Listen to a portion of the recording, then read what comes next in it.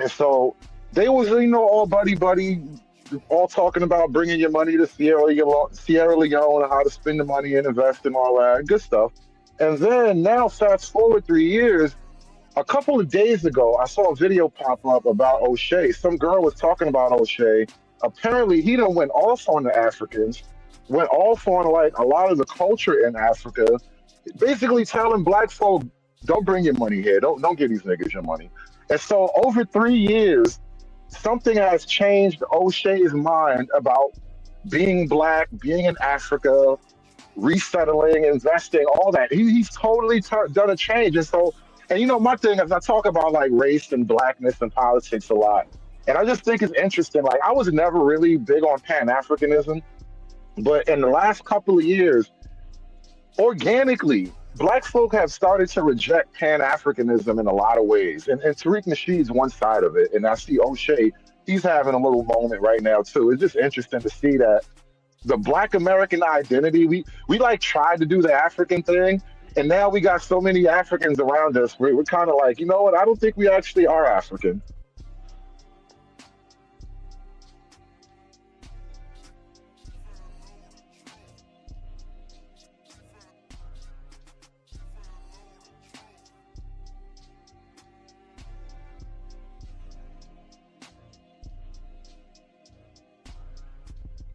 Mike Check, are you guys here?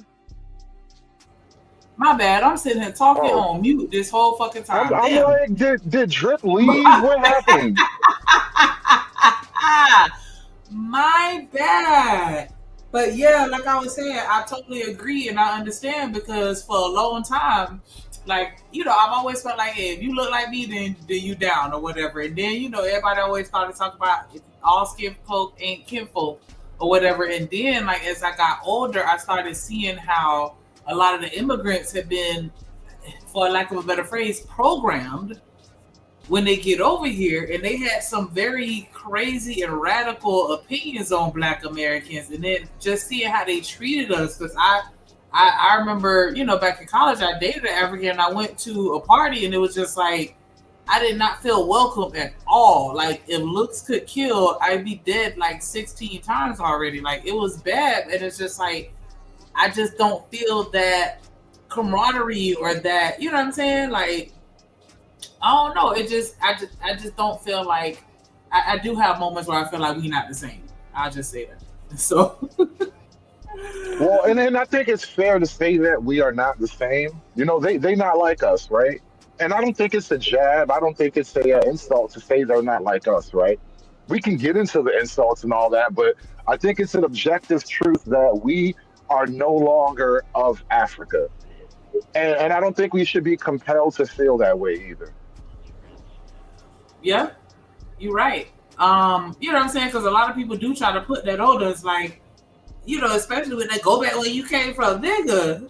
I'm from here. Like, that's how I Right. typically respond to that. Like, don't hit me with that shit, because oh my gosh, because that's like Africans. They be the main ones to throw that at you. Like, you don't even know your heritage or your culture. You have no culture. You don't know your people, where you from. Like, can you blame me? What you want me to do? Yeah, I'm back. Yeah, that's crazy work. Shout out to Hood for the simulcast. I see you, big dog. Yeah, Yeah. that's wild. That's wild, man. Yeah, I was reviewing some of the work we did on a different stream. So I said I was going to introduce my people to the gang over here. Nah, it's cool. Shout out to everybody on Hood Server side, man. Appreciate y'all. Y'all want to hit the link? We definitely can drop it. You know what I'm saying? Support both sides. Spam Hood Server link in the chat. Yeah, we with all that type of shit, man. We with supporting our own people, so we all we got here. That's for sure. But nah, go ahead, my bad.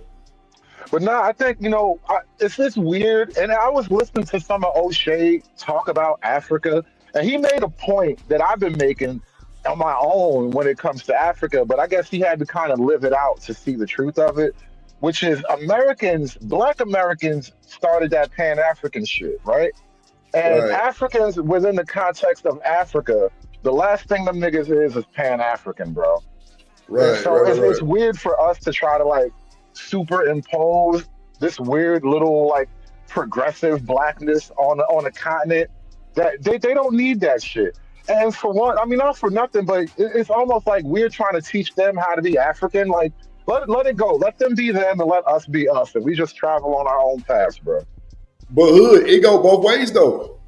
They be trying to teach us the same bullshit. They be trying to tell us we stole their culture. How in the hell we stole your culture?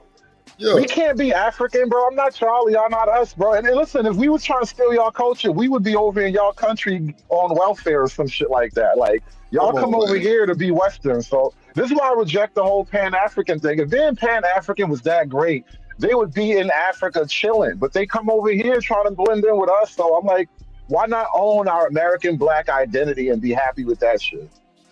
Bro, it ain't even enough resources over there for them. So how in the hell we trying to steal y'all shit? Come on, man. It ain't nowhere near enough schools over there for y'all to thrive like that, bro. Y'all come over here to get credentials. Y'all come over here to get all kind of shit. Now, if y'all caught up on that coming to America shit, y'all can go to hell. Y'all can go to hell. But nah, bro, like, bro. Matter of fact, it was a thing with Burna Boy. They was like, Burna Boy was saying something about Americans, but bro, everything you had on was American.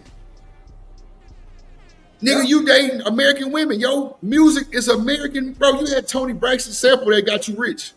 That's American.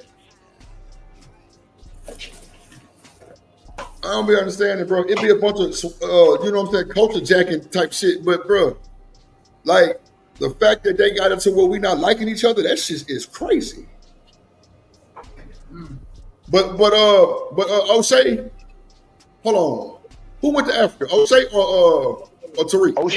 O'Shea been in Uganda for like 4 or 5 years now. No shit. Yeah. Okay. Most of his work, he's been doing that work from Africa this whole time. No shit. Okay. Understood. Yeah, that's wild. Oh no. But the fact they trying to start out this old racist bullshit, and it ain't even racist type shit, is insane. I don't know. Press play, nigga. Let's see what they talking about. Means it's just another word for Black American. All we did was add foundational to Black American. Foundational Black American. That's literally all it is. It's the same thing as being so on. It's just another word for the same thing. But it's like people have gotten in such as he has people in so much of a stir because he be online cooking folks, right? You not gonna log on to Tariq Nasheed's live and think that you about to cook. You gonna be cooked. If you log on to like people get in the comment section like let me up. Every time he let them up, they ass get cooked like some fucking soup or some shit. But she lied because Tariq be on that motherfucking neck. Yeah, but Shanique, he got to though. Look how they doing him. Look how they disrespect the man. He got to be on everything. Goddamn, follow out the goddamn chat. Everything. He got to watch everything because they can easily take his words, screw him up. You know what I'm saying? Clip that shit up, put him in a fucked up situation. All that shit. I think it's a super chat. Is that a super chat? Shout out to KM who got him a membership. Shout out to that boy. Shout out. We gonna celebrate it every time. Yes. Let's do it. Hey, drip. Say let go drip nation. Money. Let get it. Don't be surprised if she asks where the cash at. Drip under be cash out. Hit the super chat. I say let go drip nation. Hey, money drip. Money drip.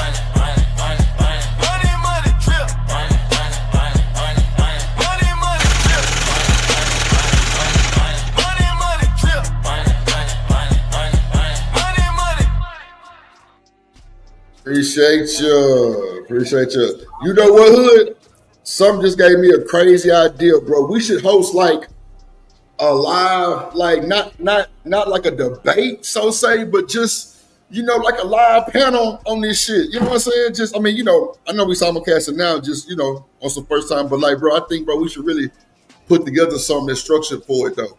Because, bro, a lot of people be having shit to say about this shit, you know what I'm saying? And I would want to get a lot of people take on it, you know what I'm saying? And you know, me and you would pretty much be, well, me, you and Sneak would pretty much be the host type shit, you know what I'm saying? Where, you know, we just sit back, really just listen to these ragged ass and they talk this shit. But Yeah, you know I'm what I'm always saying? I'm We're always real. in the middle of some debate shit anyway, so I'm good with that. We can do that. I know, bro, but bro, you don't be really on the bullshit though, like, bro, because a lot of shit you be saying be dead on though, bro. I be in the clouds listening, bro, especially on Easy Show.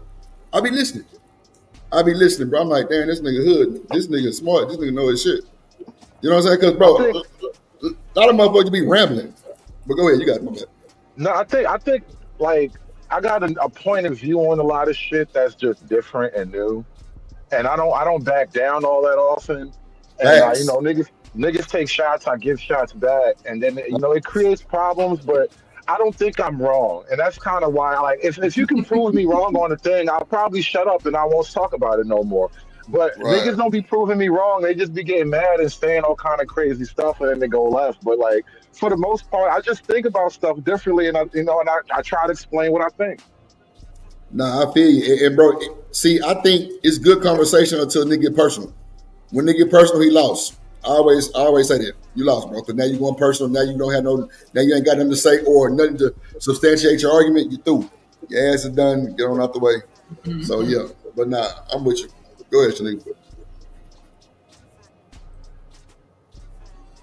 Anyways, it's like FBA does not have a leader. There is no leader because it's not a group. It's not a cult. It's not a religion. It's not a political stance. It's just a lineage. It's a ethnicity. That's all it is. It's not hard, folks. Culture, sir. You got colonized and had to abandon your homeland, sir. What you gonna tell us? There are millions of Nigerians in You got Nigeria. colonized and had to abandon your failed homeland. So what you gonna tell us? Wow. That's deep. Okay, let's have this conversation. Let's go one after the other, right? There are millions of Nigerians in Okay, Nigeria. thank you, sir. Yeah, because all you do, I don't want to hear goosey babble. Yeah, Oh my God. I don't want to hear Damn. goosey babble. Yeah, you don't get to, if you come from a colonized, failed homeland, you don't get to tell us what the hell our culture is and what we are not because we were enslaved. We Come survived on. slavery, and Come during on. slavery, we still created the greatest culture over here, not only in America, but globally. We still created the greatest culture, and we've become the most influential ethnic group in the world, even though we came out of slavery. You're not going to I tell us what agree. the hell we are. And Pause it, y'all were Shanique. Pause real colonized quick. by white people, and your country was named by white. And that's what it be right there, hood. It be a lot of shit like that be going on where motherfuckers really don't know what the fuck they talking about, or they come from some bullshit and be having the most to fucking say about. Come on, nigga, you need to worry about your goddamn colony. You worry about our shit, nigga. Y'all shit fucked up. Y'all ain't got water and shit. The fuck, man? Hell no, man. Shout out to the chat. What's up? You know what's interesting? So most of the time, because black folk be a part of like left wing liberal culture, which means you're gonna criticize America and all of that. America did you wrong. America owe you money. That typical stuff, right? Right. But because of this FBA thing, and then now you have it always helps having an enemy. And I don't think people understand the psychological power of having an enemy. And not that Africans are enemies in any meaningful way, but they are an other. They are an outside other group. And so now what you can do is, because an other group is presenting a hostility to you, it's making black people weirdly patriotic. It's a weird organic path to black people being patriotic, because that's what Tariq is doing. He's like, look, we built America. This is the best country on the earth. Y'all some dirty foot new niggas. Y'all not like us. That's like low-key white boy racial patriotic shit. That's like white racial national chauvinism.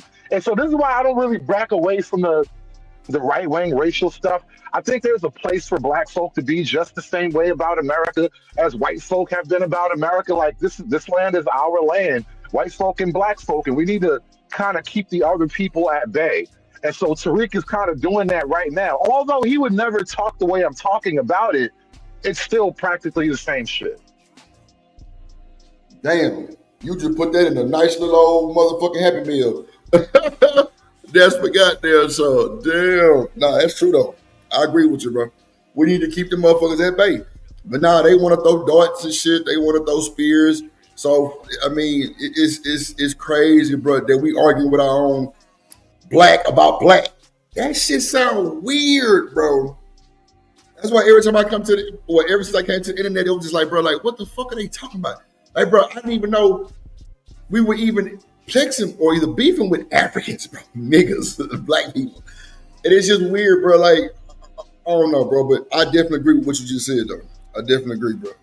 I mean, it's all kind of ways to be black, but what I really took from that is that within the context of like America, you know, there's like, you know, it's rich niggas, it's the boule, it's the elite. You got ghetto people, project niggas. You got average Yeah, suburban. Hell, you got black folk that if they pick up the phone, you would think you was talking to a white boy from Oklahoma. And so there's that's a all fact. kind of ways to be black, but that's within the context of us being an American. Like we are a thing within ourselves here. And so like putting that pressure for us to somehow be a part of some other outside group, I just don't really see much place for that shit. What you think, Shanika? I agree with what he's saying because, yeah, like it's, and I'm trying to be careful with my words a little bit, but it's just, and I'm curious as to how many, like y'all don't have a whole bunch of Nigerians in Texas? Man, hell, all them niggas wearing them sandals with them ragged ass feet. See this thing. You must not See be this. correct with them like that then. No, Shanika, come on now. I own a party bus company in my city. They book that motherfucker. They book that motherfucker, and they be the ones be expecting top tier, but don't want to pay shit. If I'm charging you $10.50 for 5 hours for a 40 passenger fucking tour bus, and you arguing with me for $800, but then you want to go to the strip club and throw 10 bands. Oh, you know what's so good about that, bro? Black folk in America, we don't really do the classism thing. Bro, wait till you meet rich foreign niggas. They will talk down to you worse than any white boy you ever met in your life. I swear to God. Oh, yeah. And bro, that's where it started. I was just finna say that, hood, because a lot of them fucking Nigerians, they got them little young black chicks, right? And they deal with them till they start getting their ass beat. And then a lot of them fucking Nigerians own them after our club, Shanika. Like on Bissonnette, it's like 3 of them. The Nigerians own them hoes. Bissonnette's a $1 billion street. These hoes out here saying they want to grow up and be a walker on Bissonnette Street because you got women like Megan Thee Stallion out there, natural. No bullshit.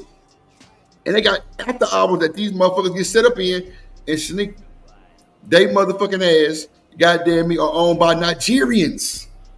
A lot of the after hour clubs are owned by Nigerians. Matter of fact, the rapper Maxo Cream, that nigga Nigerian. Don Toliver, that nigga Nigerian. Those are big names in Houston, especially Don Toliver. That's Travis Scott right hand man. That nigga Nigerian. But like Hood said, chances are, if you're a rich African and American, you're probably Nigerian. I mean, for the most part, that's who's really doing it the biggest right now. Seems like. Right. Okay, so watch this. Remember the what was it called? Shanika, the motherfucking Housewives of Atlanta or some shit like that. Remember that shit? Now remember the chick that was with the Nigerian dude? I think it was Portia, yeah. Okay, look how he done that motherfucker. Turned all that shit on her. And nigga, you needed the green card clearly, but nigga, you was a scammer. Matter of fact, let's start there. A lot of them niggas scammers. Bro, don't even get me started. Like, you have no idea how powerful these international scamming games run, bro. These niggas got bread. They got so much going on. It's crazy. Hood, watch this. My sister and her friend was at the Galleria, right? And that's where they hang out a lot. In Houston, they in the Galleria, right? The nigga said, let's go get y'all some. Okay, my sister and her friend were looking at these goddamn boots, right? They was in it wasn't Louis. It was oh man, don't ever forget this shit. One of them old top. It was Saks or some shit. They were looking at these boots. The nigga walked up to him. It was 2 of them. Walked up to my sister and her friend and was like, try to shoot their shot. He said, I seen y'all looking at them boots. Y'all want them? And they were like, nah, we good. You know what I'm saying? Because they ain't know him. He was like, nah. I feel bad because I did too many scams this year. And went in that bitch hood and bought them the fucking boots. And they were like $900 boots. Bought them the boots, bro. Then my sister, you know, she was like, man, this shit here kind of janky. But her friend ended up talking to the nigga further. Bro, he had her rent a car hood, and the car went missing, bro. He shipped that hoe to Africa. No bullshit. Yeah, Shipped the car to Africa, bro. Scamming. Bro, That was on you know the how many news the other Nigerians have day. told me, let me put 100,000 in your account and you get AI and you keep the rest? Man, you got me fucked up. Man, them boys scammers hood. They scammy with me. Scammy. They scammies, man. Them Nigerians, bro, they bad. I'm talking about they cold with that shit, bro. Ain't no way in hell y'all got all this information. But you know what, though, hood? I've noticed this, too. A lot of them Nigerians be on the black market, too. They be on the black market, bro, where, bro, you can buy credit card numbers. You can buy all kind of shit. You know, let me just shut the fuck up because I'm talking too much. But, no bullshit. You can buy this shit. I'm trying to tell you. Who was that, Miss Contrell? She laughing. I'm telling you, they scammy. Bought my sister them the boots, told her friend to rent a fucking car. The car come up missing. They goddamn tracked the car. They took the track off the car. Now they trying to file charges on my sister friend. The dude gone. Come on, man.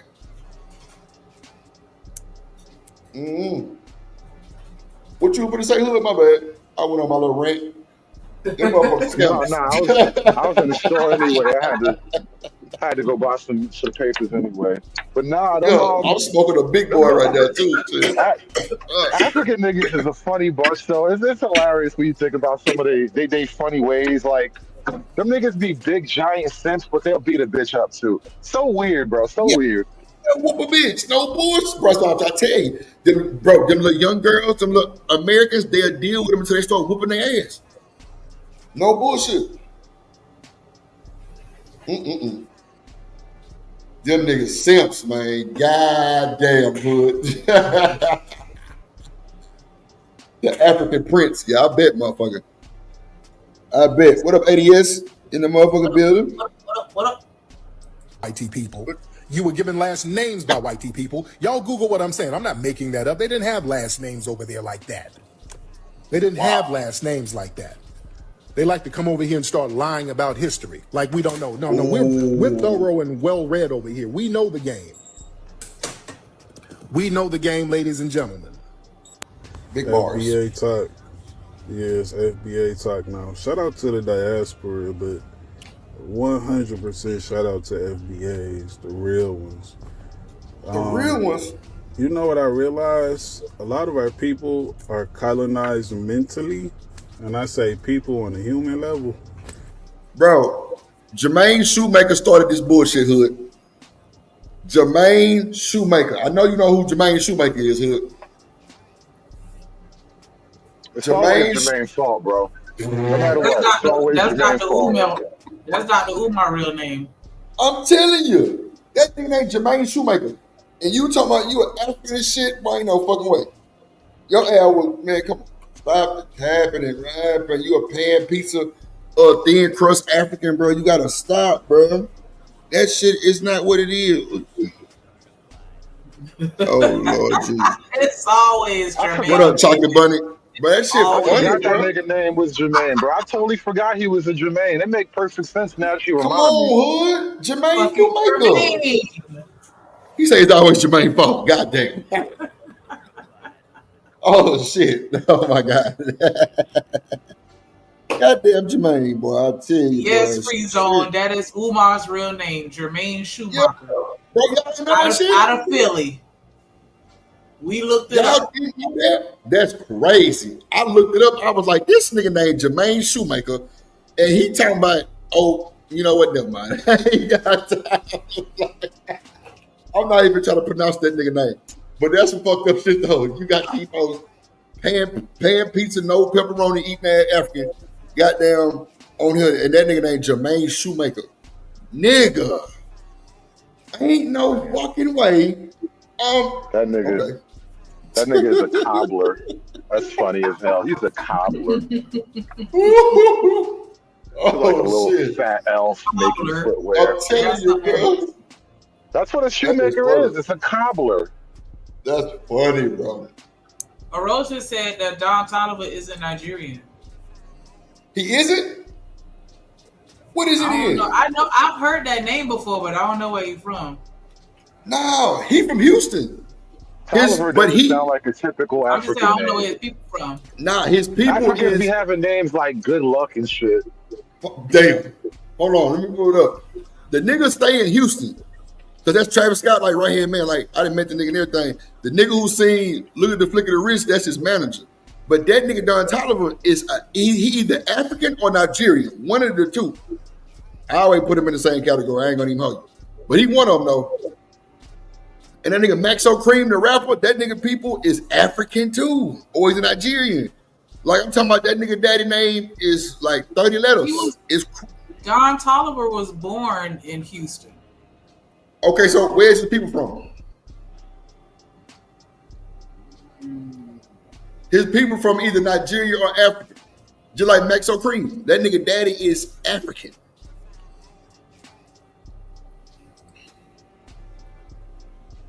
You see it, Shanika? Oh no. That ragged ass typewriter you got. Wow, it's always slander with you, bro. Oh, Shanika. Wait. God don't like ugly. But when I said why I did that in the weed tray and the shit flew, oh my God. That's some whole ass shit. That's some whole ass shit. Oh my God. Damn. That's some whole You know what's so ass funny? shit. You know what's so funny? I was just thinking like, yo, you always being mean to Shanika. Bro, I be on her I neck. was just thinking that. I wasn't gonna say nothing, but God did that to you, bro. God just did that to you. You gotta be chill sometime, man. Shanika. See, Hood, it's funny you say that, but chat, tell Hood, Shanika be dragging my bitch ass right along. She be dogging me, bro. She be trying to call them folks on me, ice and all kind of shit. Yeah, she be on my neck. I ain't gonna hold you, but nah, I ain't gonna lie. all Hood. the She new call members, ice you know on what you, I'm bro. saying? Tripping some How she gonna mulatto call for ice on you? everybody that's streaming for Hood Conservative Hill Mulatto, and we about to send his ass back to China if he don't act right. So 7 pieces of China. lumber, 2 pieces of Bro, string, my mama Asian, bro. and 3 rice balls is all we gonna send his ass back with. Just say the word, drop the super chat, and he's gone. I promise you. That's I fucked got up. Alex on speed dial. I'm sending your ass back to I'm sending your ass back to Ethiopia with the flies. I told you 17 cents a day. We'll take care of you, baby. You shouldn't 17 cents joke a like day. that. Don't joke like that with my audience. We serious about this ice game. Oh shit. Oh well, yeah. Shanika had there be trying to get me gone, bro. She be yeah, we gonna call ice on your drip. I'm like, bro, I'm more black than a lot of you motherfuckers. I ain't gonna even hold you. But it just the fact that my mama is she got a little she got a little Asian persuasion and she be raging, you feel me? But other than that though, you know, I've met my people before. They definitely cool to the motherfucker. Now my daddy's side, he all black. You know what I'm saying? But like my mama got black in her too, but predominant most like Dominican. My grandma got Dominican and shit and Asian type shit. But and like I say, I met my other aunts and they definitely 4'11". You know what I'm saying? Shay. You know, but but like I tell you motherfuckers, like if I would have never said nothing or like showed the picture of me and my mama. We would have known. Hell nah. Shit nigga how? The unibrow. The you know what? Fuck. That's crazy. Wait, okay, go ahead, Shane. Play that. See, bro, you always trying. Over either, like they always. I be high. Nigga, I smoke big time. I'm smoking some shit called grapes right now. It's super crazy.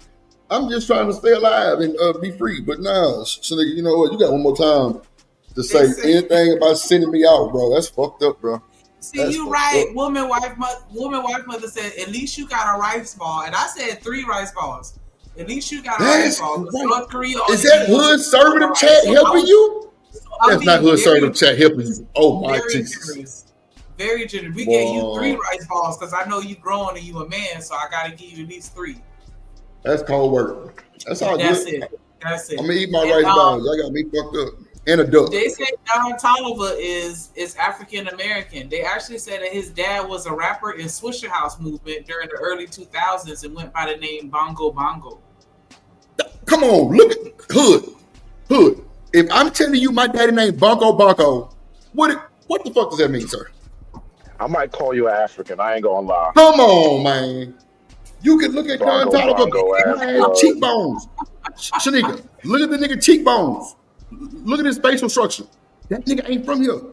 Like, he was born here, but his people is not like black. I mean, not black, but they like African or Nigerian. I'm telling you. No, Bongo. It is true. Like most black folk, you can kind of like phenotypically separate us from a lot of Africans. Not every single African. I mean, some of y'all can blend in, but there is a sort of African phenotype, and I can see it in a lot of the women. Hell, I was making this point the other day to somebody, like, a light-skinned African woman looks very different from a light-skinned American woman. Yes, bro. Yes, I agree, Hood. I fucking agree. Because I was thinking some light-skinned Africans. They do look a little different. Yeah, I've seen it. And I think they light-skinned. Like, are they naturally light-skinned, or is it I'm just looking at a lot of skin bleaching? Skin bleaching. Nah, come on, Shanika. Not everybody. Not all the time, but quite often. No shit. Like dead ass. You know what? As a matter of fact, I'm gonna do a call out culture on that. Like, they dead ass serious about that shit. Like, yeah. But you know what? Old girl, what's the old girl from Love and Hip Hop Atlanta, Shanika? The dance hall chick. I thought you mention Tyler, because that's the reason why they took her ass out, because she came over here thinking she was all that, because over there in Africa, when you mixed, they treat you like fucking royalty. And then she came over here and tried to, stomp down on black women, and we wasn't having that shit. Man, y'all was mad. She make me water. Yeah. Nah, it was the way she was acting. Like, you could tell. But it's not her fault, though, because that's just how they are over there. But I ain't gonna lie to you. I was on another nigga panel, and it was this African chick up there. Like, she was literally in Africa. Like, in Africa. Not just saying she from, like, she was in there. Like the time zone was crazy work. She told everybody on the panel, and I think Hot Sauce was up there. She was like, y'all, you Americans, everything was you Americans. You Americans. Y'all just not smart. You Americans. You Americans. You Americans. You Americans don't come close to our education. You Americans. I'm like, damn, motherfucker. And everybody just letting that shit ride. I mean, respect for the woman, but god damn, how long we gonna let this shit, like we ain't have to drag her, but it could have been like, say my nigga. God damn. Okay, we get you Americans. And then I forgot who that was. It might have been Trey. Trey was like, well, nigga, y'all ain't got no running water. I was stupid. I was like, damn. That was fucked up, but it is what it is. Bro. Yeah, yesterday, that's something Tracy would say too. I had this long conversation yesterday with Izzy, and we talked about this because his charge to me was, oh, you be, what was his word? Exalting the white man. And I'm like, bro, you putting a lot of glaze on my shit right now. Please stop, because I make a point that, listen, I think as Black Americans, we have a unique position in all of the world of Black people, right? All the African, all the Caribbean niggas. We are Black America. We are, how do you say this? We got in on the ground floor of the most dominant Western country in the world. We, by the virtue of being born Black American, we literally skipped a lot of developmental steps that these niggas now have to figure out and try to make the best of in their little shitty countries and shit. And I'm like, bro, you know what? It's actually pretty dope being here.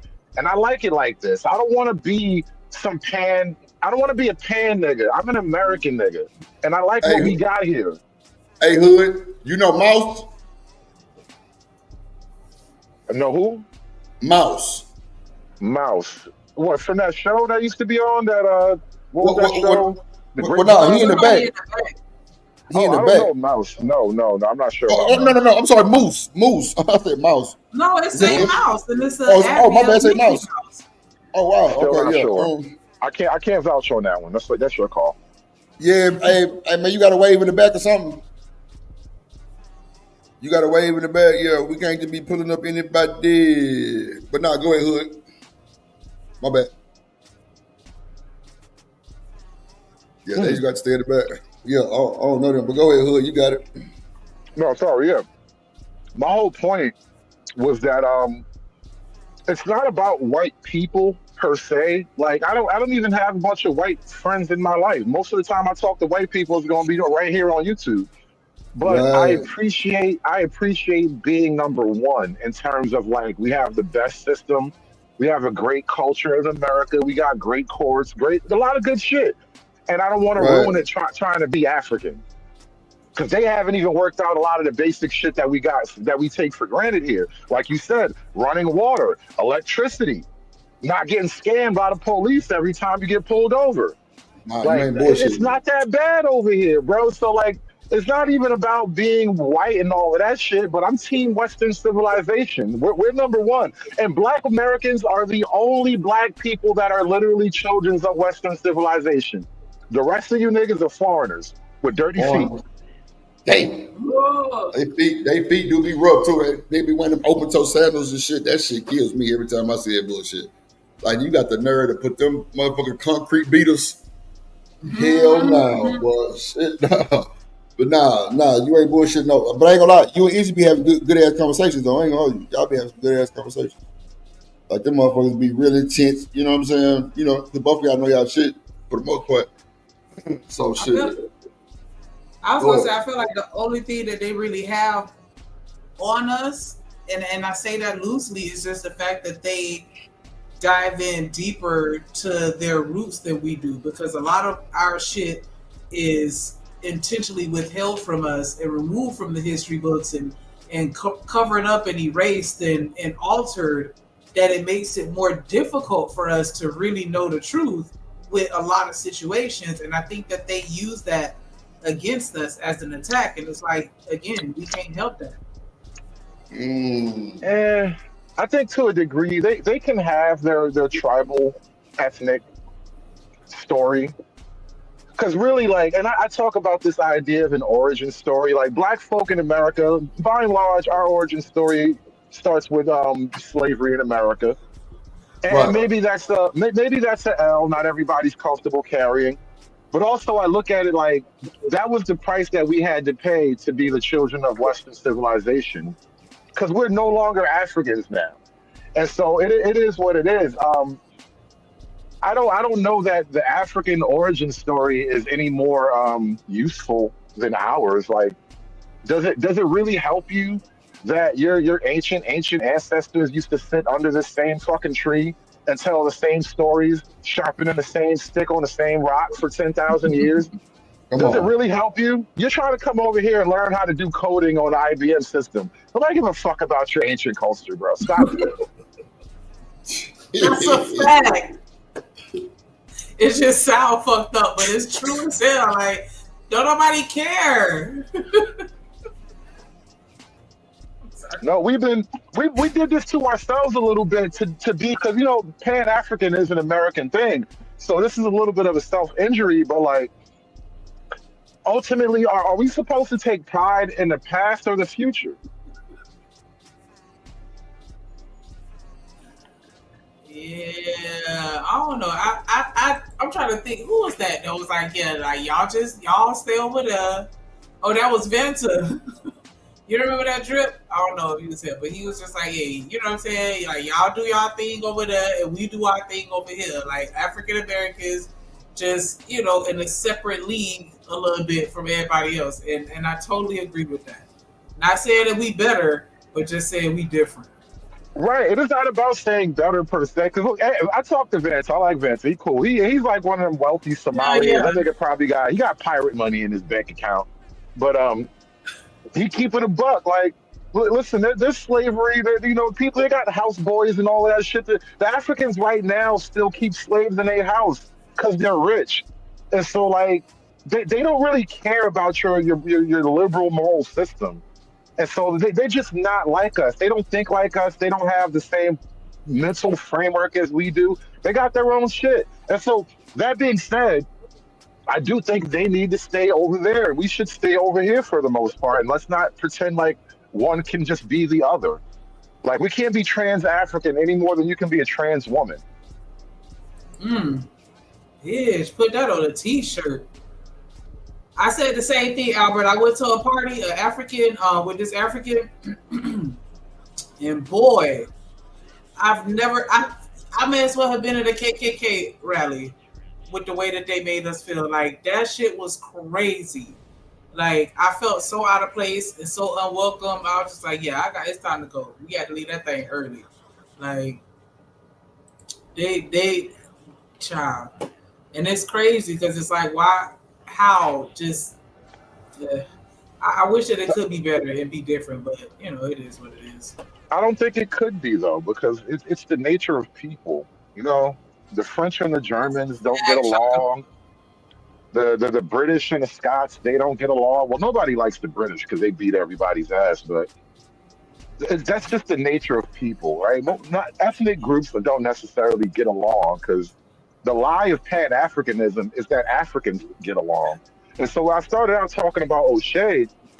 In some of O'Shea's video, he was talking about how the Africans, it was 3 African countries that tried to do some type of like trilateral union where they could have like borders. You know, I forgot the setup, but they would basically cooperate economically. And that fell apart. And 2 of those countries started going to war with each other. How can we be Pan-Africans with niggas that go to war within themselves?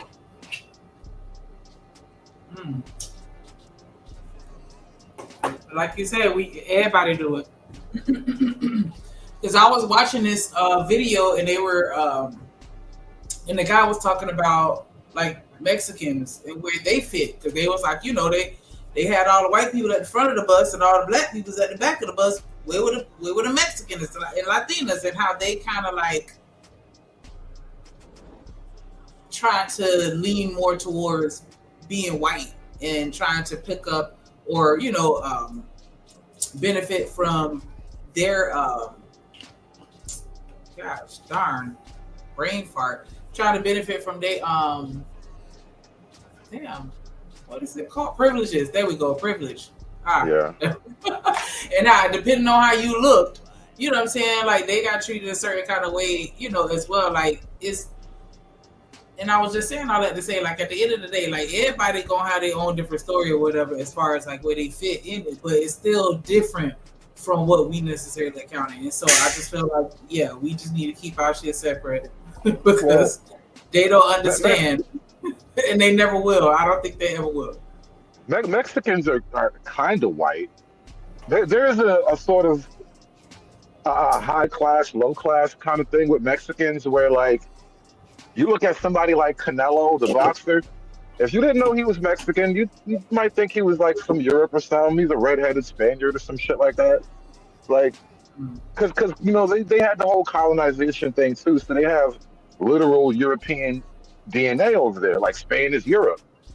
And so when you look at a lot of the Latinos in general, they got a lot of Caucasian admixture in one way or another. I mean, ethnically on paper, I think Mexicans do get classified as white. Yeah, that's what they were saying. But like, yeah, my bad. Hold on, let me Is everybody up here a smoker? Put your hands together for my motherfucking friend.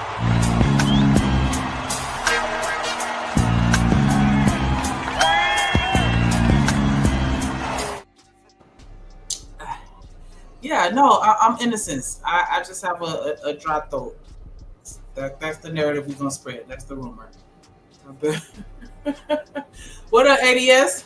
What up, Shanika? What going on, Drip? What up, Hood Conservative? What's good, bro? How you doing? Good. Just listen to the conversation from the clouds, man. Just enjoying the view, right? Kind of heard you bring up a couple points there that I sort of agree with. So, What up, ADS?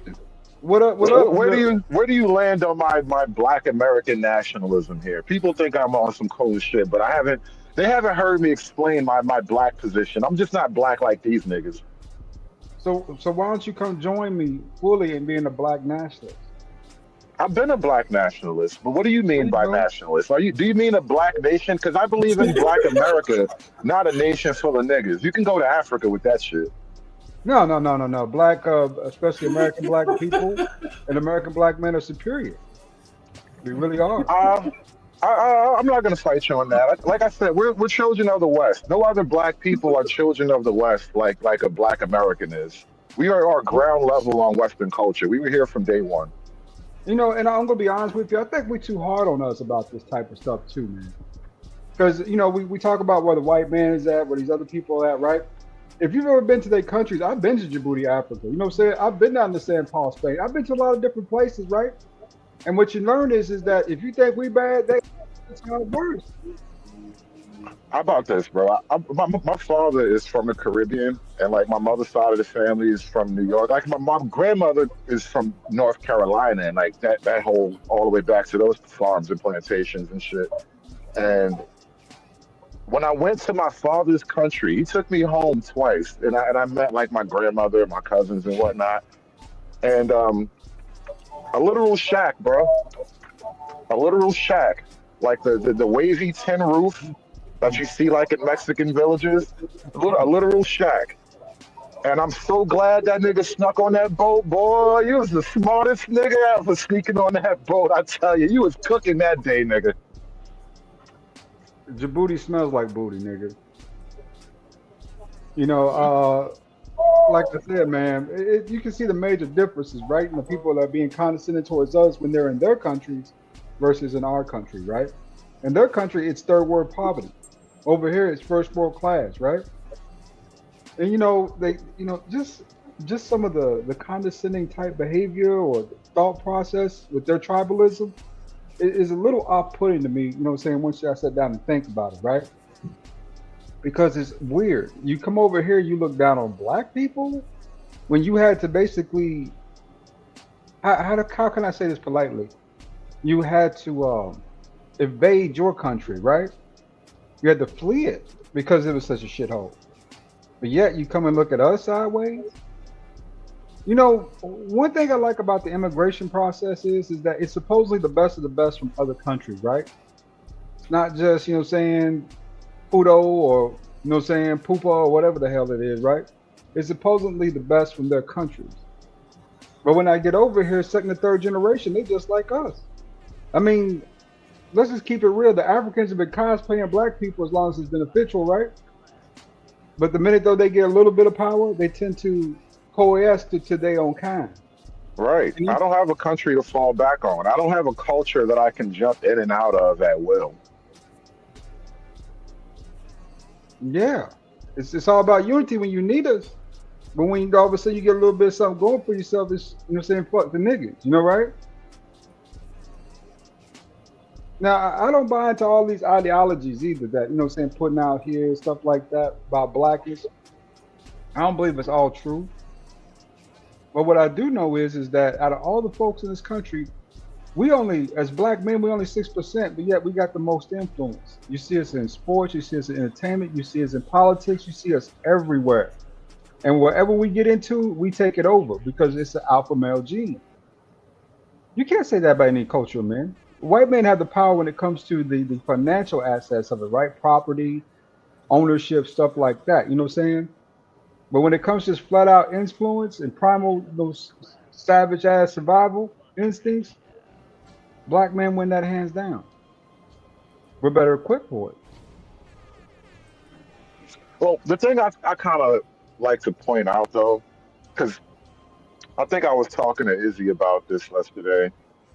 When it comes to Black history and Black people of substance that actually did things worthy of repetition and recognition, we don't talk about those people unless they're somehow a civil rights hero. And that's kind of what the problem I think with this Black history thing is. Like we kind of want to look back to some mythical past, to back under the baobab tree with the griot telling you your ancestral history and all that goofy shit, where we have Black Americans since before 1776 or whatever. There was Black people in this country of note. that you can build your history on and take your racial inspiration from. And I look at it like that. Like when it comes to like America being the best country ever, black folk have been invisible hands in that in a lot of different ways, but we don't want to big up those people unless we can somehow say, well, he's a hero in the struggle too. That's where the whole thing kind of gets like convoluted and all. It gets impure. But there are a bunch of black people in history and American history worthy of talking about. I That's a mean, you fact. got Malcolm X, you know what I'm saying? You got Martin Luther King. Nobody ever talks about Thurgood Marshall being the first Supreme Court justice, black justice, right? You know what I'm saying? Jackie Robinson, you know what I'm saying? Medgar Evers, Frederick Douglass. I mean, Barack Obama. There's really literally thousands of black men that no one has any real idea about because nobody talks about it. The other day, this guy was going viral on my Twitter feed. Like maybe it was his birthday or something. I don't know. But a black guy invented the Super Soaker. There was another black guy. He kind of popped up briefly, but he worked in some type of I don't even know what industry you would call it, but he's got a lot of patents on a bunch of household items that we use all the time. Like there are a bunch of black people who have done so many things, but nobody wants to celebrate them unless they marched on Washington. So I played the clip from the Witch Doctor show when this dude Philosophical came up and he wanted to argue with me about Black history, and he tried to mention some woman and say, well, she invented the internet. And this is what I was getting on niggas about. Niggas be making up all kind of mythology because they want to get an ego stroke and all that. Well, you don't even really need an actual mythology, bro. There are actual people worth talking about. Like that lady, she didn't invent the internet, but a black woman was on the team that actually created the internet. But she wasn't marching on Washington. She was in the lab learning how to make ones and zeros talk to each other while y'all was out there twerking for justice. So nobody cares about her name. Not twerking for justice. Shy. Wait, what? A black woman did what? I just I want don't to even say remember free her Miss name. Daniel, you ain't shit.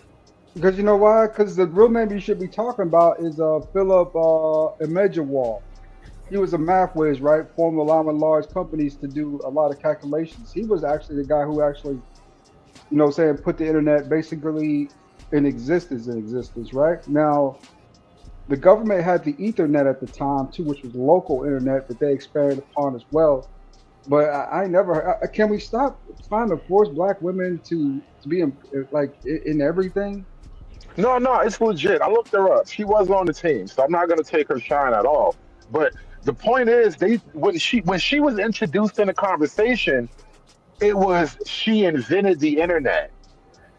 And you see how far away these two things are?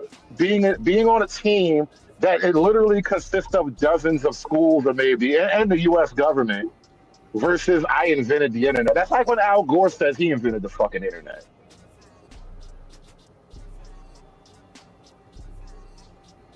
I mean, if you talk about how we talk right now, that's Vincent Cerf and Robert Kahn, right? They invented like the TCP, IP, and UDP protocols. That's how we kind of send packets back and forth. Those aren't black men, you know. I'll look up and see what this black woman was, but it's just like it's like we can't have nothing in peace as black men and be in charge of anything without them inserting themselves. It kind of gets on You my know what? nerves. You know what? Today is not the day I'm gonna gender bang on that one because it wasn't even the point of it. But yeah, that's a whole other side issue. But you know these niggas got female heroes, bro. What do you expect?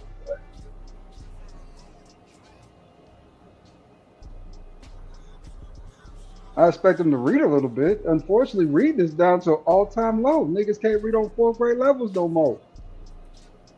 You know what that is, right? The red box, little hand. Wait. ADS. That's a whole bullshit talking point I be hearing. Niggas can't read on the fourth grade level. Is that really true? Yeah. Have we really No. It's Don't true say as yeah. they like to acknowledge, bro. Let me tell you. Twice in my life, once in jail and once in the free world, I've had an adult black man that needed me to read to him. Yeah. I was in jail. In jail is one thing. But I was working in the store one time. I was downtown Brooklyn, and it was some little bullshit. I'm like signing people up for this little fake Medicaid scan shit, and Mhm. you can like get your little phone or whatever. You know, that's what it was. You can get you a free phone if you sign up for this thing, all right? So I'm doing this shit, signing people up for it or whatever. And this dude like, bro, can you help me out? I can't fill out the paperwork, right? And so, mind you, I had already encountered this phenomenon when I was locked up because I had did a couple of months before. So one of my bunkie was just like dope fiend nigga, an old ass nigga. He couldn't read, and so I was helping him out in there. So when I'm in the street and a nigga approached me like that, I already knew what he was saying. So I just hooked him up real quick and didn't even take nothing of it. Well, I didn't say nothing about it, but I made a mental note like, damn, niggas really out here can't read. And then, look, not for nothing, I've noticed certain tics about people that are indicators that they struggle with reading. There's Right. little things you have to pick up on as you observe people, but it's more common than we like to acknowledge, bro. I'm telling you. And then that's just my adult life. I already covered stories about like the school system in Baltimore and in Chicago, where almost none of the kids are graduating at grade level. Like they're reading and their math at grade level, it's not existent, bro. Nobody's hitting their marks right now. So this is going to be an even worse problem going forward. People be shooting down statistics all the time on these panels, man. But it's just to me, that's just denial of the truth, right? No, That's what it is. No, it ain't the shoot down the denial. They be saying black men. They don't And say they black right. women. They say black boys can't read. You know what I'm saying? And They don't they say black people. They just say black boy. I be like, damn, is that? I mean, so the women just that must, you know, like they just read good like that type of shit. Or I mean, I don't know, like, or is that just some bullshit talking point? So, I don't think I'm it's some gonna be honest bullshit, with you. bro. No, I mean I excelled in school. I did well, you know what I'm saying, because I could read well, right? I was good in English. My math me was too. okay. But when I hear niggas reciting rap lyrics and movie quotes and can't talk proper English, I can't believe this shit's true. Okay. Well, this gonna be a bullshit. A little example. But look at Nick Cannon on Drumline. The nigga couldn't read music, but can watch that shit and do it. See, bro, that's where the iPads fucked everybody up at. The tablets, bro. They looking at that shit and they redoing it as a visual, bro. They're not learning how to read. Come on, bro. Nick can listen, and enough listening, bro. He gonna know what you're talking about. Read the super chat, Nick. Even Nick Cannon, it's like a one in a million kind of ability. He's basically an autistic musician, bro. That rarely happens. But still though, that's what I'm saying though. Like it's people that can't read but can listen to shit and get it. Let me help you. Let me help you out, Drip. R. Kelly was illiterate and still is. I They know had that. that. They I still had wasn't trying that to one look at it, dude. but got it. Yeah, in the movie, right? Remember that movie that came out a few years ago with Jamie Foxx, and I think it wasn't Tom Hanks. It was your boy on Mission Impossible. I forgot his name. But they had a Uh, movie out where they Tom literally Cruise. kind of Tom Cruise, yeah. Sure. I think it was him. But they literally had a violinist they found on the street who was super talented but couldn't read, crazy, Right. couldn't really write, and he just had super talent just from playing the instrument itself, just by sound, right? Right. And there's nothing wrong with that. If you can play by sound and that is your talent, then okay, that's cool, right? I can respect that. Right. But if I ask you to read a contract and you sign the shit and the shit is, say 100% the music company, 1% you, and you sign it because you can't read, then who do I blame, them or you? That's a fact. Man, shout out to my boy Dig Thug in the chat. He say, did you see that video of the guy that couldn't what did he say? That couldn't what did he say? Spell orange? I sent the email. Damn. Not Nah, I spell gotta orange. check the emails. Yeah, bro, it was a video I found up here. We be laughing at the dumbest shit on my show. This nigga, it was like three niggas from Baltimore, and it was Aaron earned and Iron earned. And he was like, earn, earned, and earn. Damn. That's how the niggas. And It's, this is the it, worst it's part. This is the crazy. worst part. This is the worst part. And the one guy was reading it out loud with proper diction, pronouncing all the words exactly right. His homeboy was just like, nah, earn, nigga. Like they were Yeah, forcing him to be dumb, bro. It was so crazy to watch it play out. He was like, "Damn, is this how we really sound?" It's like Aaron earned, crazy move. earned. And the nigga, his whole room is like three other niggas in the video. They like, nah, bro, earn. They sound like seals, bro. It was so fucking terrible, man. That's wild. Yeah, that's crazy work. But now let me hype you boy up real quick. Shout out to the guy Dig and the Hey, business. hey, drip, say let go drip, nation. Money, money, money, let get it, don't be surprised if she asks where the cash at. Drip under be cash out, hit the super chat, I say let go drip, nation. Hey, money, money, drip. Money, money, money, money, money. Money, money, drip. Money, money, money, money, money. Money, money, drip. Money, money, drip. Money, money, money, money, money. Money, money. My guy, appreciate you, my guy. Appreciate you, my guy. Let's see. 80 years. Oh shit! Shout out to Yes, my sir. boy. Yes, sir. I wanted to ask you something. Hold on, let me get this shit right. Shout out to Preach on New for the call out. He say, Drip, have you heard some of these content creators struggle to read their own super chat? Look, it gets cringe sometimes. Lord Jesus, damn, I need to. Woo, damn, they hit different. Bruh. Imagine Ooh-wee. not being able to read your own super chats, bro. That gotta hurt a little bit. I ain't gonna hold you. That shit still. That hit different than a motherfucker. Yeah, damn. Ooh, Freeze on. You just hit me with a. Oh, that was a hard one right there, man. Yeah. But here's the other side of it though, and this is why like it's weird that we have quote the most educated women with the most illiterate men. Because to a degree, like when the women complain about men, I mean these guys do exist, right? They are out here doing all kind of dumb shit because they are dumb in a lot of ways. But I think the problem is, you know, you kind of like the men to be dumb. Women can't really have the run that they're on as men are smart and efficient and competent. And so it's weird when the women complain about the shit because, like, no, bitch, this kind of your fault. You want niggas to be stupid. You couldn't be in your glory if we was all running at the top of our game. Come on, man. Shout out to Freeze on Lou, man. Let me get you right there.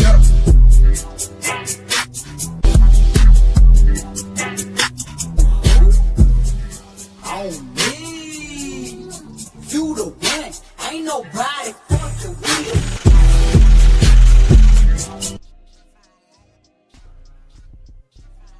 Appreciate you, Free. Appreciate you, my brother. Appreciate you, my brother. Appreciate you, my brother.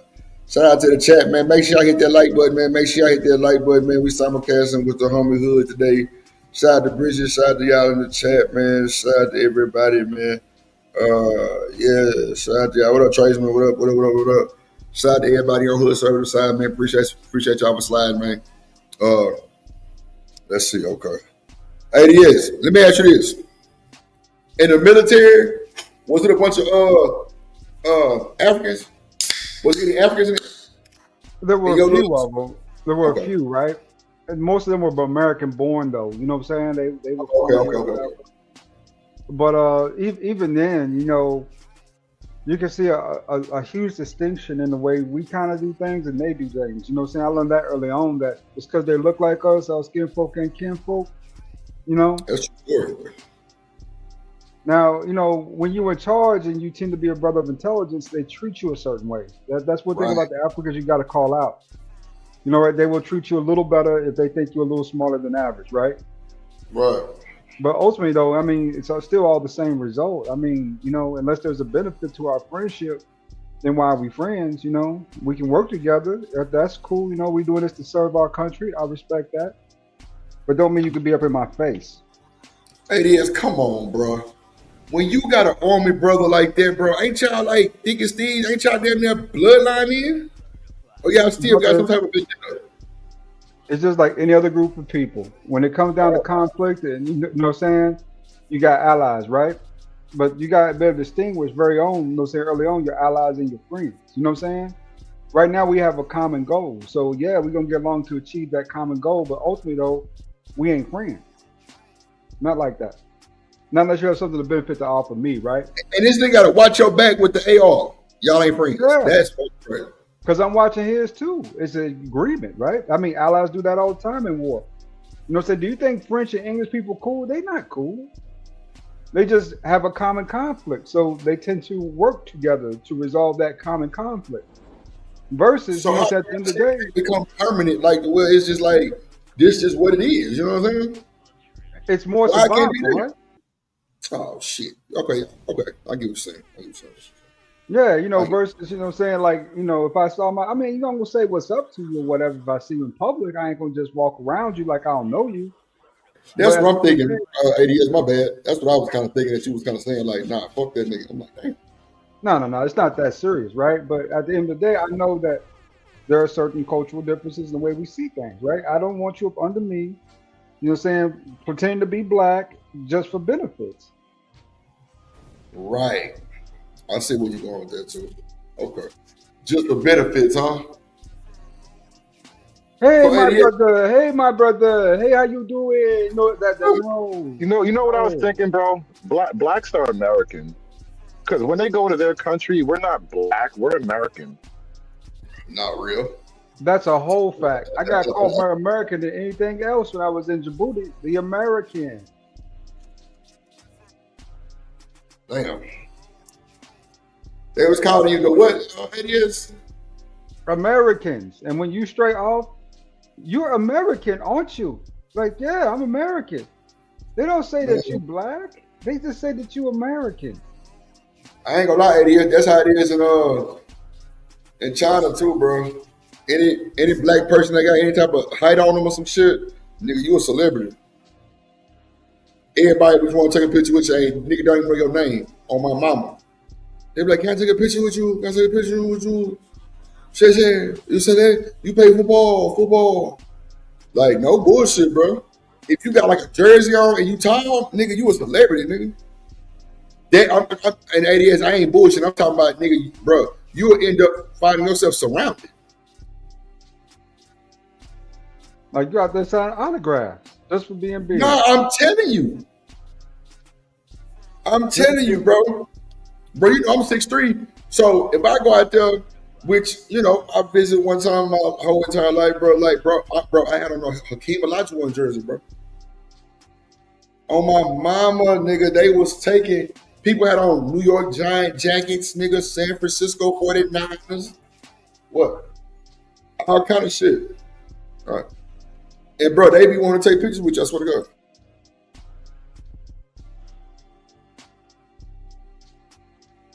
I mean, if you go Like, ADS, I'm talking about, like, damn, I don't know what happened to my mic.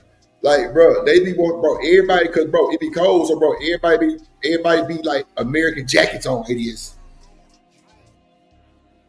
All them fucking overseas football teams, bro, they don't support none of that bullshit. Real shit. They don't support none of that shit. So you gotta know, anybody go to goddamn China, bro, all that shit, bro, your ass, bro, they gonna treat you like, they gonna think you celebrity, bro, I'm trying to tell you. Like, nigga, they gonna be surrounding you, nigga, and bro, you ain't gonna know nothing they saying. They gonna be asking for autographs and all kind of shit. No bullshit. Anybody that's tall, bro, tell anybody tall, nigga, you gonna get it. You gonna look up, it's gonna be 7, 8 people around your ass. No bullshit. But nah, that shit wild though. But go ahead and get my bad. Keep it real, Drip. I mean, the only thing I'm asking where the whole house at. When I hit Spain, brother, I went to Barcelona, Spain, man. The girls there were so pretty.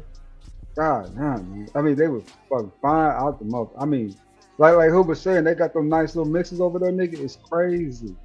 I literally saw this chick, man. She was kind of a caramel complexion with red freckles, nigga, and red hair. But my dick was hard, nigga. My brother, little fine thing weighed about $110, about 5'3". Oh, brother, yeah, she was right. She was I was right. trying to get her up off the island, nigga. For real, for real. Oh, here you go. So you a passport, bro. Bruh, put it this way, you With get the them where you shit. beat them. If I go to one store, Drip, and the prices are overpriced, right? I go in there and it's like, okay, I gotta pay, you know what I'm saying, $100 for apples at this store, right? I always get overcharged in the store. You know what I'm saying? It's $10 for anything. So they charge us more money, huh? No. I'm talking about I'm doing a comparison here. Oh, okay. But when I go to this other store, you know, I walk in there, they friendly, they polite, everything's on sale.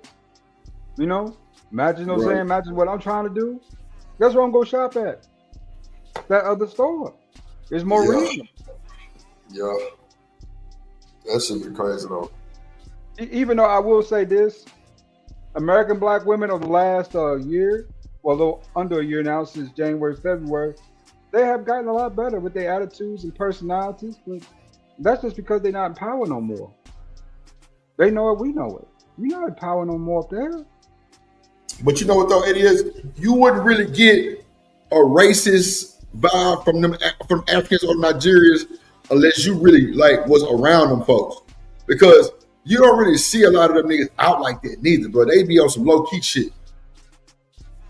Like I say, bro, my sister was at the bar in the Galleria, and my nigga, these niggas just randomly walked up to her, bro. Instead, they seen him looking at some boots, and they was. She was like, man, that nigga watching us? And the nigga said he felt bad because he scammed too many people, so he bought the boots for him. He bought the boots because he scammed too many people, then he said he felt bad because he scammed too many people. And he bought the boots for her and her friend, but they were like $900 a piece. Let's keep it real, nigga. That's probably somebody else's money. That's an investment.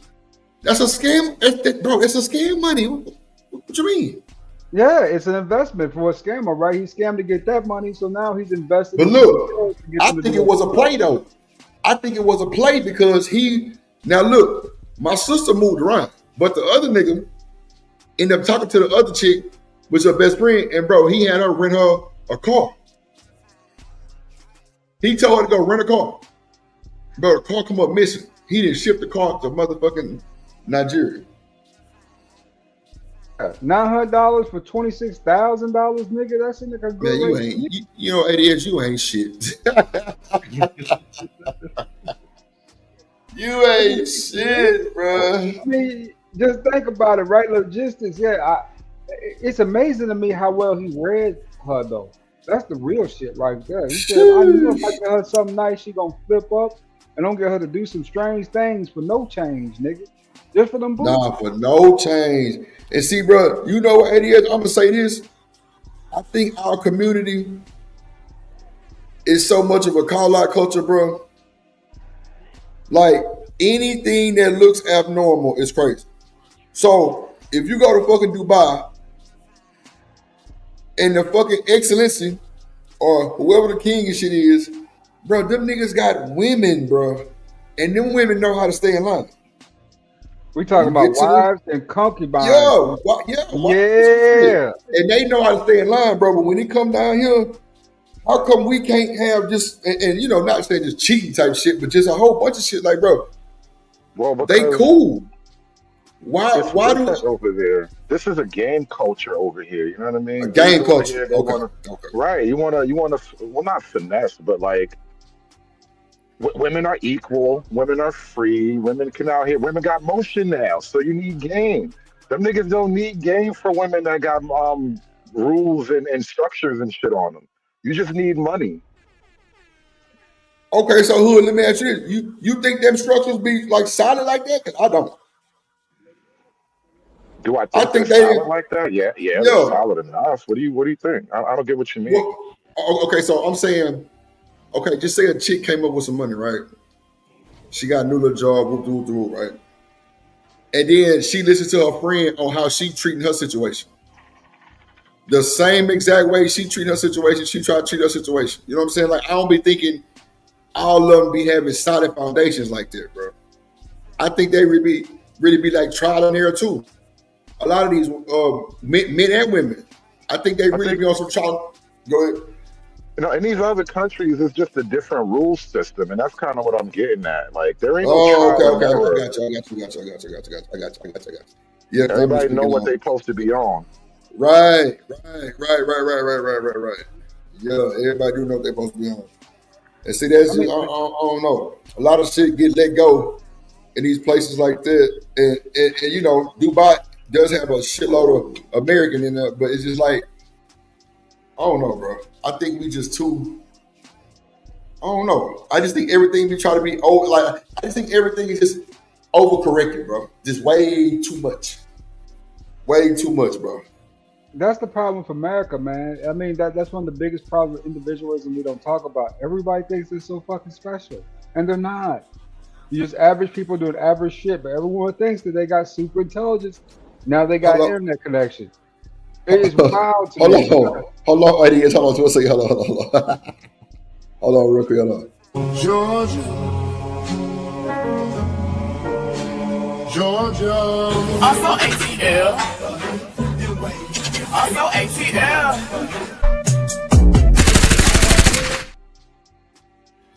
Take me through the Eddie Man in the building. Eddie What's Man, up, big dog? What up, boy? How you doing, big dog? Cola. I just came to ask you one question. Me? Drip, have you ever been outside of the country? Hell yeah. Okay. Where do we get this assumption that the women outside of America don't be tripping too? Oh no, E. Don't come up here with that bullshit. You know I didn't say that, bro. I was saying I know. I'm just asking because you the host. Like when I hear people talk about the American women, I was like, you obviously haven't been nowhere else in the world. It's no way.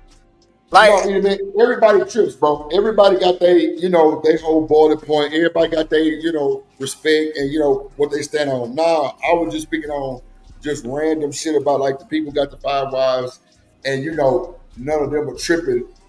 You know what I'm saying? Just really just throwing it out there for hood serve voice ADS, just kind of. But that's what I'm saying. Like if you ever been to a Muslim country, I'm telling you, them women be tripping too.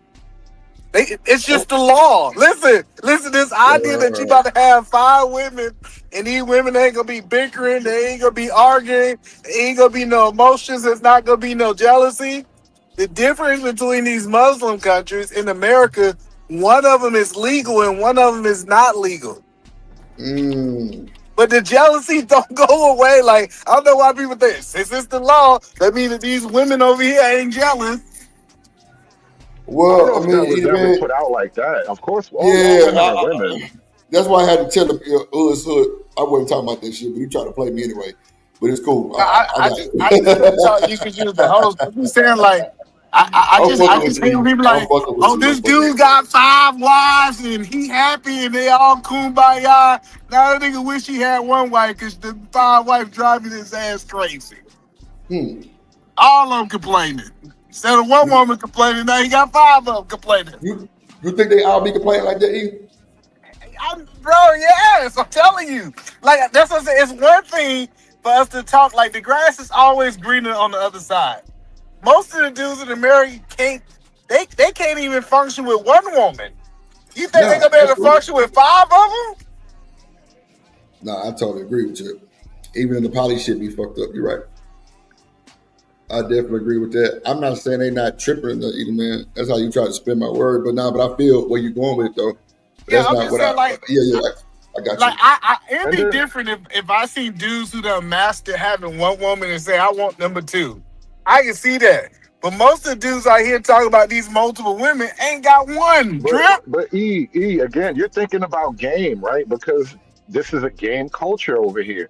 Those men don't have to think about the same shit. So them having multiple women isn't a matter of mastering a woman. That's some goofy shit.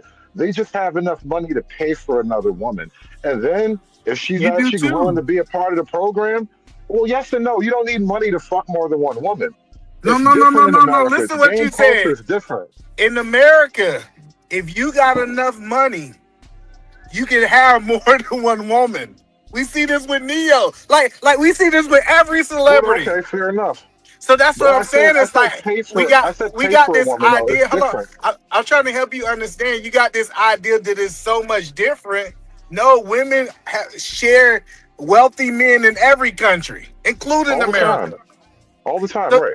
But so that's the point that I'm saying is like the rules are different here versus theirs. What I keep trying to highlight to you. How is it? Whether or not, how is it? But they're Muslim for the most part. That's a whole other kind of thing. But that's what I'm saying. The Muslim religion is in America too. That's the point that I'm trying to tell y'all. Like That's all laws. you can literally convert the Muslim inside of America and do all the stuff that they're doing in the Middle I East. know. In America, if your daughter's a whore, you don't get to kill her. You can't do it over there either. Maybe you can. I think it's different. I mean, No, I'm saying you they cannot. don't come over here and in do Dubai, that you just can still get because. stoned. You That's the can't thing just about kill it. your daughter because she's a hoe. I'm Hold on. I'm not saying everybody does it, but there's a reason why they come over here and go to jail for doing it. You think they invented that behavior when they landed in America? So Drip, I'm just trying to understand. Tell me the report of the Muslim came over and killed their daughter. Drip, you heard about that? It's called an honor. It's called an honor killing. Look into it. It does happen. Happens in Canada. Happens in America. I'm not saying they do it all the time, but it's a thing. It's a phenomenon associated with that culture. And I'm just trying to tell you that they didn't invent that when they got here. That's So kind of hold on. how it goes over there. I got you. So let me ask you this question. Do you think it's brothels over there? Do you think it's holes over there where you can go like cause that's what I'm saying. Probably. If you've been to these countries, they got a whole bunch of holes there too. Wait What up, are either you man. talking about? Wait up, Are we either. talking Wait about the I don't know same why thing you now? always come over and promote Hold on one second. his own shit. He does this every panel. He's on. Well, if I didn't know no better than you, thirsty as shit. But estimated frequency, right? A 2014 report by the Department of Justice estimated that 23 to 27 honor killings occur in the U.S. every year. We just don't hear about it. Difficult in tracking, right? They have difficult in tracking what's going on because they don't talk about it. Usually just find a girl the way it looks, and it goes underreported, like super heavy. They don't talk about that stuff in those communities. Once something happens, unless somebody else knows, and nobody knows, it just goes away. You know what they probably do? They probably say, "Listen, my daughter was dating this black guy, and she hasn't been home in months." Damn. So hold on. I want to make sure I heard you right. So you saying over there in these other countries, they just take their daughter outside because she was sleeping with a black guy and just kill her in front of the whole community? Well, no, there won't be a lot of other black guys in these other countries. It's like you're having a hard I'm time saying like keeping let's up. just hold on. These No, are- let's that was just say just a she's a joke, hoe. bro. That was just a joke. Hold on. No. Let's say she's a hoe. Let's say she was a hoe. She was sleeping around before she got married. You saying they gonna take their daughter outside and then just chop off her head in front of the community because she was a hoe? They wouldn't necessarily do it right in front of the community, but it's a thing that can happen from time to time. Yes, and in their countries, it does happen. I'm just telling you. You talk about something that's so abnormal. Like I mean, I'm telling you, like when they daughter a hoe, what they do over there? They try to hide it. They pay somebody not to say that they slept with their daughter. That's what really happened. Now, I know you think that they gonna do the honorable thing and bring her in front of the community and kill her. No, they try to hide it. They do that in America too. Exactly. It's the same thing. Remember when they used to send the people from the South up to the North? Yep. Like I'm just saying, like it's not. I think the difference is we only have one option in America. They have 2 or 3. No, we got a whole bunch of options. Y'all just too broke to exercise the other options. Yeah, you can 86. You can yeah. We definitely got more than one option. I done heard people get on these panels talking about they got 6, 7 women, and he gonna tell me that they only got one option. I think we were talking about honor killings. You're now talking about something different, so you can be right. That we have nothing like an honor killing in American culture. You don't have that option. Because we got effective police. What do you mean? We got an effective system. It's not even about police. It's about Western culture. As a culture, Western women have enough value that you don't just get to kill them because they're whores. I'm glad that is a true fact, because I would hate that to be something that we have to deal with, right? I find that literally, even though we're talking about it up here, I find that to be disgusting. And it sort of kind of pisses me off a little bit because I don't like to see women harmed in any way, shape, or form. No, that's let's also say this: other countries are different, right? Like for instance, Dubai. Now you might not hear about it a lot, but they do a lot of stuff over there too when it comes to women, right? They do work stuff like that, but They got certain laws over there, man, that sort of, saying compared to where we live, are totally different. Right. We got to kind of recognize that. Shout out to Sweetie over there dancing in horse dung, nigga. But Yeah, she's stupid. She get that Manyan.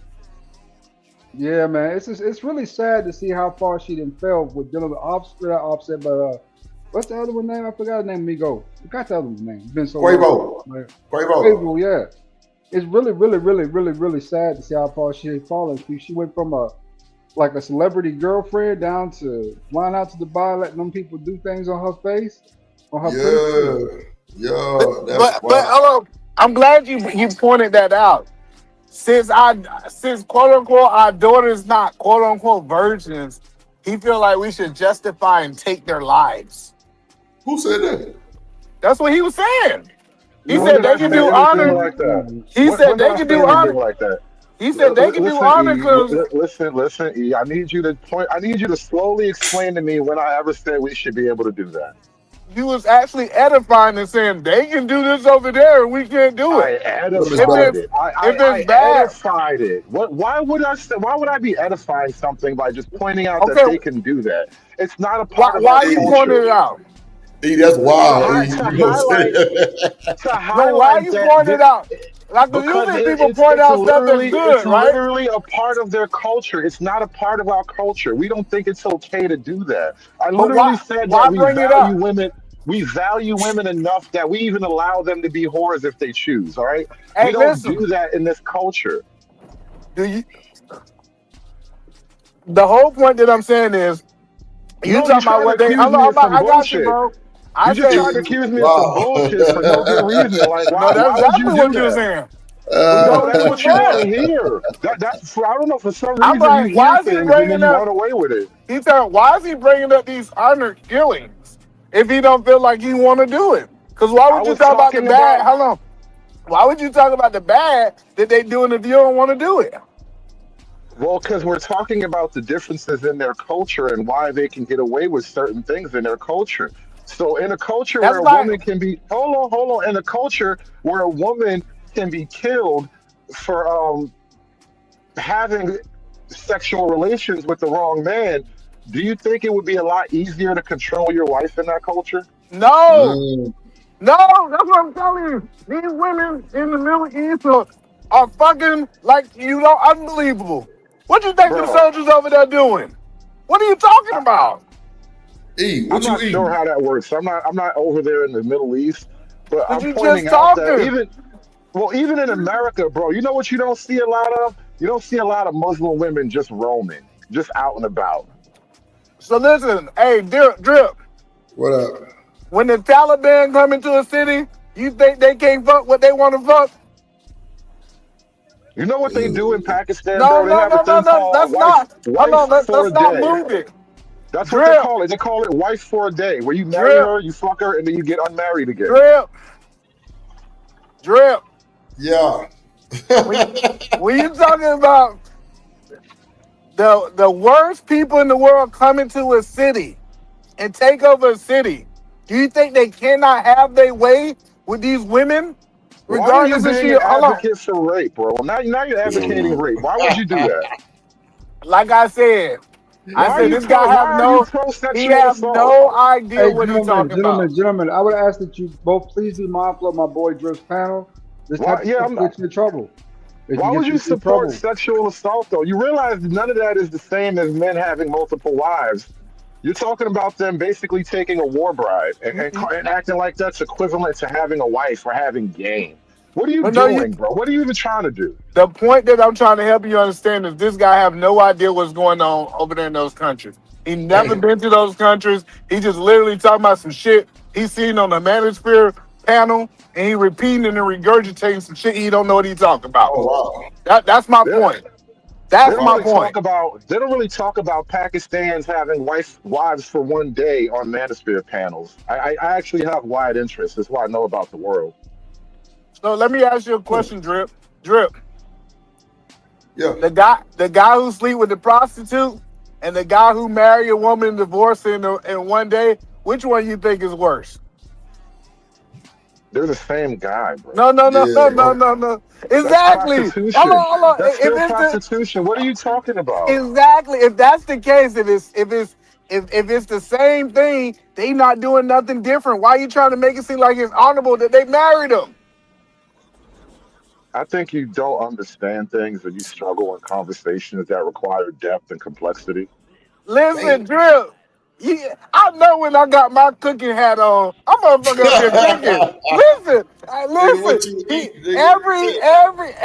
Every example he's doing, I'm saying, bro, that don't even make sense. They literally moving. The whole point that I want to let y'all guys understand, the dudes in the Middle East is actually moving just like the dudes in America. They just make it sound good. I married her for one day and divorced her. That's why I slept with her.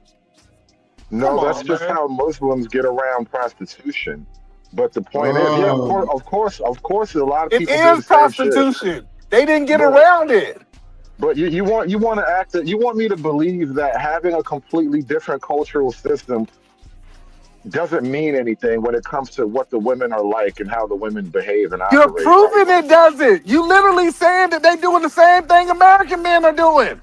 No, Drip, men hold on, run Drip, prostitution. hold on. Drip is a Men run truth teller. prostitution. Drip, You know what you don't have? hold on, Men Drip, don't have. Hold on. E, Drip. let him finish. Hold on. E, I let him was in finish the his middle statement. of the sentence. I ain't gonna tell Wait, you. Let him finish. Go ahead, bro. But, Go I'm gonna ahead. say one quick Finish thing. it. I'm gonna say one. you been Men Go run ahead. talking. prostitution. Go ahead. That's what They I don't do have when I come free up. women. You know I Okay. come up here and talk, Drip. I don't come up here to listen. Okay. Go ahead. E, go ahead. Go That's why he ahead. doesn't know things because he doesn't come up to listen. They don't I have don't. free women doing prostitution in the Middle East. If You it's crazy. happening, it's being controlled. Because you know why? The countries are way more patriarchal. So a woman just being free is damn near unheard of. Damn. So, brother, I can talk now? Drip. You through Hood? Make sure you get it all out. Okay. Go ahead. Drip. Yeah. I proved that these niggas over here with these in this Middle East ain't no different from these American men, right? Like I'm saying, if you really listen to what they saying, they literally just package prostitution a different way. They literally You say just that package men are all the this. same. Listen, they literally doing all this stuff, and guess what? The women are following the suit of the men.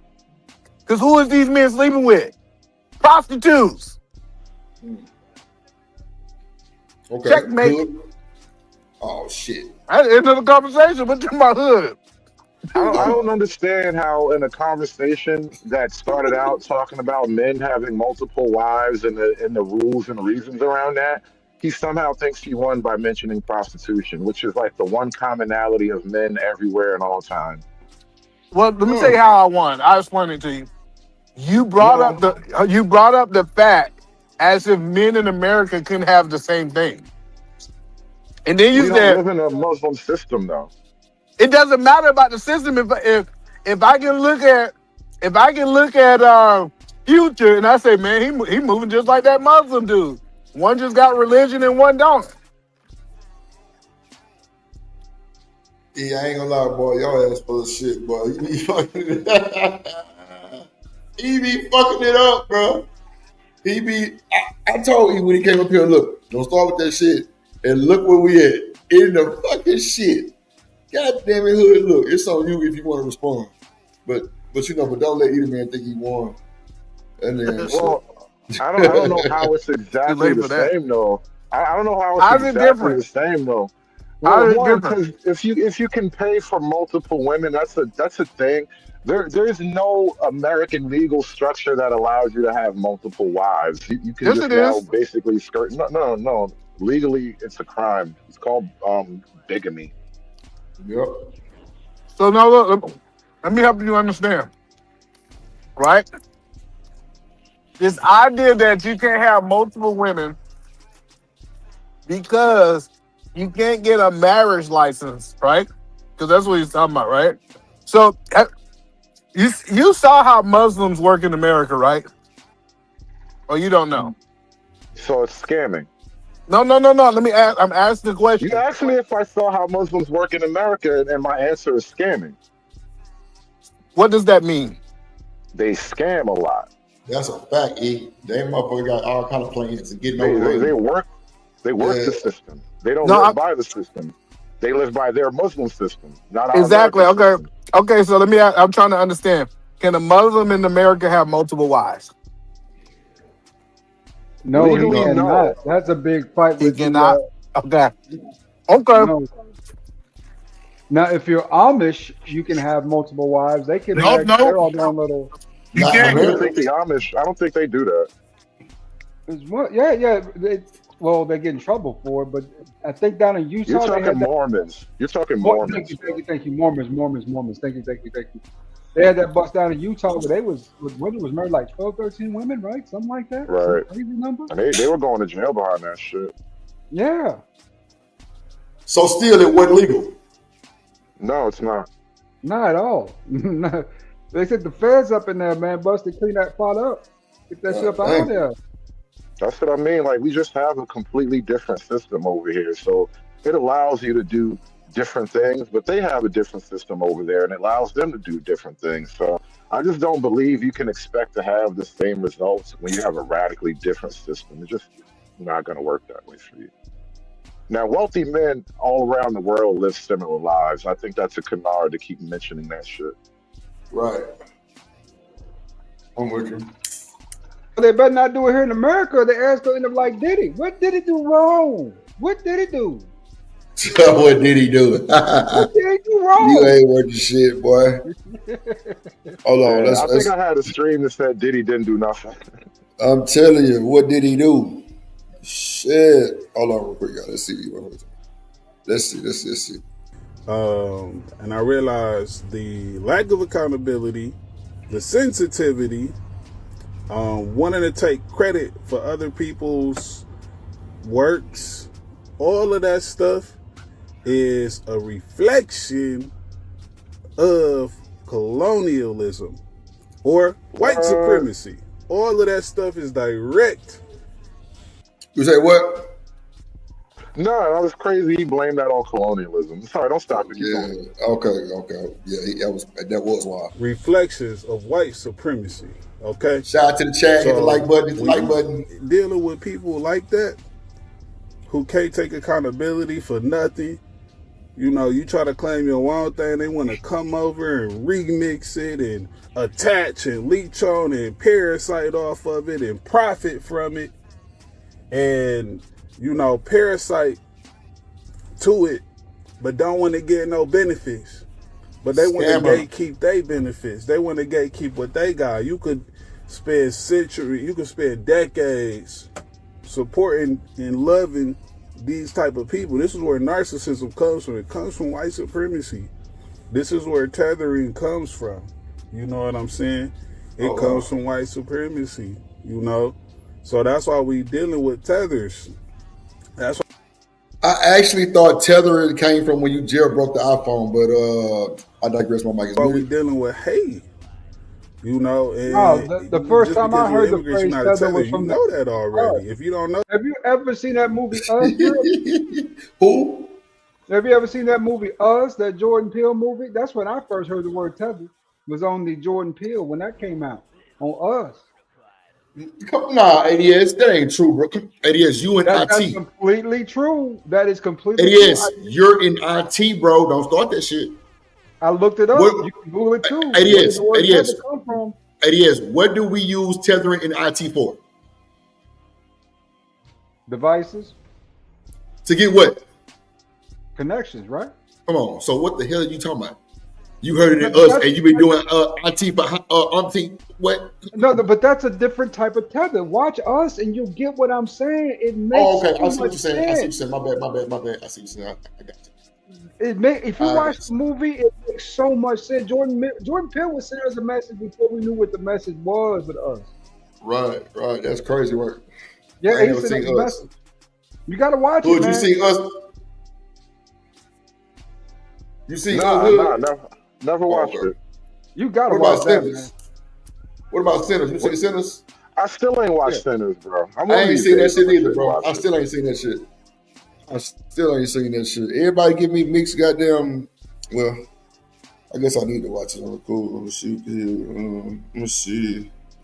Let me see. Who did it in the chat? Yes, shout out to Besides the chat. American Negro, who changed his name to American Tradesman for some odd reason, called me an anti-brake system. American, I thought we cool. Oh, wow. I gotta be the ABS, American Bitch System. Lord Wow. Ooh, wait, come on, Tradesman, what's good? Why the smoke? Why he got smoke with you, man? Damn. That's Nigga, cold work. Fight Club, nigga. You ever seen that movie Fight Club, the original movie? Yeah.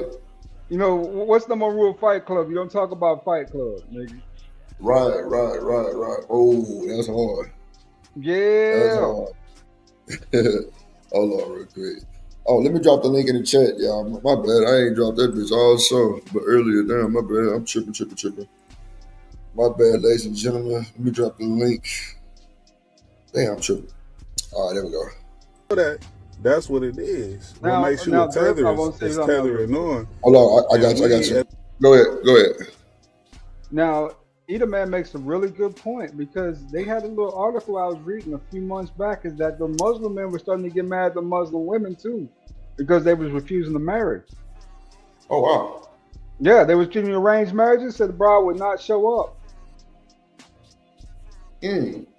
What you think about that, Hood? Some Western shit. Some Western shit. Yeah. I don't think it happens all that much in their home countries because the pressure is too great. It's just too much going on. You're not saying no to all these people. Right. And then shit, fuck around and I tell you, ask him up missing. Tell the wrong motherfucker no. Let's see. Who that is down there? Oh, yeah, man, okay. What up, E? Go ahead. Yeah, but that's what I'm saying is it's actually really common that she don't want to, like, this idea that women in Muslim countries like arranged marriages and they just choosing it. I'm telling you, they reject that all the time. I mean, to the point where they try to run away from their country because they don't want to be with no broke ass nigga like ADS. Damn. You just said it. They have to run all the way away from their country. So I mean, listen, I'm pretty sure some women don't like it, but it's the norm. So arranging marriages, and not for nothing, but I think part of the fact that they have that kind of pressure, arranged marriages, that's one of the reasons why they keep like birth rates. They can outpopulate so Edaman fast. is right. They just throw people together. Edaman is exactly right because if you're dealing with me, I'm going to be practical, nigga. It's going to get real practical real quick. We're going to go on some low budget ass vacations, nigga. We talking about down the block beach party. Then back up to the crib. Yeah, that sounds like one of those Bundy family vacations. And then, and Drip, like we really got to start asking ourselves, why would you want to be married to a woman that don't want you? Man, look. Boy, like these arranged marriages, are we really saying that we wanted to have arranged marriages in America? Man, that's crazy, Drip, bro. Drip, you want your mama to put you up with somebody? I ain't gonna lie. I would give her a chance, but I'm cool. I don't necessarily want it, but I'm just saying that's why they outpopulate so fast. They're not playing around with game and pretending like her feelings are the most important thing in the world. Right. You think they outpopulate who? When Muslims are like moving into Western countries, they have more babies than the Westerners themselves. Oh, I thought you meant the Middle East was outpopulating the West. I told you. Well, they probably are. That's why they sending not. So many people. They getting killed by war. No, well, still they're sending a lot of their excess men to Western countries, though, right? That's what I mean. You have a hard time keeping up with complex conversations that require depth. No, hold on. I'm trying to understand. So you think it's a whole bunch of guys in the Middle East? Because you said a whole bunch. Well, maybe I don't understand the whole bunch. You mean like 5% of their population, 1% of their population? What do you mean? I mean that when they come into Western cultures, the nature of how their culture is in terms of men and women pairing off, marrying, having multiple children, some men having multiple wives, That is why they have a greater population growth than the actual Westerners that they're living amongst once they get into a Western culture. Oh yeah, no, you're right when you're saying that immigrants in general typically have more kids than Americans. Yes. So if I took Mexican Christians, they're gonna have more kids. If I take one thing I'm seeing is the Ukrainian people having a whole bunch of kids, 6, 7 kids. I think that point is right. If you just saying when they come to America, they're gonna repopulate because the government gonna take care of all their kids versus in America, we gotta take care of our own kids for the most part. Mm. Well, to some degree, they probably are getting a lot of welfare for these kids. The Drip, scams go for give me a far second. I'll be and right wide, back. bro. I'll get some wraps That's up about. That's about. in the next 5 minutes. Go But ahead. I'm just saying that When you're looking up, it's not a Muslim thing. What I'm no, telling you is it's a foreigner thing. Typically, the foreigners have more kids because they don't have a safety net that we have in America. well, yes and no. One, the when it comes to, like, if you look at places like Dearborn, Michigan, bro, they've made the news for the amount of scamming that they've been running. They got insurance scams, car theft rings, all kind of stuff going on here, and a lot of that is scamming directly the government. Some of that is welfare scamming, and I'm not saying that Americans don't get the welfare scam at all either, but by and large, they come to these countries, they get to live off the system in a lot of ways, and they also use that to outpopulate the native host population. Mm. What you think, E? Well, no, I'm not disagreeing that typically when Muslims get into the country, they start having a whole bunch of kids because they really don't have nobody to talk to, especially ones who speak a different language. So they try to build their own community. But when we see 2, 3 generations down, you know what they do? Stop having kids because they get Americanized. So I'm not disagreeing that they're having more kids. Think about this, Drip. If you say you went to Brazil. You and your woman went to Brazil. You don't speak no Spanish. You know what y'all gonna do a whole bunch of? Fuck it. Yeah. It's like this idea that we go to have a lot of sex based on religion. They most of them don't believe in aborting. So I'm not disagreeing with him, but I'm saying it's not because it's not for the things that he's trying to connect it to. Does that make sense? Well, they don't Yeah. agree in aborting literally because of their religion. So you don't want to accept simple truths. No, I agree. I'm agreeing with you that the reason they don't believe in that is because of their religion. I literally just And agreed and to you, so I don't and understand why you said I don't want to accept the truth. well, you threw out abortion, but didn't want to accept that it was very religious motivated. I said because of their religion. As you then said, it's not because of their religion, though. No, I They're did very not. different from us because of their religion. Yes. No, I did not. When I said that there was not because of their religion, I was talking about the repopulation of immigrants. Because if you take Mexicans, they're not Muslim and they actually practice the same thing. But they actually stick to their Catholic faith a lot more than we do as Americans. So it's still a lot because of their religion, even with Mexicans, and it's a different religion. The point that I'm trying to help you understand is You're not really helping it's yourself not all it's that not much because either. they have multiple wives. It's because they're not aborting the babies. I'm One, telling you, if black, I just want y'all to understand that black people stop aborting babies. Say we would have did it 50 years ago, I think we'll be 30 to 40% of this country. well, that's a good argument. I tend to agree with that. And I don't think the Muslims having multiple wives is the thing that makes them grow so fast, because most men can't afford it anyway. But the fact that their religion compels them to actually have lots of children and grow and multiply, we're not operating on the same wavelength. And so I'm saying when you have like cultural motivations like that we no longer have, it matters, and it's going to show up in the population growth. So, well, I'm trying to understand. So, let me ask this question: do you believe the best black man on earth is the American black man? Such a weird question all of a sudden, but yeah, let's go with that. The most wealthiest man on earth is the American black man, right? When we talk about black folks. On a whole, yeah. All right, so you keep when I'm having this conversation, when I hear you say, "Oh, they do it this way," how they doing it is now outpacing us and never will. What are you even trying to explain there? I needed you to say the words like you know how to speak English. So it sounds like you got a hearing problem. No, you just said words that don't actually apply to any logical point in the conversation that we were having It by asking you actually those does questions. because What every are you time trying to you say? bringing up these moot points, oh, if they daughter's a hoe, they can take him to the street and kill him. If this and that and this, and they can have multiple wives. Out of all that, they have multiple kids. Out of all that, they still come in second and third to us. So why would we change? Like Drip know this, he was an athlete. Why would you change your plan when you are the winner? I mean, come on, bro. For the money and shit.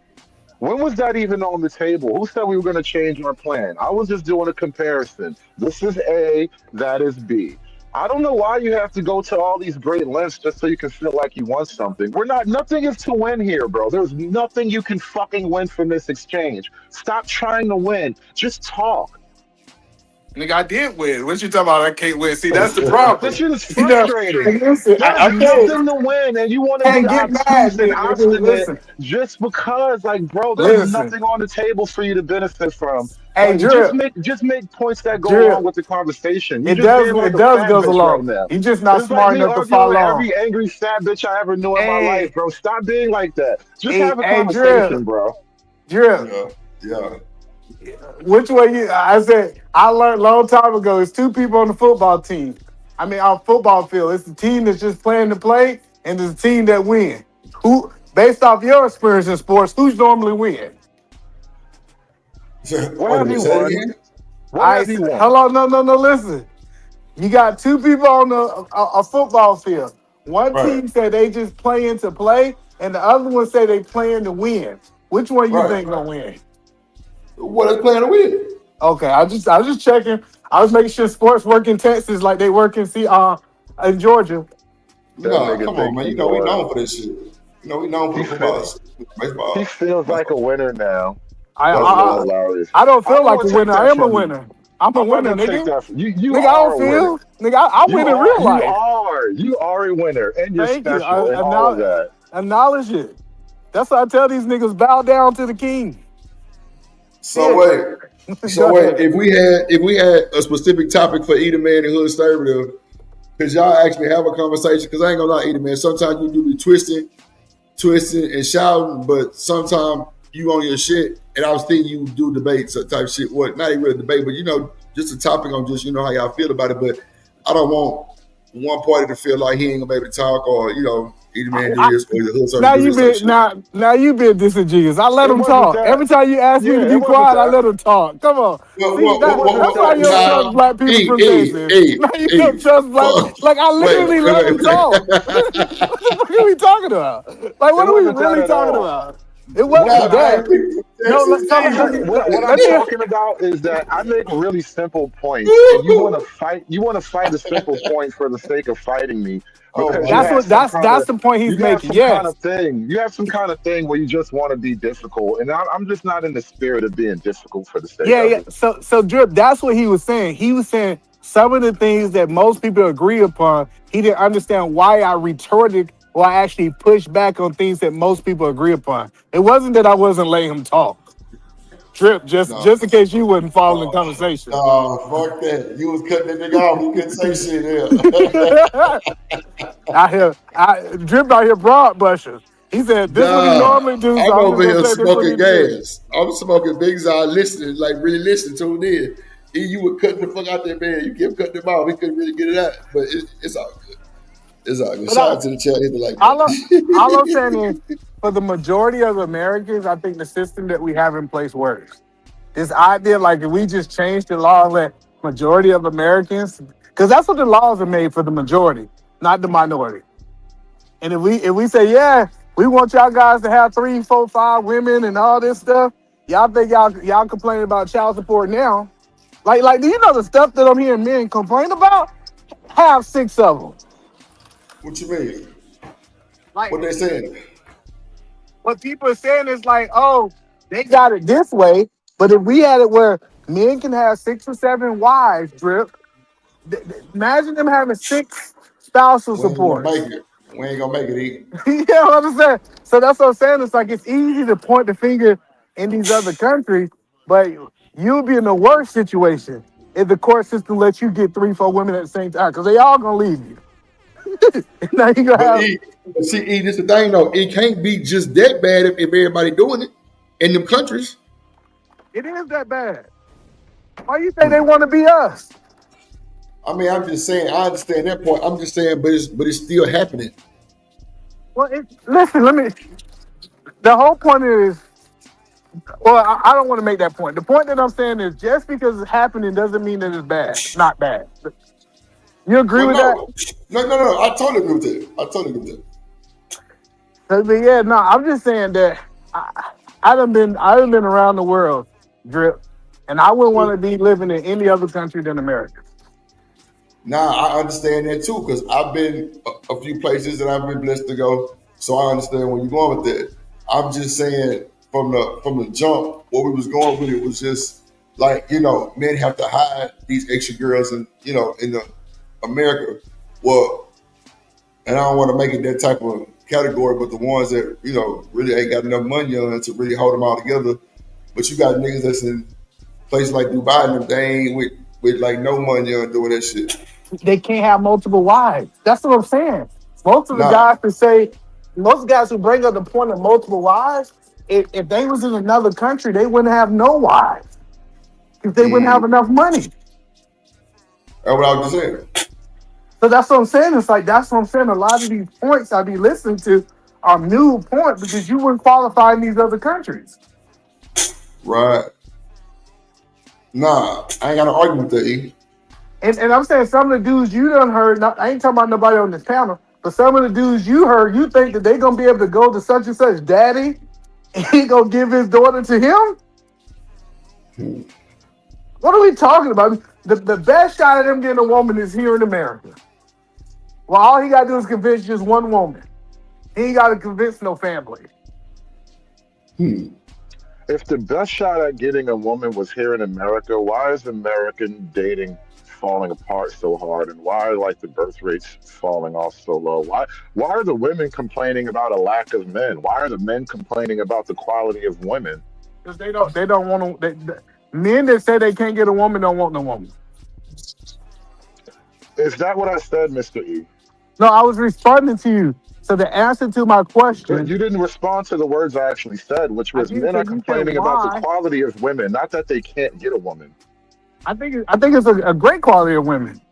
I think a lot of men just qualify for them. Well, men are complaining about the women that they actually have access to, though.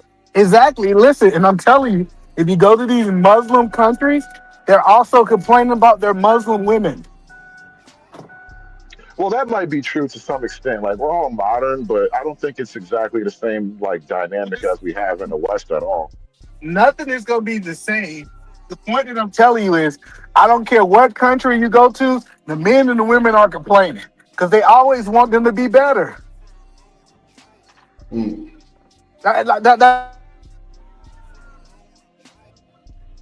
be like, oh, cool. Well, there's no such thing as a perfect woman. But you can have a woman that checks 95% and people still talk about the 5% she ain't got. Shalik, you hear Eddie Man with this shit? That sneak up there? Oh. God damn. I know Shanika rocking with me this idea that they can go somewhere else and find a woman.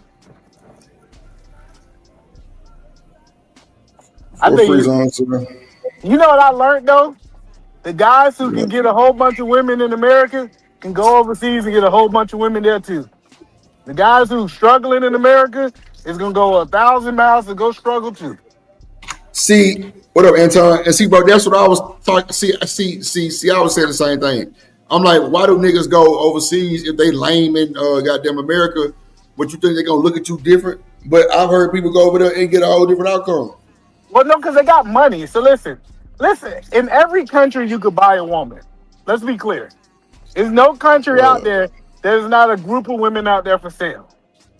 See, the problem is when American men go over here and get these women, they're low hanging fruit. They're not going over there and get the prince's daughter.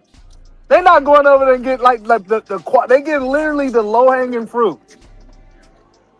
Average niggas want average people. Average women and average men tend to go together. And I think what you're describing is just an economic situation, bro. There's a Yeah, better market overseas, and so the men feel like they can get more bang for their buck. I mean, it's literally a financial economic reality. Those women come at a lower cost up front and on the back end, apparently. So it is absolutely what it not. is. No, that's what I'm telling you. That's the logic that the men are working on. You can tell them they're wrong, but that's Yeah, what they're that's working what I'm with. wrong. So I think a man getting a woman in America, 9 times out of 10, women in America have accepted that they have to work. So you partner with a woman in America is actually going to be cheaper than you going over there and paying for a woman overseas. Because you also can You add her know, income into it. You know the funny thing here, and this is Yes, sir. sometimes a failure of us as men. We want to use logic while we describe what women do, and I would caution you to not use logic. Use experience, bro. Use observation. Don't just use mathematical logic. You think these bitches are calculators, bro? Yeah, I think everything's calculated. I asked you if you thought they are calculators, like they just work on ones and zeros. No, I don't think no human on being just works on ones and zeros. That's for machines. But I'm saying that I can calculate my outcome. And what I realize is the point that I'm making is when people say, hey, I'm going to leave my job, because most of these people ain't got money that they sitting on. So the average American man leave his job, abandon his income to go pay for a woman instead of building in America with someone who you can have combined income with. I feel like you make less money leaving, not more.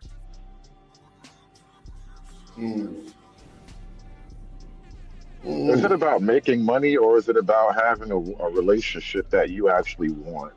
Well, you said they was cheaper. That's why I said that's kind of why I'm talking about money Yeah, now. yes, it Oh, costs less to have the relationship that you actually want. no, it doesn't. That's the point that I'm telling you. That if I'm not making the same amount of money, so let's say I'm making 80,000 and I choose to go to a different country, right? I no longer have my 80,000 income for majority of people. Do you agree with that? Not necessarily. The point that the whole point I'm trying to help y'all understand is if I give up my income for the most part, unless you do it like some dudes doing it. Some dudes, they come work here their whole life. They retire when they like 50, 60. They save enough money and they take their money to those other countries, right? Those Hmm. people are different, right? Because you can have enough money saved up in certain investment accounts that give you dividends and different things that you can live comfortably overseas, right? But I'm talking about the average American. The average American would have a disservice leaving this country to go be with a Average woman. average Americans can't afford to just go, so you're kind of speaking yourself into a corner now. This No, isn't but about the average American is not a passport, bro. You're doing I don't even understand what you try to do in these conversations, bro. oh, that's You just perfect. wanna you So just what wanna make niggas percentage? look bad. Like I don't get what you even mean anymore. No, because we're giving two different things. You're giving the advice for the 1%. I'm talking to the other 99%. What do you even how you're talking to them about what? I don't even know what you think you mean now. Yeah, it's better for you to get you an American woman. Let me make my point And you're clear. and you're And talking to a group of men through me, mind you. I don't understand what's happening here. but that's how panels work. It's not just about you. So you're not talking to me. All right, thank you. No. Like when we have these conversations, it's not just like we in a room and us talking. We're talking to the whole That's crowd of how people. that's literally how I talk though, as if you and I are talking. How else should we talk? Well, we should talk like more than one person in the room. But there's no other person in this conversation though. That's what's so weird. Do you hear other people? Yes, Fuck me. Fuck me. I hear other people laughing. I hear Drip talking about I'm cutting you off every 15 minutes. I hear the people 15 in the seconds. Goddamn. chat. I see people in the chat talking. You know, even though that we can't hear them, it's still words being released. Freeze on, man. Bro, please don't mind Eater Man. He ain't shit. What up, King? And But that's all. what up, Albert? Drip, you see the shit I go through, right? And niggas be dead. Like they want me to be the bad guy so hard, and I don't Bruh, even that's be what I trying to notice a go lot hard too. on people. That's what I notice a lot too. They be trying to argue with you a lot. Yeah, I see That's that. what I'm saying. Like niggas really be like twisting themselves in the pretzel trying to make me the bad guy, bro. I'm literally sitting here playing Call of Duty on this new big ass Samsung tablet I just got earlier, and this nigga on the verge of a crash out, thinking about other niggas that's not even in the conversation. I don't understand why people get all in their feels like this, bro. What's happening anymore? What happened to the black YouTube niggas? I ain't really too familiar with too many of them, but Eater Man normally stand on business. I guess I don't know. Eater Man, what you got to say? What up, Coach Ruck? Eater Man dropped down. Oh, there you go. My Real bad. good people. That's the thing. Eater Man straight, man. I mean, Eater Man's one of the only cats I know that will really help you out if you need help. He'll make a call for you if you need to. And Hood Service, That's what I said. Eater Man normally stand on business. Yeah. You know what I'm saying? At Hood Service, he a good brother too. I just got back here to get my blunt wraps. Now what was going on up here while gone? It wasn't even nothing crazy personal. Like, we wasn't like having a hate fest. It was just like, he was being real difficult in a simple conversation, and I just called the shit out. And he acknowledged it. He knew what the fuck he was doing.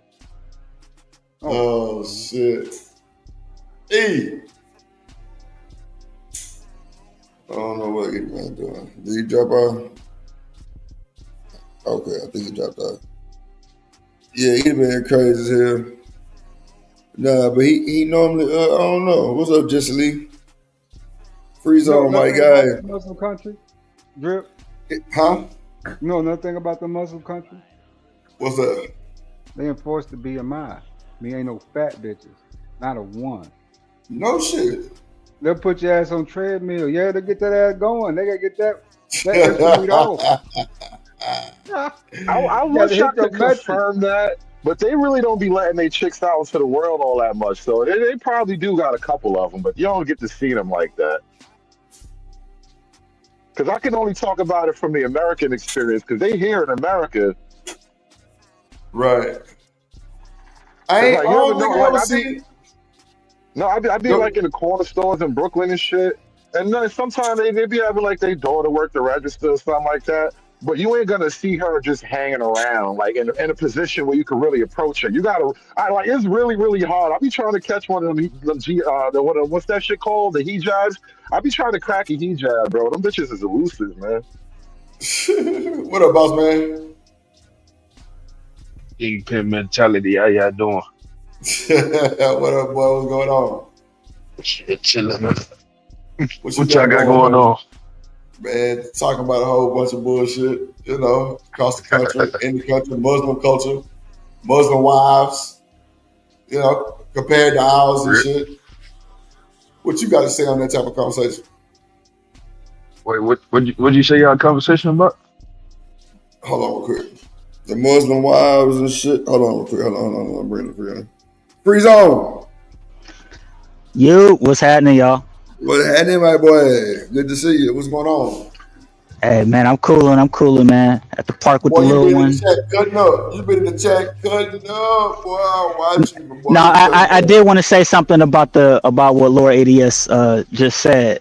Because I used to think that too, right? That they keep their women nice and slim and stuff. Right. It really don't be true. Especially like here in the States, bro. Like working in healthcare, I see those types of patients, and when they come in, again, they don't be out like that. You know what I'm saying? So you never get to see it. But when they come into the hospitals and stuff, yo, they women don't be there, bro. They women don't. Nah, man. Damn. You got and then they be at your house, crazy work. Yeah, man. Yeah. And then they be stank, like, oh, bro, because they don't believe in. Oh, man, smelling all kinds of bad, bro. Lord Jesus. Damn, ADS. So I guess your shit was wrong. Look. You over Yeah, there. like I used to think that, bro, because I never really grew up around a lot of Muslims like that. Right. Even if you go back to like coming out of Michigan, you go to Dearborn, they all don't be. Freeze on Lou. Can I let you a little secret? What up? I don't know if bitches are fat or not. I just want to call out fat bitches here in America, and you kind of ruined the shit. Just now. My bad, bro. My bad, man. My bad. I stepped on the toes. My bad. I go on mute, bro. You got it, man. You got it. American Trader, come get goddamn ADS ass real quick. Shit. You know, What up? BMI is very important for personal health, for attraction and levels. You know, right? Man, hit that boy Boss Man for that shit. That boy Boss Man be training and shit too. He be doing Not that. for the man. That there is no standard for the man. That's bullshit. The man's job is to stay healthy. The woman's job is to be visually appealing. I think both should be healthy though, I guess. I mean, healthy, yes, I agree with that. But visual appealing, no, it's not the man's job to be cute. See, that's the problem now. It's too many cute niggas around here. No. You Jesus making it like Christ, that, man. ADS, Yeah, that's wild, bro. Go ahead, Drip. In front of some shit like that. Hold on. He really just said that's the problem. It's too many cute niggas around here, though. I think we just gotta have a moment of silence for that. I wish y'all would stop the crazy, the bullshit, and look at what I'm saying, because it's true. It'll never stop. It'll never stop because that's how people wired, ADS. It'll never stop. So you definitely got to watch what you say because niggas will quick to twist and make shit gay. Yup. I mean, ADS, that's just what it is. Not ADS. Yeah, he just did shit cute. Ain't nobody say no goddamn cute or none of that shit. Oh shit! He said that shit. He said that shit frustrated as hell too. Ain't no cute too many cute niggas. I was like, God damn. That's like ugly niggas. Come back and say cute. I'm like, come on. Nah, that's like you really old and ugly, bro. You feel like you've been struggling that bad that you just mad at attractive niggas on site. Like, what's going on here, man? That's crazy talk. Niggas was attractive, but what I did notice is niggas get their hair done, they get their nails done. Hold on, ADS. Hold on. Watch this. Mascara and blush. Hold on, ADS. Watch this, ADS. So watch this. Shanika. What's up? You rather a cute nigga or a rough nigga? Stand on business. I like them rough, quietly. There you go, right there. So what the fuck? I'm just saying. I don't want to be fighting with you in the mirror because we both trying to get in the mirror at the same time. Like, I don't got time for that. Come on. Nah, look. Yeah, and then you kind of swung it to the opposite side too, because when you said healthy, I was like, all right, I'm rolling with you. And then I'm thinking like, okay, as a man, you should like take care of yourself. You should, go to the gym, take care of you. I'm not saying go crazy or nothing, but then you swung it all the way to like the dudes that get their hair done and try to get their. Well, I mean, I know what he means. I know exactly what he means. I know exactly what he means. You said this shit so funny, man. Like, listen, I just spent the whole day earlier roasting a nigga for his public yoga display. So, like, I get what you mean by niggas be looking too soft in the world right now. You just said it in a way that was funny as hell, bro. And it, like your voice, your tone, like it was really bothering you. Drip, they cute. Oh my God. Those niggas think they cute. Those pretty ass niggas. Don't want to get your hair wet and shit like that, Hair, nails, and shit. This is what caused the call out culture again. You know why? It is. Don't you got one of them doo-wop ditties? Wait, what? Don't you got one of them doo-wop ditty hairstyles? What the hell, sir? No, that is listen here. Every look that I've ever had as a man has been a man's look. You got the cameo. You got the cameo, right? No, sir. What kind of hairstyle you got? It is. Don't you got longer hair? What? 88. Oh, wait, shit. no. You know what? There you There go. you go. There you go. I ain't got Nah, nothing to nigga. Nah, 88. Don't you got long, bro? Don't you got like a flat top, bro? We just seen you on the camera. You got longer hair than the normal nigga if he got some. So for you to be saying somebody hair, it just okay. Maybe I can't help my natural DNA and how it works. Okay. I didn't say you. See, 88. I'm not trying to. About just having that. You know, this is shit women like. I know, saying God gave it to me because He told me to handle women. And y'all So niggas 80 years. in the way. So 80 years. How you gonna say some shit like niggas doing their hair and get their nails done in? Easy, because niggas get Boy, their hair you and ain't get worth their the nails shit. done. That's why they get their shit done. They trying to keep up with you, player. Well, you my dog. I ain't gonna lie, bro.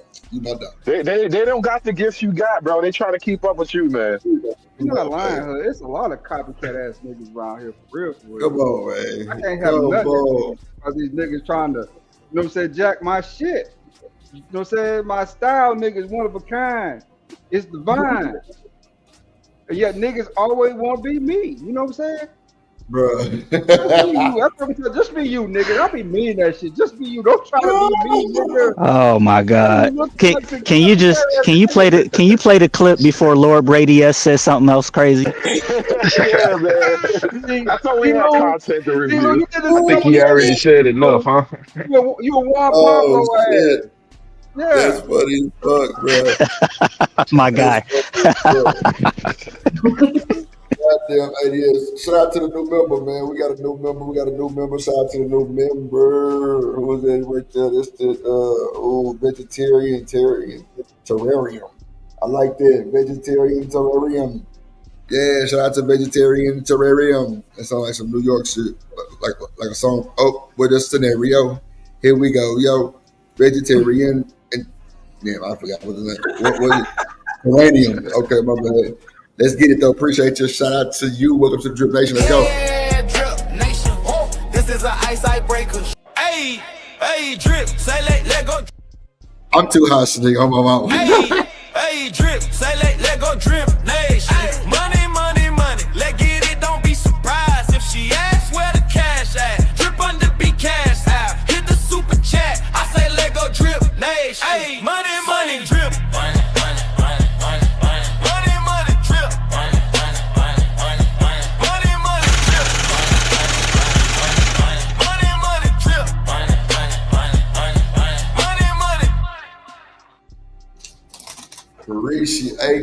Appreciate you, Terrarium. Thank you so much. What? I just want to respond to Jesse Lee. Shout out to Can Jesse we just Lee. give the beauty queen title to the females? Like, that's what I've been saying. Like, even like with all the women that are like, you know, all of a sudden now everybody want their men to be cute or, you know, sexy or whatever, attractive, physically attractive, whatever. Damn And boy it's band like, member. Yeah. that was never the case. Men have always been ugly for the most part. Like, yeah, you have hookers, but like, no, dead ass. Go back to all the women that are here. Go back to when you were in high school. It's 400 of y'all on that campus. How many of them were 10s? Like, that's not something that was in. Come on, man. Like, men just let everything about masculinity is the opposite to me of, you know, was beautiful. Like, you know, I think rough and callous hands and, you know, sweat and oil and okay. But yeah, like I think it's meant for the women to be pretty. And the men to be masculine. I gotta agree with her. There's several conversations on YouTube that should just be left for the women to have. Like, when I hear guys get into colorism conversations, I gotta leave, man. I'm like, yo, they start getting into the light skin, dark skin wars. I understand why they do it, but to me, that's more of a conversation for the ladies. Like, let them have that conversation. Straight up, man. Yeah. I'm not saying you have to get an Ogerson. I'm not saying just get anything, but I mean, like, don't expect, the tens out of the tens. That's all I'm saying. And I feel like a lot of women are leaning more towards looks than character. And it's like, nah, you can't want princess treatment and for him to be fine as hell too. Like, cause he gonna know he fine. And then what's gonna make? Well, I'm not gonna go down that route, but I'm just saying, like that. It's the math don't math. Truth be told, most of them end up being corporate munchers later. But go ahead, Hood. No, she reminded me of something, that stupid ass nigga. What was that fat dude? The Grits and Eggs podcast. Deontay Kyle, right? He said some shit. It was halfway funny though. If WE be the boys, who gonna be the girls? Ha. I know it was halfway funny. It was halfway funny. But that's kind of what we're talking about right now. Like, I don't think even women like this. I don't even think women like this new era of like gender fluidity and men ain't trying to be men no more. Women like being women. And I think that's what we getting a lot of like women right now regretting feminism. There's this one story going viral about this old lady talking about I'm old, I'm in my 60s, and I regret talking shit to men all this time. And it's like, well, yeah, it's good for you. Okay, can I call out something right quick, Hood? You got it right back. This is the first time I've ever seen Sin 7 make a coherent fucking sentence in the chat. ADS has the same hairstyle as her dad. She didn't say her daddy though, because you know I'm not her daddy. Yeah. So not tens, but you have to find them attractive. I don't want no ogre. Okay. There is no character. All right. An ugly one is going to drag you just as bad. Okay. See, that's the misandry I'm talking about. You can't even be ugly in peace no more. You can't be a damn man. You gotta be a damn boy band member around here. I'm not your daddy, Sin. I want you to know that. I'm not your daddy. Okay? No, ADS, I'm on your team, bro. Just let me be ugly in peace, man. I already got enough problems. Only asked for one thing, and then y'all had to go mess that up too. Yeah, for one thing, you had to go fuck it up. Yeah, you can't even be ugly no more in peace. You got to put your makeup on and mascara. You got to put on your high heels. Make sure you're over 6 foot. Make sure your hair did nice and neat, pretty. Make sure you got your bow on top. Make sure you smile. And then she trying to call you out on the BMI. Say your fat ass. What happened? What happened to just being a man in society? Being ugly as hell, doing whatever you do, smelling like sweat and body odor, with your boots on. Yeah, I don't know what you be seeing, but when I go out in the world, in the real world, I see all kinds of little ugly couples together. Yo, you know what's so The funny, numbers, bro? typically the numbers match up. You know what I mean? Like, You should go on my Twitter, bro. It's this I don't know what he got. This little handicapped dude. He must have been on one of these TLC TV shows, bro. But the nigga was talking so much shit in the chat. Like, I'm like, bro, you know what? If this little handicapped, crooked body ass, funny face ass nigga got him a wife cooking him meals and shit, you know what? I gotta get my life together. Ain't no way I'm about to let this funny looking nigga be happier than me, bro. Ain't no goddamn way. He was talking shit too. He like, I don't just take anything. I don't know what you niggas be talking about. She treat me right. Look at this good food right here. That nigga was showing off so bad, but he like an 80-pound nigga with a fucked up body that lives in a wheelchair. And I'm just like, ain't no way I'm gonna let this nigga be happier than me. Ain't no way, bro. I can't.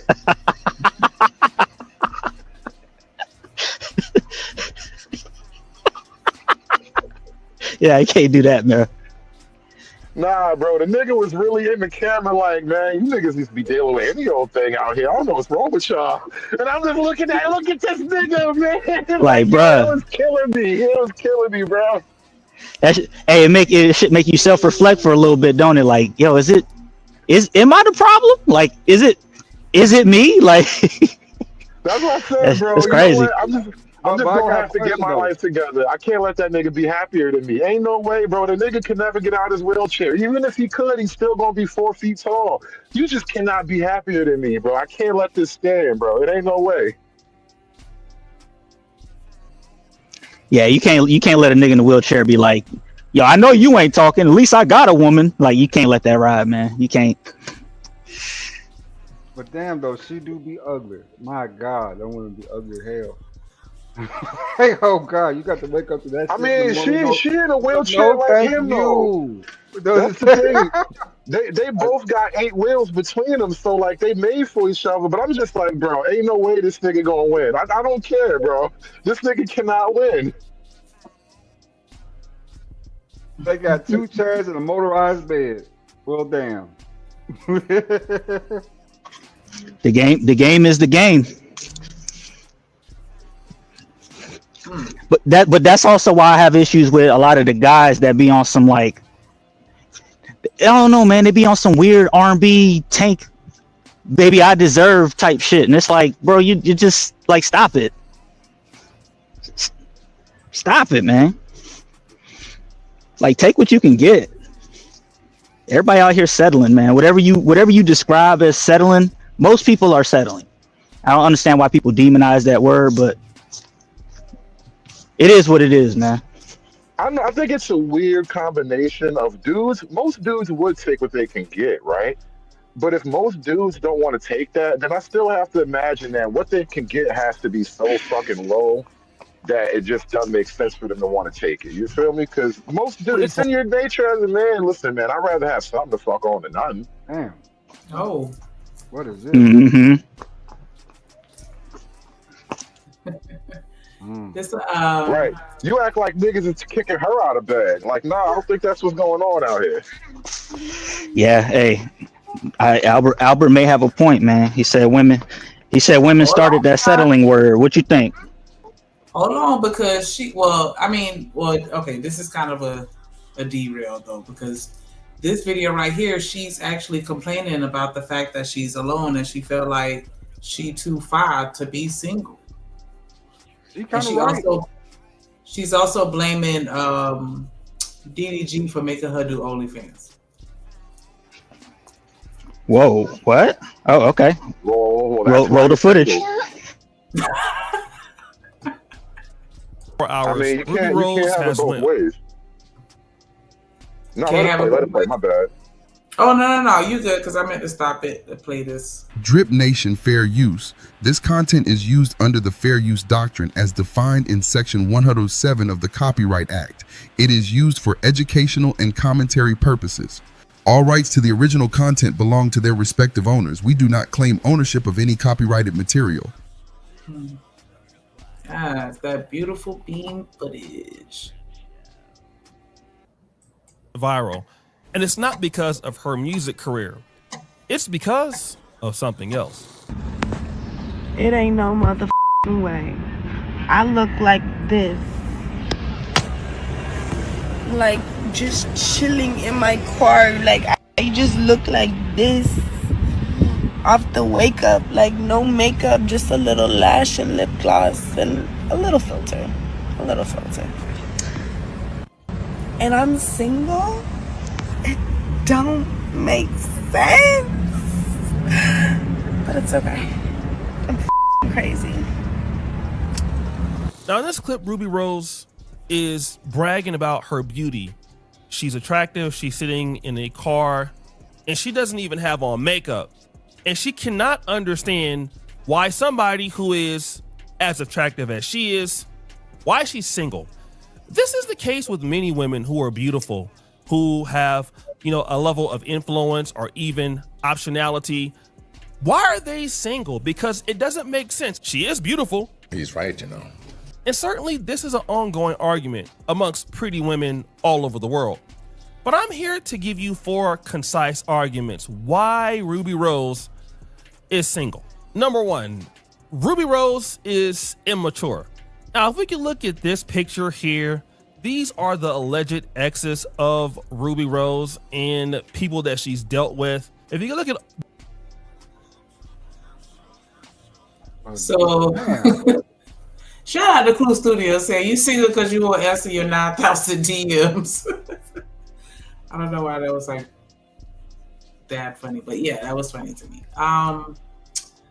So yeah, she's saying that it don't make no sense for her to be single. as good as she looked. But I don't know. Women must think that being attractive is enough. Being attractive is enough to attract a man, but that doesn't get you like loved. Which it sounds like that's what she wants. At least if not love, a reasonable facsimile, right? mm-hmm. She got a whole summer jam lineup, man. That's crazy. Damn. This a whole what's the joint they have in California? Is it Coachella? Yeah, rolling loud down here. She got more Oh. exes than niggas I actually know. That's a whole fact. Your roster can't be deeper than my friend list.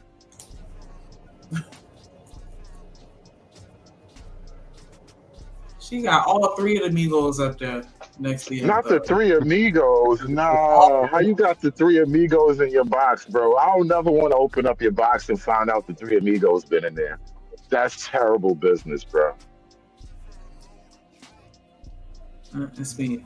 Yeah, she could throw a whole a Ruby Rose fest. But Tekashi 6ix9ine, really? Tekashi 6ix9ine? Wow.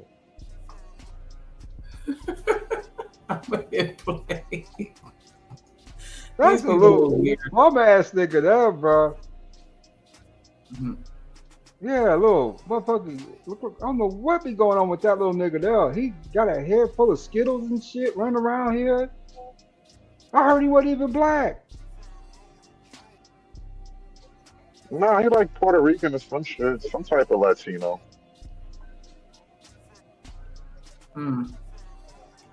Let's see what else they saying. This picture, it's a lot of partners. I'm not here to even insinuate that she's some sort of thought, but I am here to insinuate that if she has this many partners in the past, it would indicate one thing: her immaturity. Woo! A good example of this is her post that she creates on social media when she finds out that one of her exes has completely moved on from her. Not Ruby Rose talking about I need to be on an island with a little flower in my hair. But coincidentally, at the same time that Wendy Ortiz is on the island with DDG with a little flower in her hair. Like, don't get me wrong, I love to see DDG and Wendy Ortiz together. But Ruby Rose is coming back for what's hers. I'm not gonna lie. In this case, DDG is out on vacation with another woman, and there is Ruby Rose saying that she needs to be on vacation with the same exact thing that the lady is wearing that DDG is paying attention to on vacation. This indicates a high level of immaturity. Now, I could go deeper in the process, but this will usually discount however beautiful you are to any man who has optionality. Now, you could be fine and you could be beautiful and you could be dead on gorgeous, but if a man has an opportunity to not deal with some of your problems that you have neglected, like immaturity, a man will just not deal with it. And immaturity can lead on to many other problems that we're going to talk about today. And the next one is Ruby Rose is dangerous. The decision, to in start 2020 during COVID, during the pandemic. for what reason? Because My ex did it, DDG. He started it first, and he told me to do it. Oh, he got a kid. He did. Congratulations to them. Now, Ruby Rose. So that was her saying that he the one who got her started on OnlyFans. Almost as if he coerced her to do it. He probably did, but she still did it though. It don't change the fact that, you know what I'm saying, she the one who followed through on this shit no matter what he said. It's always Jermaine's fault. Always Jermaine's fault. God damn it. She making a lot of money on that though, ain't it? Yeah, she clocking about, what is it, 1-2 million or something like that I was reading? So what's the problem?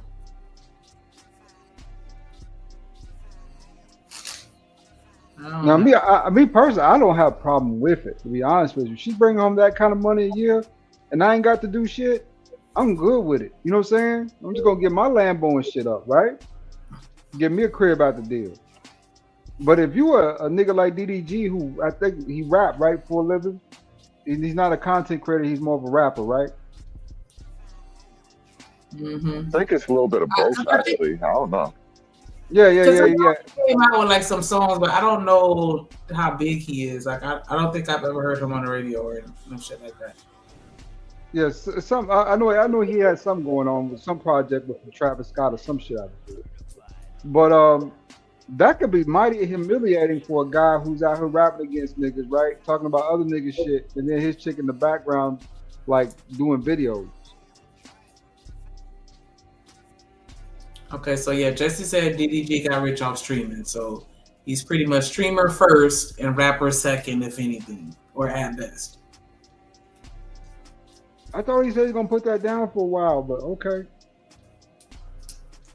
I don't know, but yeah, like I mean, she clearly is benefited from it. So, but I guess she's just trying to do some damage control, or does that even matter at this point?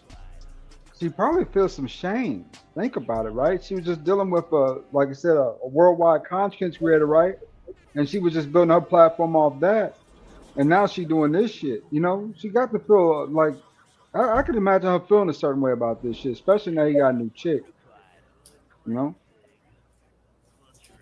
Mm-hmm. Sensei, Wait Hood Conservative. Excuse me. Ruby Rose is from the East. I don't know what that is. She's Eritrean?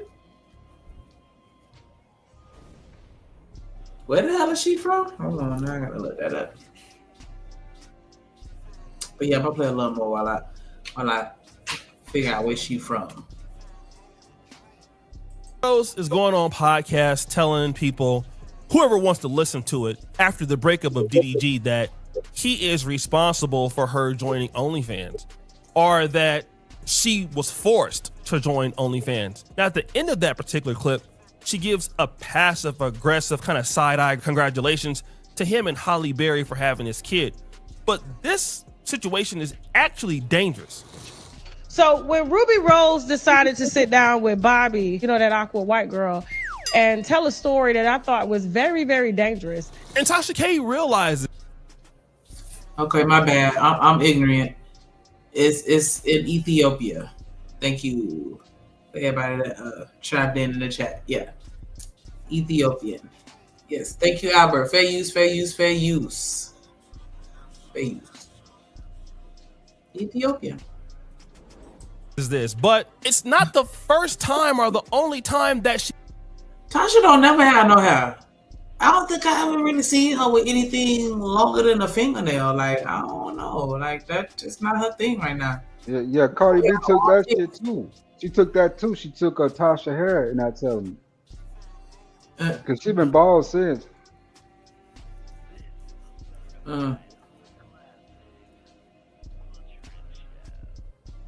He does it even after this podcast. My trauma dump is I was talked into doing OnlyFans by my ex, and you know, like, it was cool for the first couple of years, but now it's like I have to keep doing it too, so I kind of like relate to you in that way, and it's just like definitely like put a damper on my reputation, but you know, it's a choice I made. And she's going around saying that, yeah, DDG forced me on the OnlyFans. And again, this is something that is terrible because it almost insinuates that DDG is like sex trafficking, very similar to P. Diddy. And that's not my own findings here. Tasha K brought up that particular point on this exact stream. And so what you're trying to make this young man to be is a person that is, you know, forcing you into a sexual nature or into the sex industry, and you don't want to do it. And this is exactly why DDG had to respond to that narrative. Exactly, Miss Cantrell. Like, why you still doing it? Y'all not even together no more. Why are you still doing it? Even if he talked you into it because you were a wholesome innocence woman, and he talked you into doing it, then y'all done broke up and you still going. You still getting them coins. You still cashing them checks. Chaba.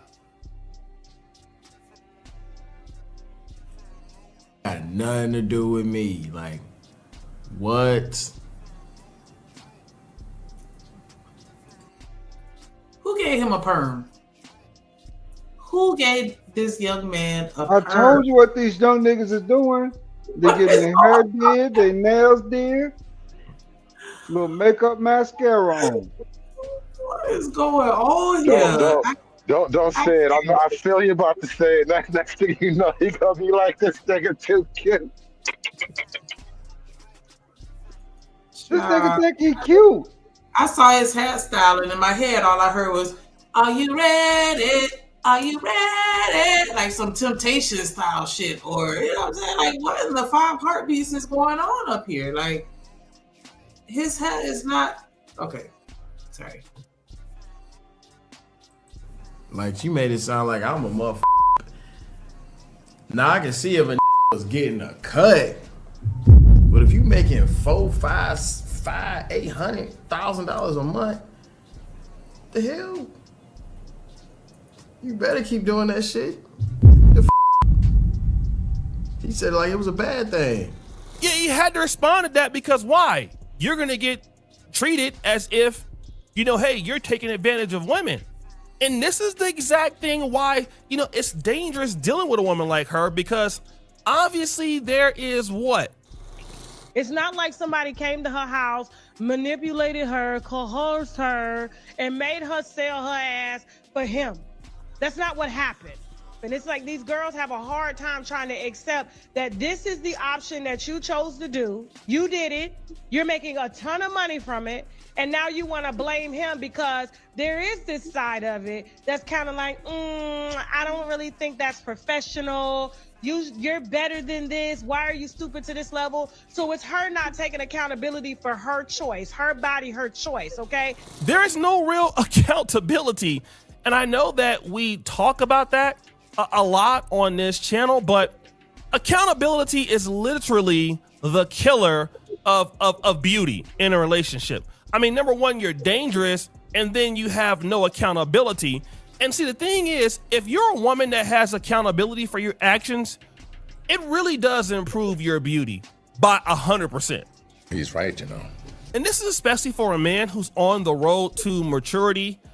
We actually look at it as gold, because it is difficult for a lot of men to find accountability anywhere. And if we want to be real, the black community in general. Hold on, he coping. These beautiful women be evil as hell, bro. I don't know what it is about evil that heightens a woman's beauty. We like it better when you're nice, but god damn, these evil bitches be bad. But let's be honest, Hood. Let's be honest. We love them. The bad, mean bitches, we love them. We love them. We really do. The ones that be nasty as hell with us, that'd be the ones we be with, because we like them. Now that's where O'Shea coming from, and I'm with him. I done got that out my system. I don't care how pretty you are no more.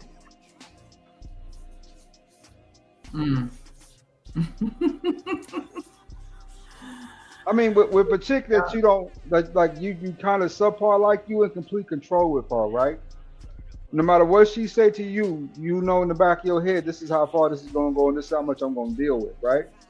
With a super pretty ass Ruby Rose though, I can see niggas swallowing a whole lot of pride to get along with her. She is fine as fuck. I mean, we act like there ain't no such thing as pretty privilege in this world. That does really exist. The prettier chick is, the more tolerant the dude gonna be. That is just nature, man. Just like with a chick. You know what I'm saying? The more handsome the dude is, you know what I'm saying, the better he can lay it down.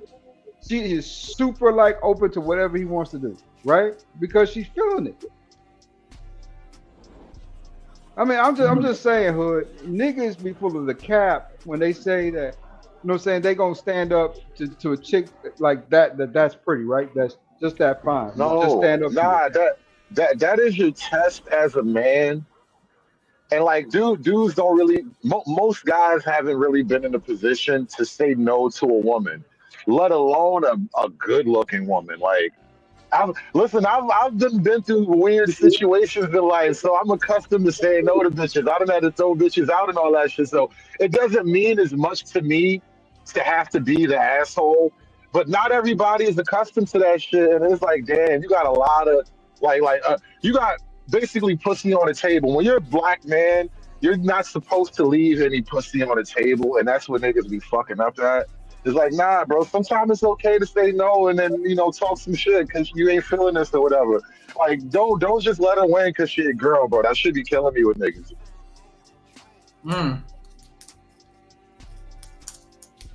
ADS a little toxic anyway, so. I mean, let's just keep it real. I've been with a couple chicks where I had to think about it 2 or 3, 4 times. Like, I can't deal with this. And all of a sudden, it's okay as long as it's cool. She done knocked you out. You know what I'm saying? You good to go. You feeling right. That post-nut clarity then really kicked in good. Like, damn, that shit was good. And you been forgot all about them sins. You forgot all about that shit, at least for the minute. You know what I'm saying? You forgot about it. Nah, like the only chick I'm willing to even give leeway to like that was my baby mama, because we had like 1, 2, and then the 3rd kid. So like, even when she was doing the most, I have to forgive you because like, you my kid's mom. I can't just get rid of you, right? And so that's the only context where I can like tolerate that shit. But outside of her, I've learned to have a short patience because why? All right, Hood. We all talk tough like that until it come down to it. When she got that bang in your face, she got that bum upstairs. All of a sudden, you become a whole different person. You become a really nice guy. All of a sudden, really sweet gentleman. Want to get doors and hey, baby, how you feeling today? And I used to be a nice guy, bro. I know. I'm not a nice guy anymore. It's terrible what happened to that nigga. Damn. That's true. That's right. And that's crazy because I was just watching this video and I think I sent it to Drip. I don't remember, but these people did this little skit. This dude and this girl did this. These dudes and this girl did this skit on the nice guy versus the asshole or whatever, and like the comments just started like getting flooded with dudes like, yeah, I ain't a nice guy no more. Like everybody's just like, yeah, like, nah, that nice shit is overrated. We not doing it no more. And I'm just like, damn, that's how everybody feel? I'm just kind of opposite. Yeah, I understand where that comes. Some people are nice guys naturally, but me, you got to bring the nice out in me. You got to get me to feel good about you for me to really be nice to you, right? Well, that's what I mean, right? That's how it goes. Yeah.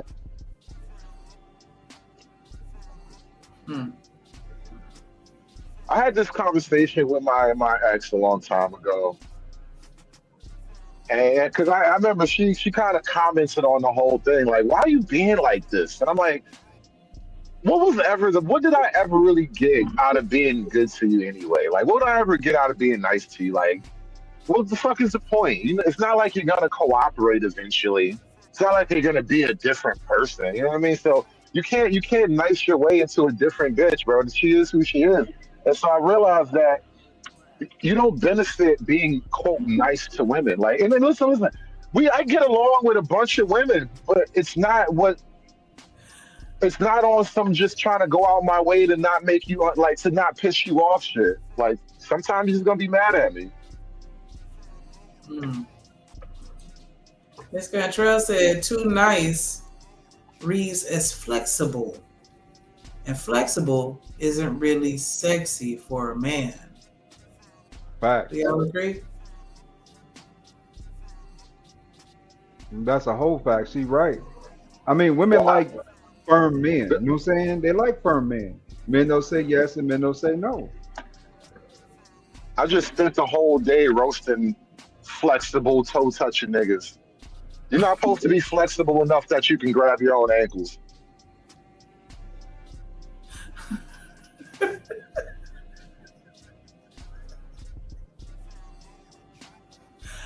Oh man. Dang, that's wild. I mean, you should still have a healthy range of motion, just the human body, right? I don't know what activity that you would engage in as a man that you would need to be able to just grab your ankles at a moment's notice. Just how y'all grab them. It's like, I got it. Like, I don't know what you be doing that you need to know how to do that. Oh gosh. I'm staying out this shit today. I'm staying out this shit. Oh man.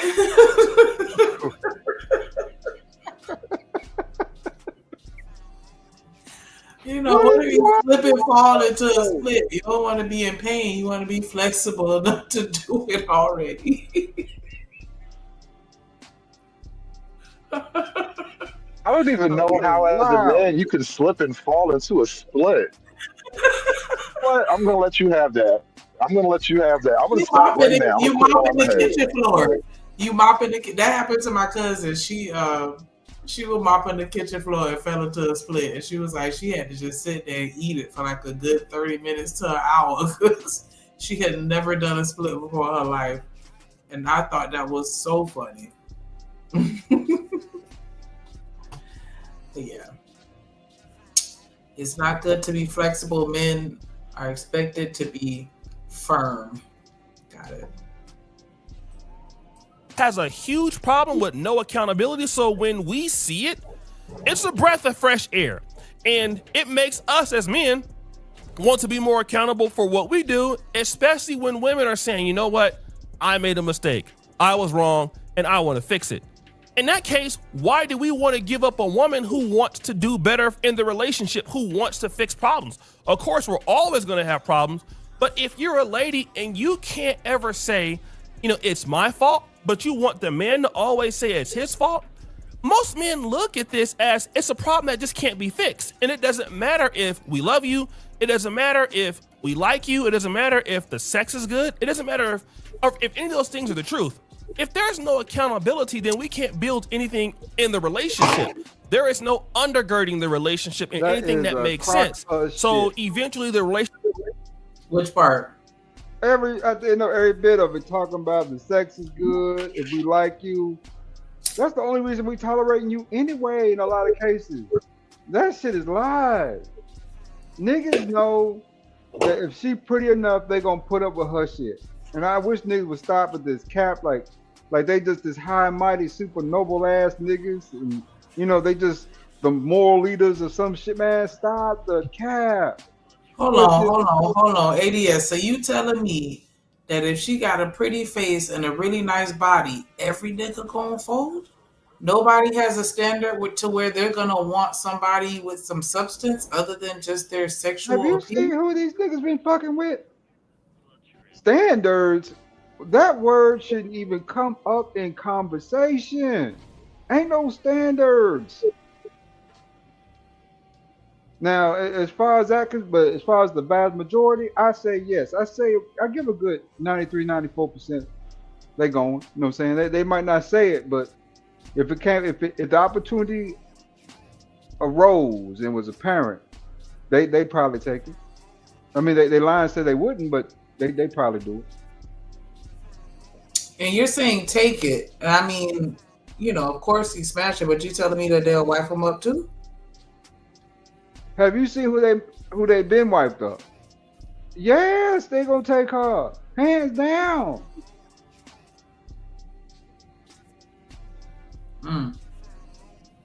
So why is this young lady on here crying about being single and not understanding why? Well, she said in the beginning she got OnlyFans to try and get her subscribers up. Oh, okay. So that right there that's the deal breaker. You just can't have an OnlyFans. Well, that's a big deal breaker, especially like on her level, she's very public. And so most of the guys that would even satisfy her interest are probably public too. And so now you want me to attach your OnlyFans to my public image. That's what you're asking guys to do. That's why it's hard for her. Okay, let's take her out of the situation. What if she didn't only have an OnlyFans, but she still, you know, had a dating record like Lori Harvey?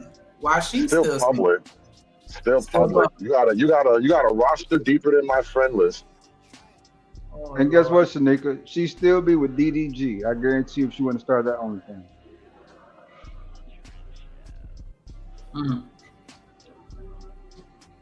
Not DDG.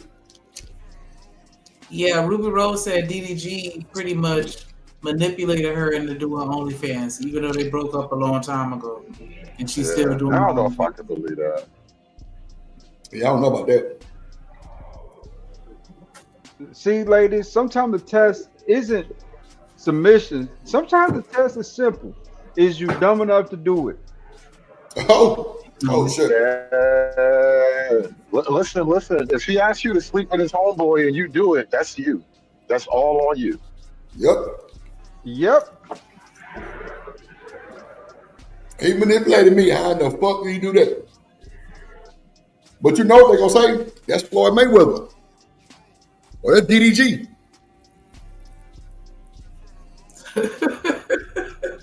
Yep.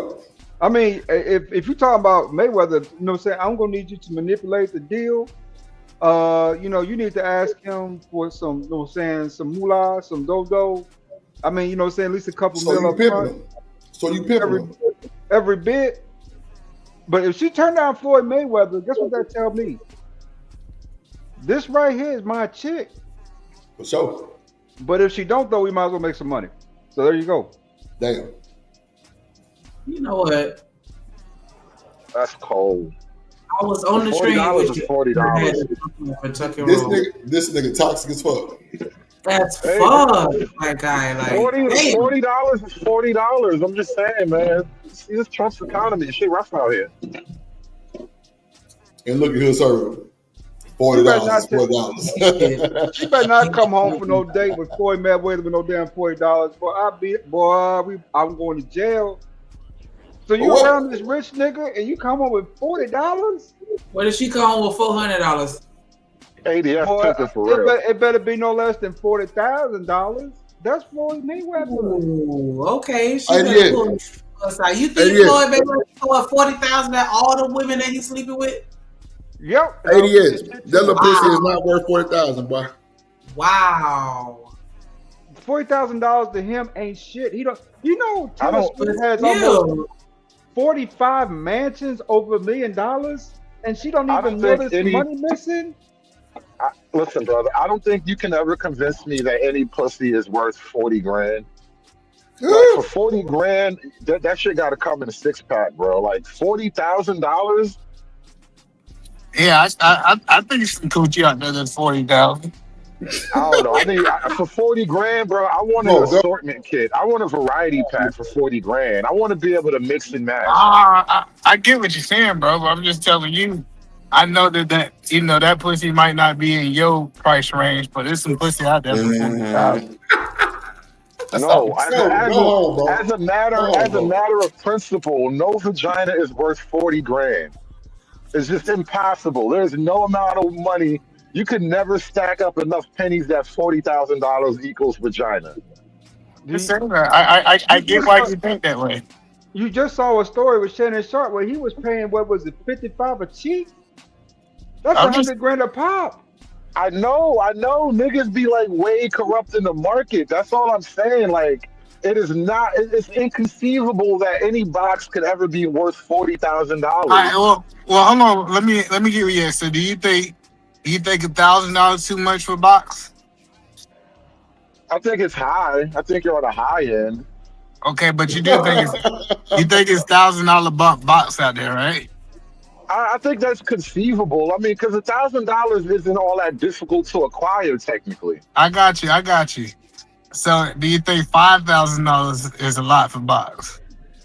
I think once you start to get up to $5,000, you're buying something other than box, bro. The box comes along with the deal.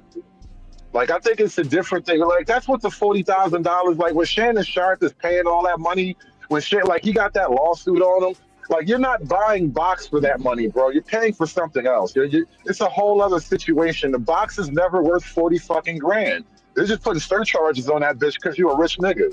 No. I think you gotta understand. Like, I was listening to, it was a rapper. He said, my peace of mind of you leaving after I get the box is worth 40,000. Well, what did I just tell you then? You are not paying 40 grand for just the box, bro. That's like, even with that statement, that's basic hooker logic, right? I don't pay you for the box. I pay you to leave quietly without fucking anything up.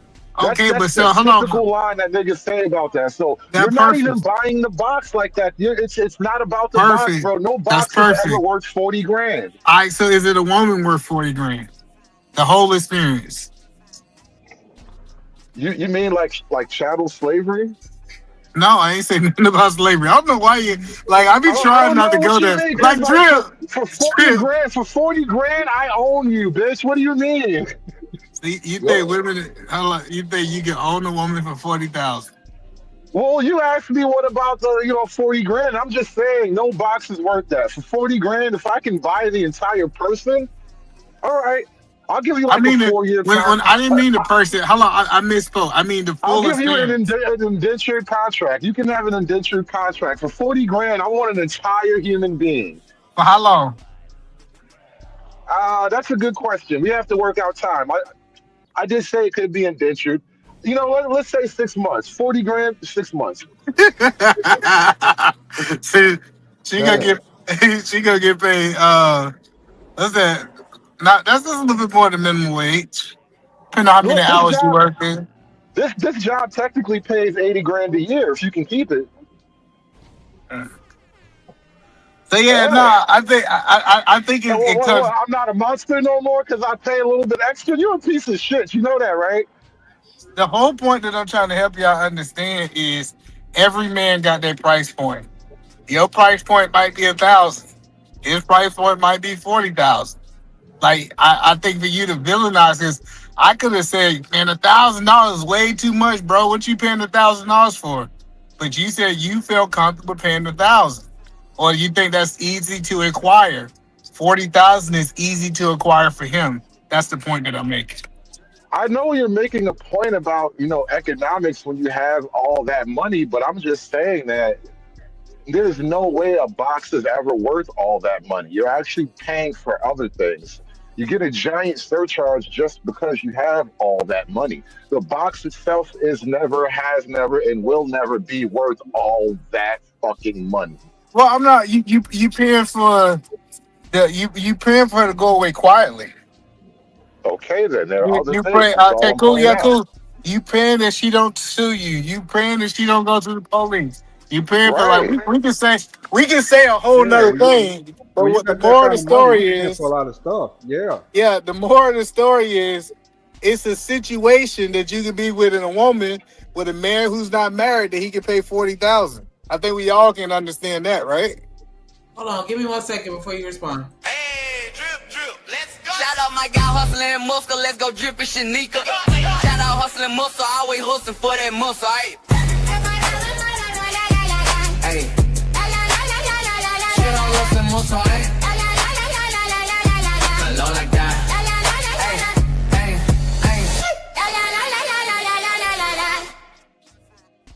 Hey, what up, H&M in the building? What up, big dog? That's the big spinner. He know he done got some $40,000 box.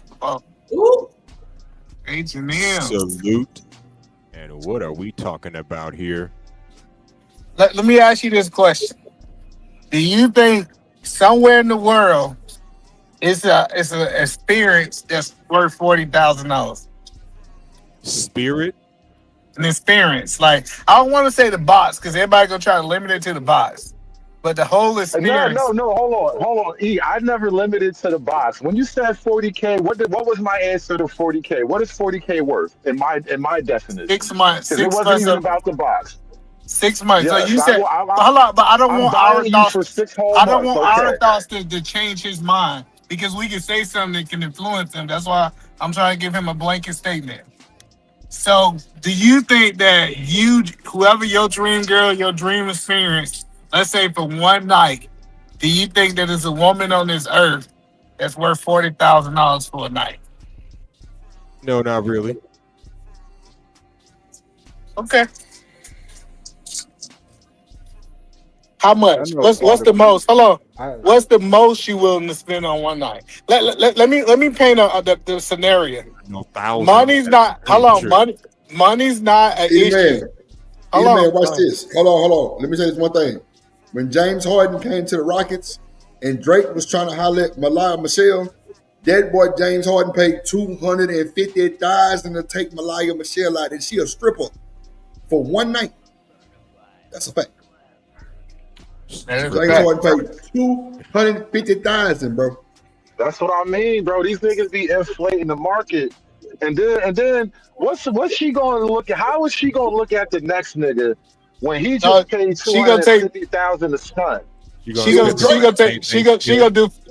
gonna go back to the strip club and sleep with the next dude for $500. But that's not important. That's what I mean. Drake was in love with it. Up the market, bro. Nah, bro. Drake was in love with this woman, bro. Drake was. Hello, in but love. 1 second. Hello, this is important. So Hustler, I give you $10 million. What's the most you? Hello, wait for a second. I give you $10 million, right? You got $10 million in the bank, and you can go after whatever your dream girl is. What's the most you gonna spend on her?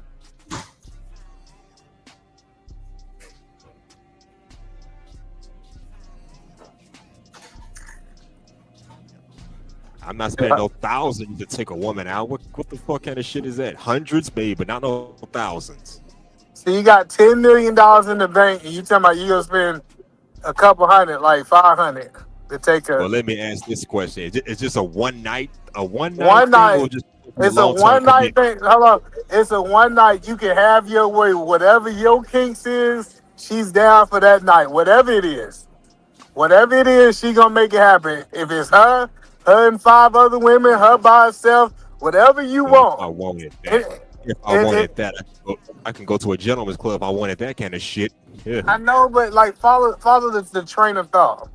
If you got $10 million in the bank, what's the most you saying you willing to offer her to have this experience? And this who you want to be. This ain't the one that you want. She could be a virgin. She could be untouched. She could be whatever you want.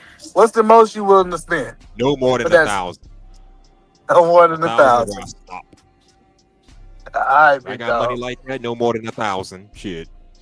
Yeah. You get sued. You going to court. You gonna be sitting beside Diddy. You gonna be in jail too.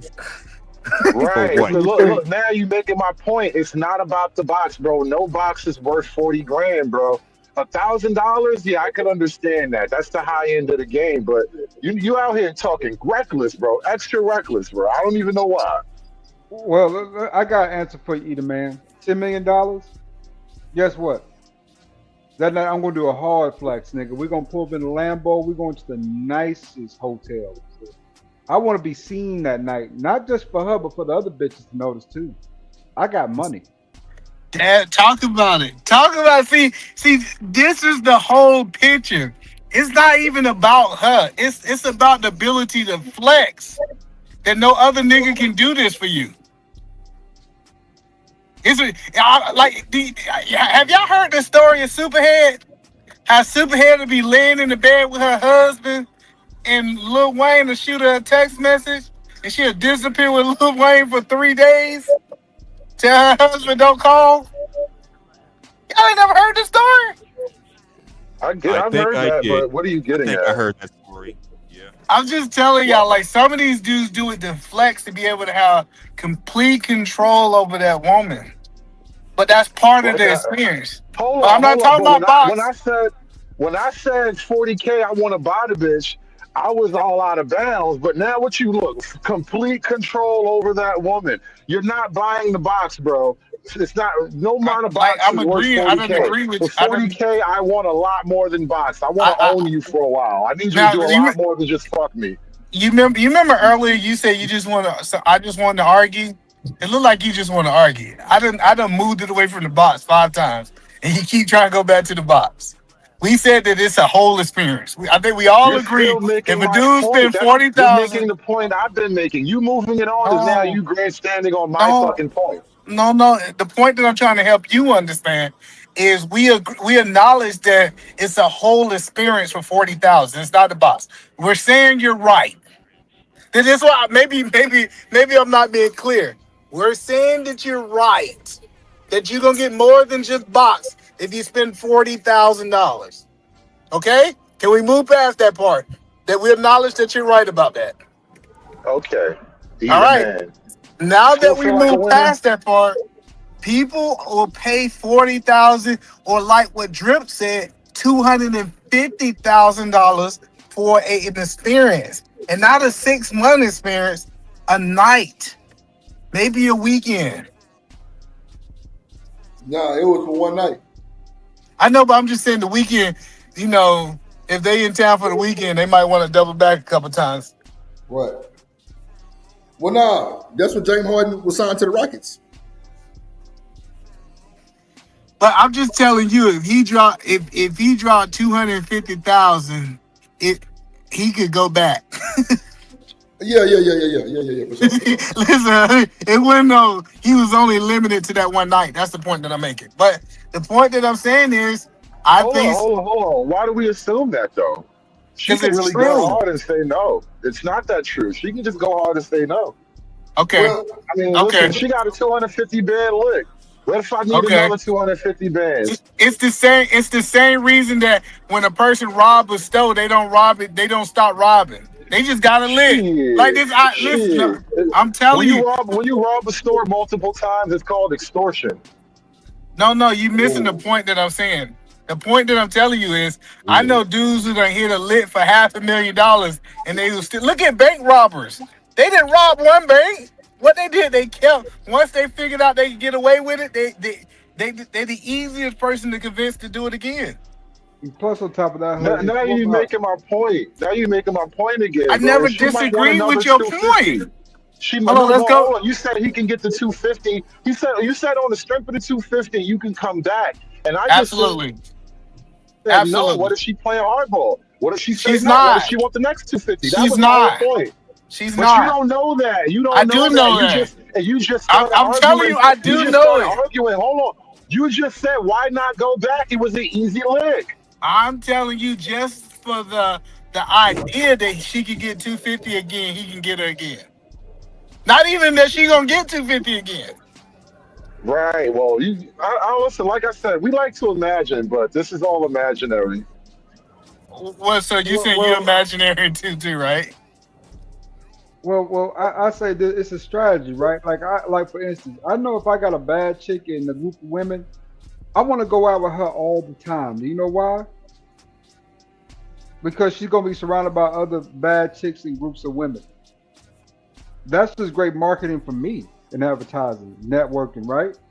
Get to know some folks. You know what I'm saying?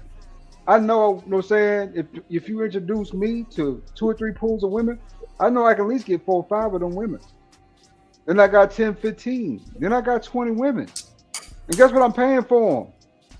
Nothing, not a penny. This is all I rep.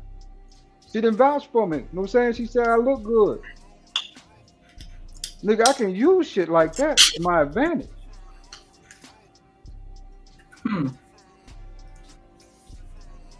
Oh no. So she make your stock go up, and you just doing that initial investment of $40K. Exactly.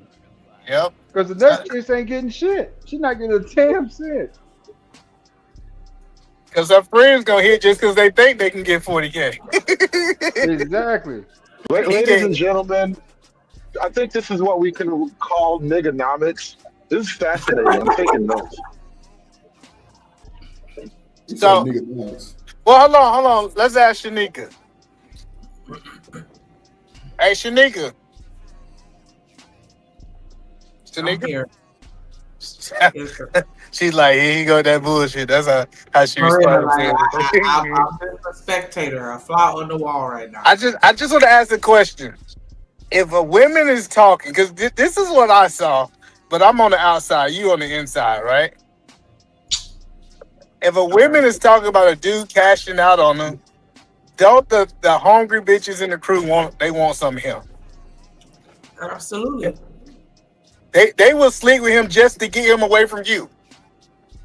Yeah. Because they like, so that's the point that he said this is nigga armatry or whatever he said. I'm telling him that women are envious of that. You telling me he gave you 40,000? Oh, I need to get him away from me. I need to get him away from you. I just need. It's some women be out there trying to suck his dick just to show. Dang, she can't suck it like I can. Women love to compete against beautiful women. They like taking pretty women's shit. They really do. And so, you know, That things is true. You have women that will befriend you just so that they can study you. exactly.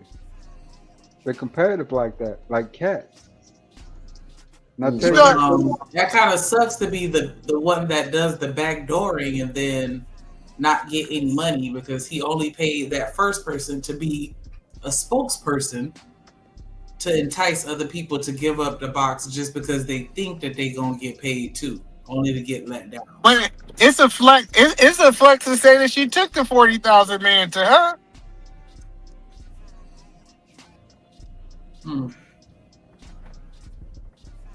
Okay. Because the reason I believe this, Shanika, after every breakup, if a dude done been with women, it's funny how he get that inbox with a friend. I get it. To me, that's not a flex, but I understand, I guess, the niggonomics behind it. Like that's 40K, man. 40K for the experience. I'm saying to be like, yeah, I took her, but I ain't getting nothing out of it. Like, girl, It's get the fuck fascinating. out of Isn't here it? with that shit. Niggas be having the most amazing conversations. I know, that's don't why get you it. come, nigga. Because I our don't get it. conversation is good. You try to make it seem like you ain't here for the conversation. Nah, I'm just amazed that it's a flex to spend 40K. I mean, It is a flex. What are you talking about? I imagine for some dudes it is, but it's just a weird conversation to me. I'm just saying, you don't think it's a flex for a dude to drop 40K in a night? Not exactly, no. That's crazy. I think That's it's foolish. crazy. I think it's foolish spending. I mean, It is foolish. It's still flexing. See, we didn't say that it was smart flexing. It is still flexing. No. It ain't tricking if you got it. Let's just keep it real. Ooh. that's the If, point of it if all, you though. got It's nice to $10 have million, it. if you got $10 million, you spend 40K on absolute bullshit, ain't nobody gonna notice. But here's the thing about it, right? If you're a millionaire, that's what it is to have millions of dollars. Sometimes you're gonna spend money on some bullshit because, like, you got all this money, and That's so the it's not point. even a flex. It's just that's what you do. It is definitely a flex. Listen, I'm telling you, me being in the club section, a dude come in the club and he drop 30, 40,000 in a night. It is a flex. Point blank, period. I mean, I'm happy that you're happy, I suppose. That nigga got no feelings. This nigga That's still funny. No, I because mean, it's he's just like definitely gonna have everybody's attention if you come in there spending money like that. Like, you know, in those type of environments, you come in a strip club and you just throwing racks on racks on racks in the air. Everybody will be looking your way. So Like, I just don't understand how a nigga who make 40,000 a year say it's not a flex for a nigga to spend 40,000 in a night. oops. money is money, bro. It's nice to have it, but it's still just money. But that's but it's still a flex. It's okay. I'm happy that it's a flex. I am calling cap on your bullshit tonight because if you had $10 million, nigga, you do it too. Nigga be over there trying to buy African women now. We already know that. You be over there trying to flex in the motherfucker. Listen. Yeah, me flexing is buying a bitch, bro. That's how I flex. So you talking about this throwing money in the club on strippers? It doesn't equate to me. That's not a flex. All right. I want to have a six pack of Guatemalans. That's a flex. Exactly. You just proved our point. You wanted to buy 6, he bought 1. Y'all ain't no different, nigga. Remember, it's just for the evening. It's not really buying as much as renting, right? I'm doing it for the photo ops. Yeah, I'm going to hit that thing. I'm going to hit it, you know what I'm saying, probably 5, 6 times. But it's really not for that. It's more for the photo op and the branding, right? The marketing. I want people to know that I'm rich. That way I can start really getting free shit. Because if you're rich and people know you're rich, people will acquiesce to your every need, desire, and you'll get most of that shit for free. My boy going up in the club, he used to play for the Hawk, right? Up in the club, he got 4 ball aces for nothing. Just because he was there. Got a check too. You know what I'm saying? They pay you when you rich, and you know what I'm saying, people know who you are because of your celebrity. You can get paid out that alone without doing a damn thing. Shit, old football players, baseball players do card signings, man. You know what I'm saying? Come up with, what is it, 150, 200K a night. Just based on their name. Brandon, man, in this day and age, Brandon is like a big thing. You got to recognize your brand matters out here, right? Okay. It's all about marketing and branding. Okay. But yeah, I would think that that's more so you being famous than being rich. What about the person that got a whole bunch of money but doesn't have the celebrity status? They not getting in for free. Exactly. And that's why. Because don't nobody know who they are. Don't nobody know who they is. You know, if you blend in with the bum niggas, no matter how much money you got, everybody gonna automatically assume that you a bum too, right?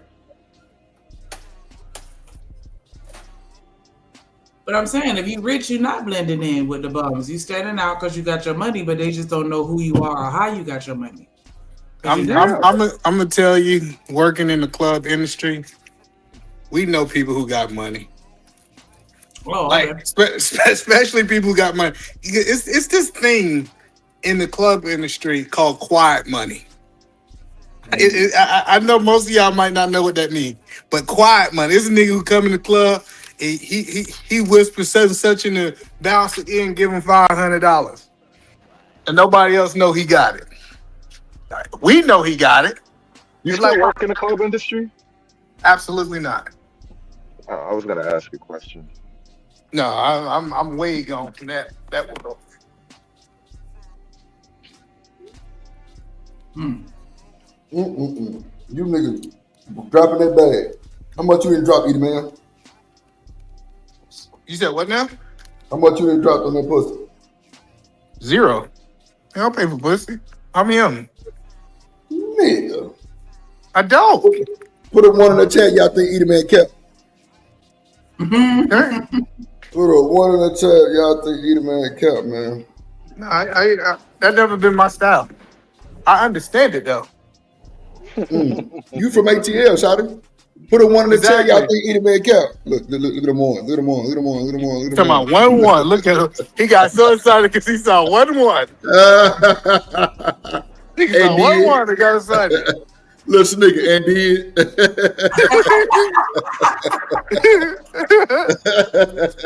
Nah, man. It just ain't never. My dog, bro, I be fucking with you, bro. You know. Nah, that never been like my thing. Right. I feel you though. Like paying for like coochie was never my thing. So let me ask you this: when y'all was in the military, was it kind of free? No, let me tell you.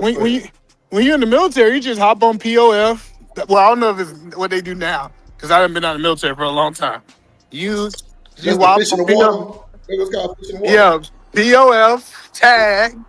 Like when you get to a new, I remember every new city I got to in the military, it was always some lonely local waiting for me. Oh wow, that's a fact. That's a fact. That's a lonely local. I can't stay in this nigga here, bro. Just letting you know, she was waiting on me. She was like, "Oh, Edie Man."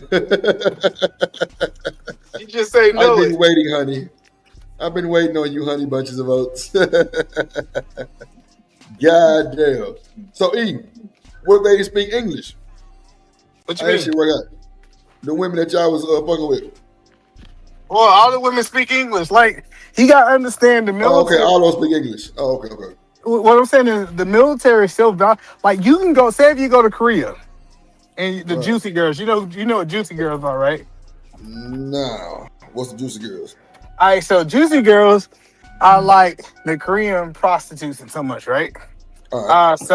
So the Juicy Girls are usually hired by like the club owner, and their job is to try to get as much money out the military guys. So like they sit down with you. Well, they kind of do this in America too, right? They sit like down with you. They kind of like. They're going to flirt with you. They're going to ask you to buy drinks. They're going to ask you to buy their friends drinks. Their job is to get you to spend as much money as they possibly can. right? Like okay, prostitute. Okay, got you. Okay. Well, I wouldn't say it's a prostitute. It's a hustle. It's literally a hustle. Like, so imagine, man, it happens in America. Like the women that actually work for the club and they sitting at the bar and their job is to sit there and let men walk up and buy them drinks. Right. Like a lot of people think that women just hang out in the club, and they don't know that half of them women work for the club.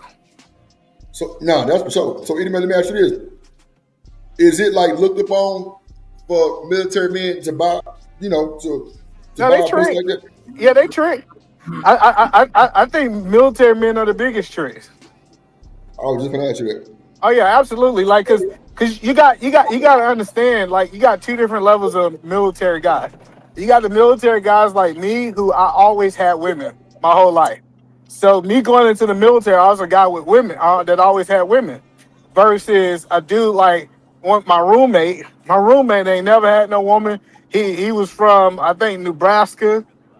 And he was in this phase as a white boy was in this phase that he wanted a black woman and he didn't even know where to start. So you know he started with his military paycheck. That's what he started at. Just being honest. Right? So it's different levels of dudes, but it's like dudes in the military who was like had all the women and he just went to the military. So those guys who knew how to talk to women, they didn't trick. But then there was a whole nother group of dudes who did it. But then, like I said, it's more to it. Because, so let me ask you this question. The drip. So the dude go to a massage parlor, and he get a massage, and he give a big tip for a happy ending. Do you call that tricking? Is it for a happy ending or is it for a tip? Well, no. Well, he went to get the massage. So he actually got the massage, but he gave a little bit extra for a happy ending. Is that tricking? Yeah. You said what? Yeah. Okay. Well, in that case, yeah, most military men trick that. Okay, I got you. Yeah. Because I mean, bro, you paying for that service that she's gonna give you, right? No, you went to get a massage, and she tell you, hey man, for the happy ending. The happy ending is sucky long time. Yeah, whatever it is. But what the point that I'm making is, I wouldn't look at that as tricking. What? Especially, why? I wouldn't look at it trick. So after you get a massage, it is custom for you to tip. You agree with that? Yeah, but nigga, tipping and happy ending tipping is two different things, right? Can we say that? Not necessarily. That's what I'm saying. It all depends where you at in the world, right? Let's say that it depends on where you at in the world, and then it's all about how much it is. So, say for example, if you got $100 massage, do you think a $40, $50 is tricking, or is that a tip? See, I don't know because either man, see me, bro, I go get my feet done. You know what I'm saying? And every time I leave, I at least tip 15, but I don't be looking at her like, yeah, you gonna suck that dick for about another 75 type shit, happy ending, like so. Well, I'm just saying, but what if it's just that she's appreciating you for your nice tip? Man, come on. You be twisted. Go to bed, bro. I just asked the question. Listen. No. Like, so I think it's a clear difference. Talk about a nigga playing to win, bro. That nigga eat man playing to win, nigga. Playing in my face, what we doing? No, listen, I just want y'all to understand. It's a difference if you reach out to a prostitute and y'all whole transaction is based on sex versus you already there for a massage and you just get the happy ending. I look at those two different things as different. Now, if you went to the massage, go ahead.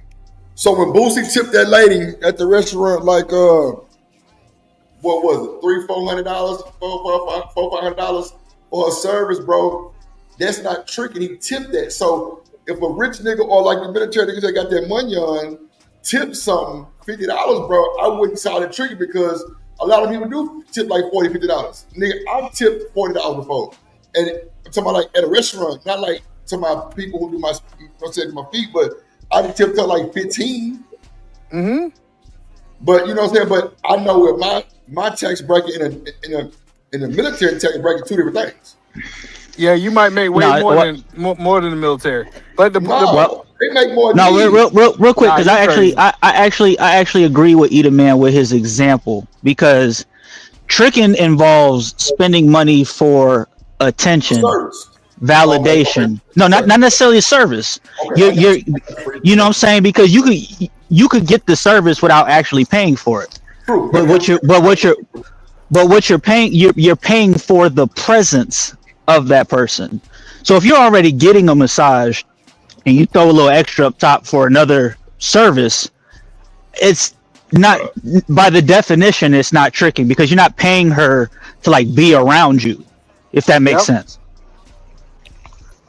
Like I said, $50 with a massage. I don't think that's tricking if you state the fact that this is your tip. But if you looking for extra, I think you missed what he said. He said if she's already there. I get it, but if she's already there, you're not paying. You paying for an extra service versus you paying her to come out for this service. But ain't no coming out for the service. Everything is held there. No, you missing. I think you missing it. All right, you're right. Go ahead, finish up. I don't want to talk about it no more. No,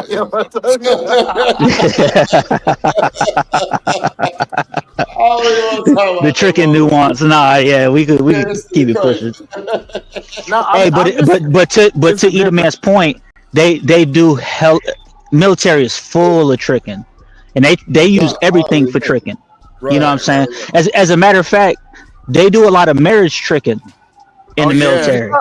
That's huge. What's up with drinking cold? What's going on tonight? Why is we dry snitching on niggas up in here? It's not dry snitching. This ain't dry snitching. Y'all scared that somebody Yo, wait, bro. Okay, look, there's no such thing as dry snitching. Snitching ain't wet or dry. If you telling, you telling. This ain't snitching. This ain't even like military secrets. Everybody knows about it. Yeah, man. What the hell? Nigga, what are you talking about? Well, military men is tricks. This, that, man. Why in the hell is y'all calling out military men? Those men serve this country. Whatever they do is their business. I don't care if you didn't serve. Like, I think it's no problem. Yeah, that's not the point. Yeah, I wouldn't shitting on them.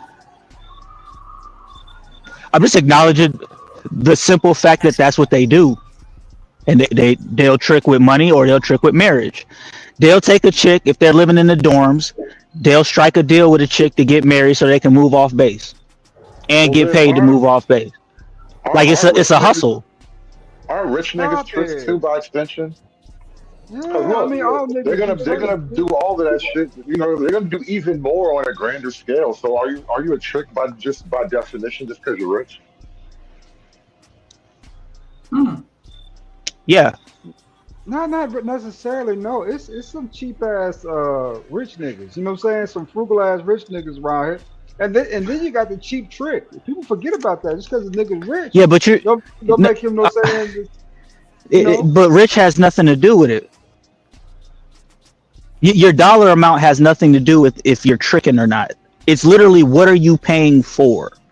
If you're paying for her to be around you, you are tricking. It don't matter what the dollar amount is. It don't matter how rich you are. If she don't want to be around you and you're paying her to be around you, to validate you, to give you attention, all that stuff, that is tricking. To each his own. Okay. Got the definition. Pull up the definition. That's all I'm talking about, Shanika. Get in there. No, I was saying that he just gave the definition, but okay. We just had Dwayne Wade, a rich black man, go 50-50 with Gabrielle Union. Not all rich niggas is tricks. I don't think that had anything to do with what I just said. And the crazy, because you are 100% right. Always will never be the case for any group of people in any situation. That's why he didn't say it. Yeah. Offset just sued Cardi B. He definitely ain't tricking. He definitely. Yeah.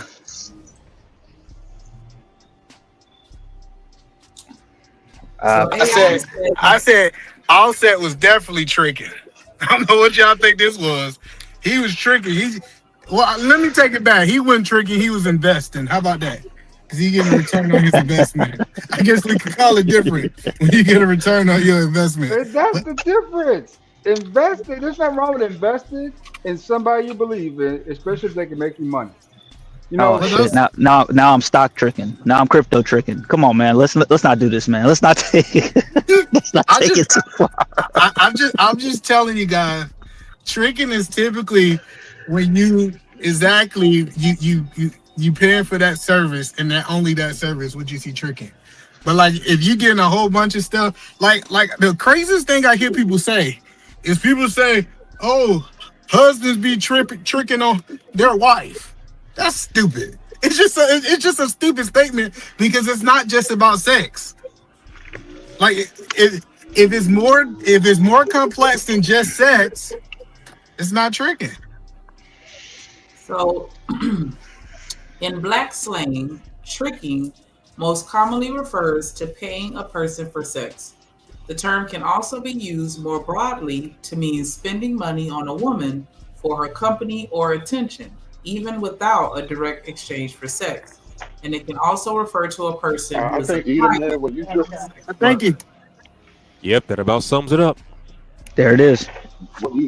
When you just mentioned marriage, Eden, man, how dudes do things for their wives, and that's not supposed to be called tricking. I think that's the only context where it just wouldn't have to come up. Outside of that, you're in a gray area. It's all gray tricking. It's all gray tricking. It's all gray tricking. Marriage is not tricking. Just saying. No, That should be a future show title, by the way. Well, hold on. Let's dive into it. I got a question. Is Diddy a trick? Diddy? Is Diddy a trick? Of course, Yeah, of course he is. he one of the biggest tricks. He the one taught people how to This is trick. why I asked the question. This is why I asked the question about like rich men. Are you a trick just because you're a rich man? And I don't necessarily think you are. But when you look at like celebrity culture, they have made a culture of tricking. Well, hold on, Yeah, no, they let's throwing be all clear. kinds Hold of on, money hold on. around, man. No, I want to be clear. Diddy was not a trick with Cassidy. I didn't call him a trick because Cassidy, they was in a full-blown relationship. He got a lot of value out of that. Like, so, I'm That saying doesn't mean he wasn't a trick even in a No, relationship. Like, I'm not- agreeing. I'm not even going to separate that. He was No, tricking. He's a I trick. think he was a trick when You he know was what paying makes those you- male prostitutes. You know what it makes you a trick and what doesn't really? Your ROI, your return on investment, right? But every trick get a return on investment. That's why I don't like you saying that. See, I hate when I gotta tell you, bro. I hate when niggas do this, bro. The definition was clearly read, and now we got to go into this other. Like the definition was read, man. It ain't got nothing to do with ROI. That's why I said once it's outside of a marriage, everything is a gray area tricking, bro. Niggas trying to just pretend for ego and clout and all of this. It's all gray area, different levels of the same shit. That's perfect. So you saying drip over there tricking until he get married. That's what you said. Tricking, No, I drip. said when it comes to That's spending money on between women, you and Drip. when it comes to spending money on women, this is all gray areas. It's all a gray area. Outside of an actual wife, it's just all a gray area. No, but no, the sex have to be there. Or I don't like the second definition because like Yeah, well, you don't have to like it. That's the problem, E. You don't make the definitions. You I read do. them and accept them. no, I make them. I hear you, bro. I hear you. So the reason I don't like it is because the reason sex is so important in tricking, because if you spend time with your sister and no sex there, you wouldn't call it tricking. Yeah, see, that's what I'm saying. I think sex have to be there too. It just can't be No. for quality time. I'm telling you, because like No. if that's the case, anytime you interact with anybody without sex, it can be considered tricking. It can be. It just depends on the dynamic. I'll put it like this: over in Japan, you got guys spending all kinds of money just to have a woman in their presence, not even have sex with them, just for a form of companionship. See, It is tricking. That's not tricking. That's simping. You know why? Simping You know is different why? from tricking. No, I'm no, telling no. you, This is tricking you this gotta is have niggas, sex. bro. Now, see, here we go. no, This is the niggas. reason I'm saying that is listen. For it to be tricking. That nigga playing to win. I see you, E. I see you. Go Right. ahead, bro. I'm just trying to tell you. So listen. So if you go out with your sister and you spend money on her and give your sister money, will we call that tricking?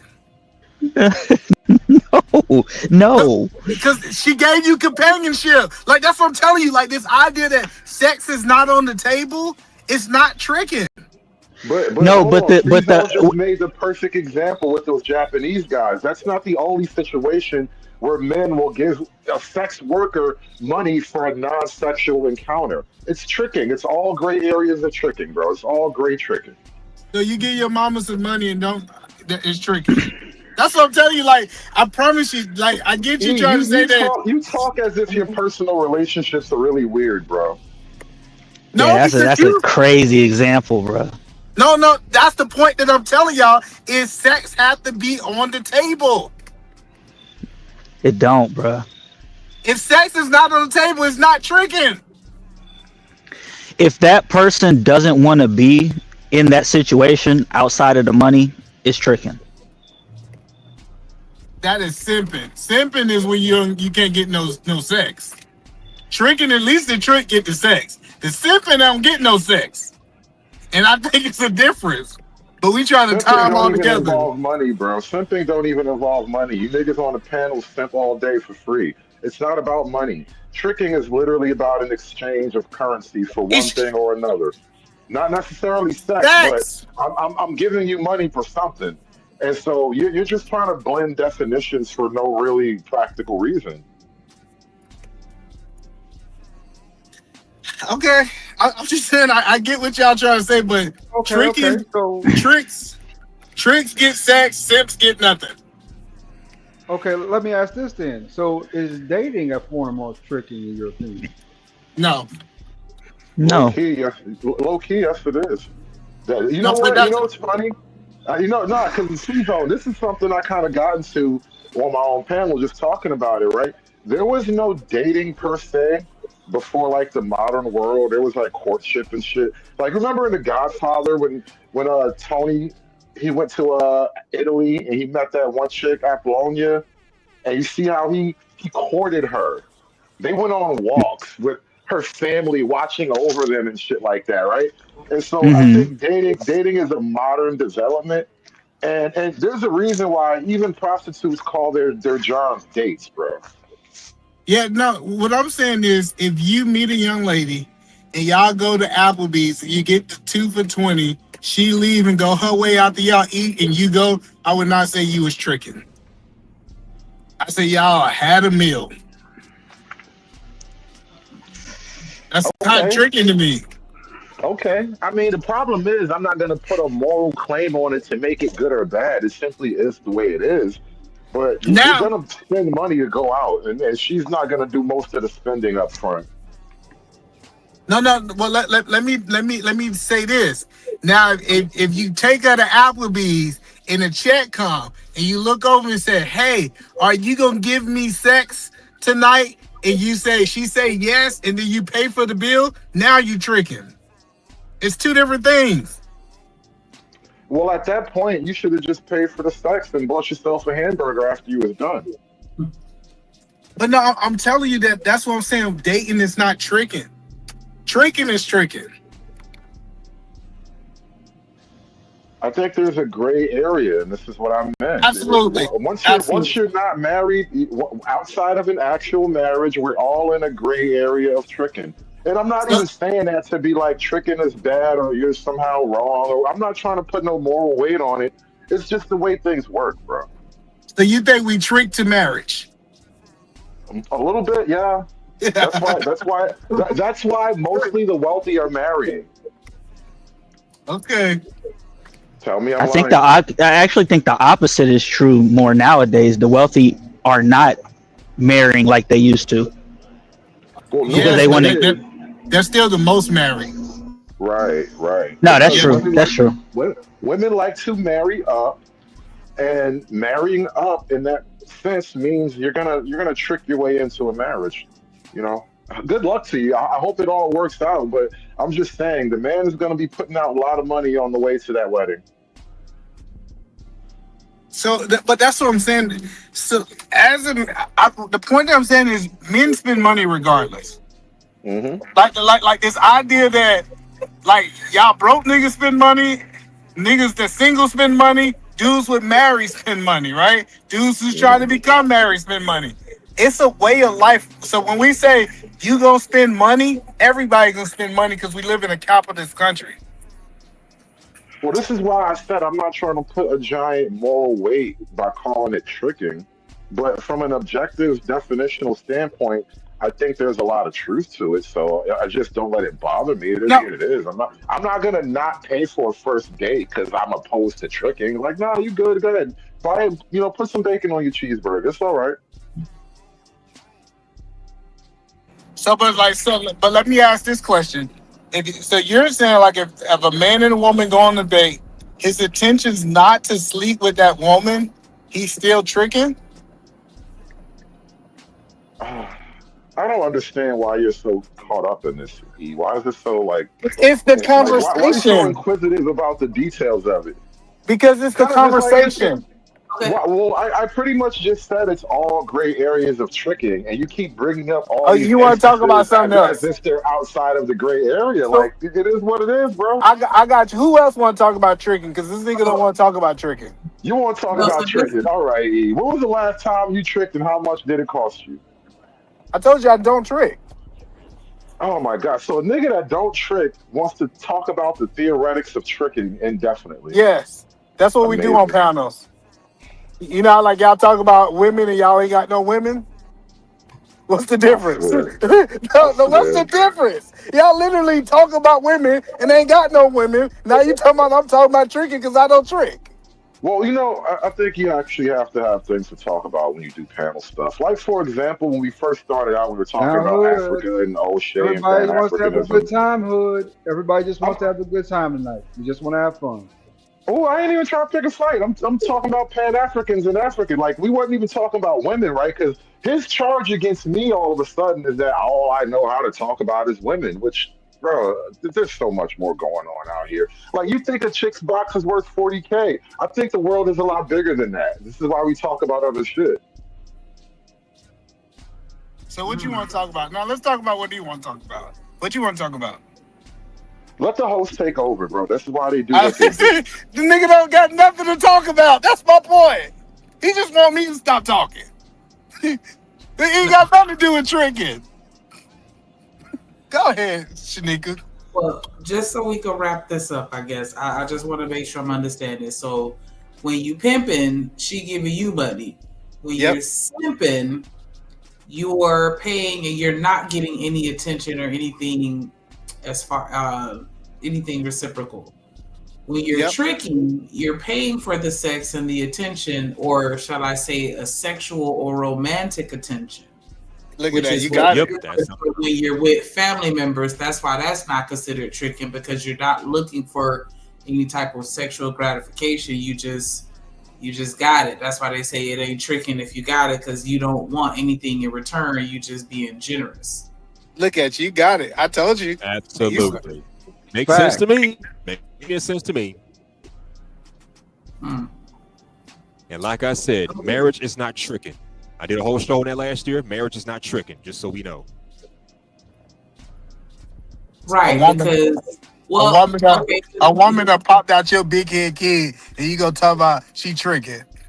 like you tricking, and she done put your No, she done brought we your are not big gonna, head kid hold out. on. We are not Listen, gonna, we are not going to compare prostitution to marriage. Come on, let's not do that. I did a whole show on that. Check that out if you want to. We are not doing that. I literally had a married woman come on my show like, she been hearing this shit for years, and it got her going. I'm like, talk your shit, man. I'm talk your shit.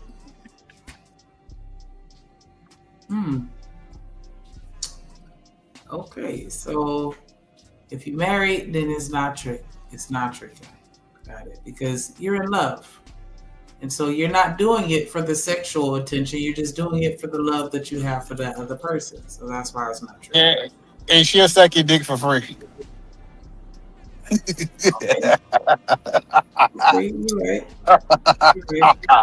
Hey, we can go to what you want to talk about. You want to watch a video? Because I don't know why Trick is starting to offend him for some reason. I guess I was talking about his people. He ain't like that. Okay, hold on. I'm just not as excited about the subject as you are.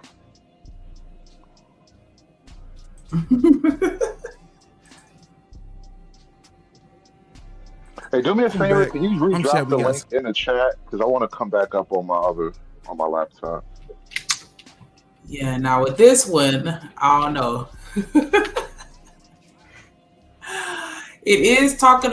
It wasn't. I don't think the conversation was originally about Ayesha Curry, but then, or maybe it was. I don't know. But no.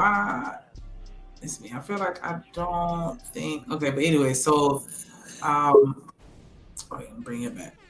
Shanika, you can't hear me? Now I can. Shanika, why do every time I come up here, everybody say I'm passionate about every conversation? You ever notice that? I don't know why you passionate about this one. I don't know why you passionate about Ayesha Curry. I don't know, like people act like I choose subjects to be passionate about. I think that's crazy. I think that's what they're noticing. You're passionate about everything. Yeah, it's not about tricking. Like everybody keep trying to say, you're so passionate about talking about tricking. I'm passionate about communicating. I don't care what the topic is. Maybe you should keep some of your passion in check, big guy. No. That's how my 5-year-old tell me. No. But yeah, the overall gist is because they were saying like, you know, at this point, like, are we dragging it? Are we dragging it? Should we give her grace at this point? Like, hey, she's not a bad person. You know, she's not out here thotting and bopping and doing nothing super extreme. So are we making a mountain out of a molehill? Yes. Fair use. Drip Nation Fair Use. This content is used under the Fair Use Doctrine as defined in Section 107 of the Copyright Act. It is used for educational and commentary purposes. All rights to the original content belong to their respective owners. We do not claim ownership of any copyrighted material. Welcome back. I'm Shad. We got ourselves another video. We got another Lapeef video. And guess what they're talking about? Ayesha Curry. Mild shock. I ain't gonna lie, man.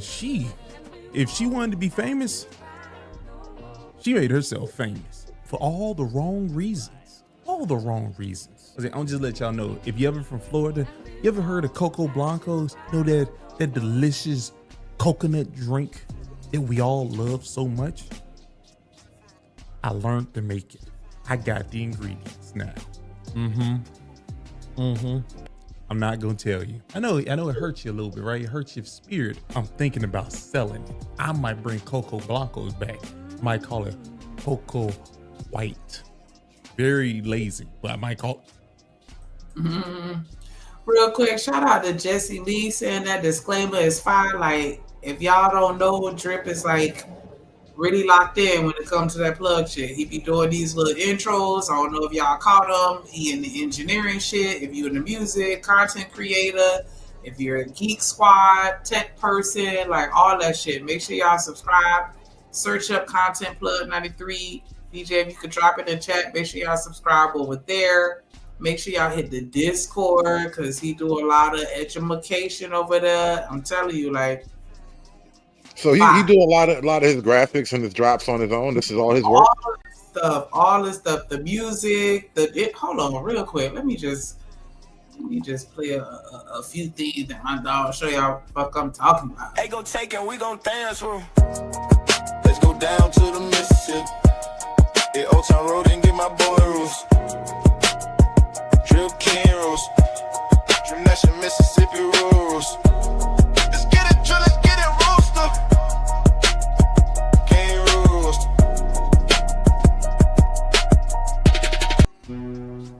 Out of all the ones. Shit.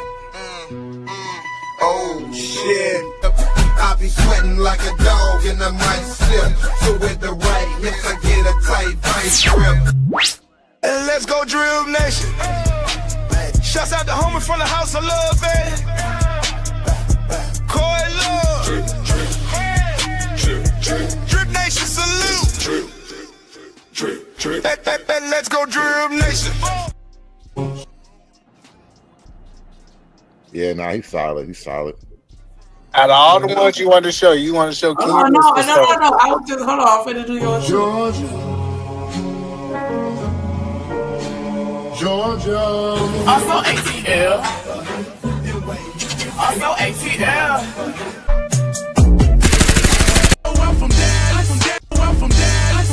Oak Cliff. South Dallas. Pleasant Grove.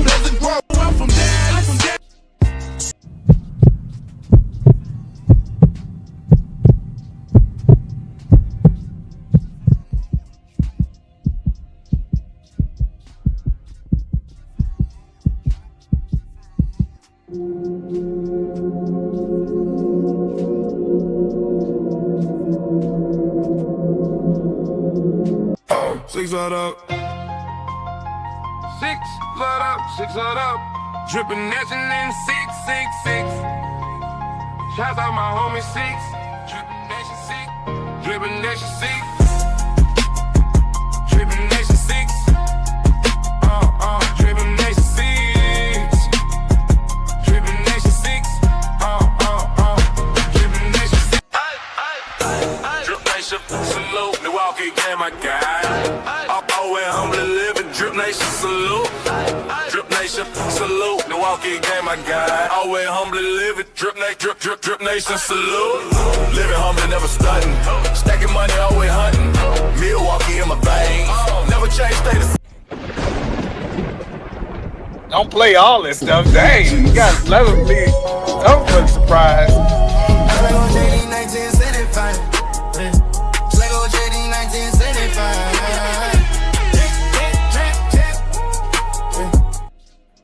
I don't give a fuck. I play every single motherfucking one.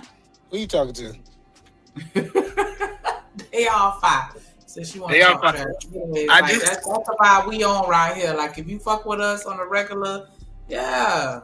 I like that they all different. Like, you know how some people just get like one video and just change out the pictures? I like that they all got their own characteristics. Absolutely, because everybody different. So, you know, we got to put that little twang on it. You know what I'm saying? That's how we do over here. Make sure y'all hit the like button and subscribe. Make sure y'all, drop a super chat. Everybody over here, appreciate you. Everybody that's at Hood Servitors, drop a super chat over there too. Yeah, support. But We building Shanika, over here. Yes. do you feel like Steph Curry won by having one woman have all his kids and raise his kids to be successful kids? Do I feel like he won if he had one person to raise all of his kids and bear all of his children? Sure. Yeah, and I'm like, and been in a marriage successfully for 20 years. Like when I hear people, it's like, man, I feel bad for Steph Curry, and I'm like, nigga, you got 3 baby mamas. Steph Curry feel bad for you. I love how you be making up niggas to argue against, though. I do agree that he did win in life, but I also think she won in life too. She did win. Absolutely. Together. That's really where the criticism comes from, and I get it. Women be having all kind of internal turmoil with their emotions and all of that shit. I think a lot of that stuff is better left unsaid in public. Like these are conversations that you need to be having with your girlfriend and your mom and your auntie or some shit. You can't really be. I think it's bad form to talk about some of the relationship highs and lows within the marriage. I think women have gotten way too comfortable talking about this stuff in public, because what winds up happening is it doesn't always come off the way you want it to. Yeah, I agree, but I'm trying to understand, what did she talk about the relationship? Well, no, that's what she's getting charged with, criticized for, and we talked about this before. Eve. She's not. No, she's getting criticized for telling how she felt. That's exactly what I said, though. It's literally what I said. No, it wasn't, sir. Literally, you said you about shouldn't talk about it. Saying that privately to her people. Well, I think it's levels to it. I think that those rules apply to common folks, but celebrities, they get a chance. Like, I think a lot of women would talk if they had the avenue to talk, but they're not important enough. Yeah, that's true. That's true. The thing is, though, like, I think if she should look at it. Well, not should. Who am I to tell her this? But I think when women get out there, especially these celebrity women, there tends to be a trend where they kind of speak in a way about the relationship as if they almost like she could have did better or some shit like that. And that's what people are criticizing her for. It's like, you know what? You actually won in life to almost the highest level possible. Like, what's next? Be the president's wife or some shit like that? You did pretty fucking well. And so it's just crazy to hear you complain about, oh, I felt this way and I felt that way. You know what? You felt infinite feelings along the way in life. Get over it. But that's what I'm trying to understand. I didn't listen to all the interviews. I never got that she felt that she could have got a better man than Steph Curry. Well, no, that's like when she was saying how, he's out there being all successful and a celebrity, and I want people to look at me too. It's like, I want to be desired too. And it's like, again, I get that you're a woman and you have feelings, and God knows women have feelings, but not everything needs to be for the world. And that's the problem with like the celebrity gossip thing. And this is why I got a little bit kind of like annoyed earlier, because we care too much about what celebrities talk about and all that shit. And so I'm like, she shouldn't have said it. And I really don't necessarily care anyway, because like, they're still together. I don't think she's going to divorce him about this. I don't think he wants to divorce her about that, which is what I said last time we talked about this. Like, I don't think it matters all that much in the grand scheme, but some things are better left to the personal, not the public. I agree. I agree that it's certain things that some things you shouldn't bring into the public. I just don't think that she embarrassed her relationship in any fashion. I don't think she spoke down on him in any fashion. I think she just is talking about the feelings that a lot of women feel.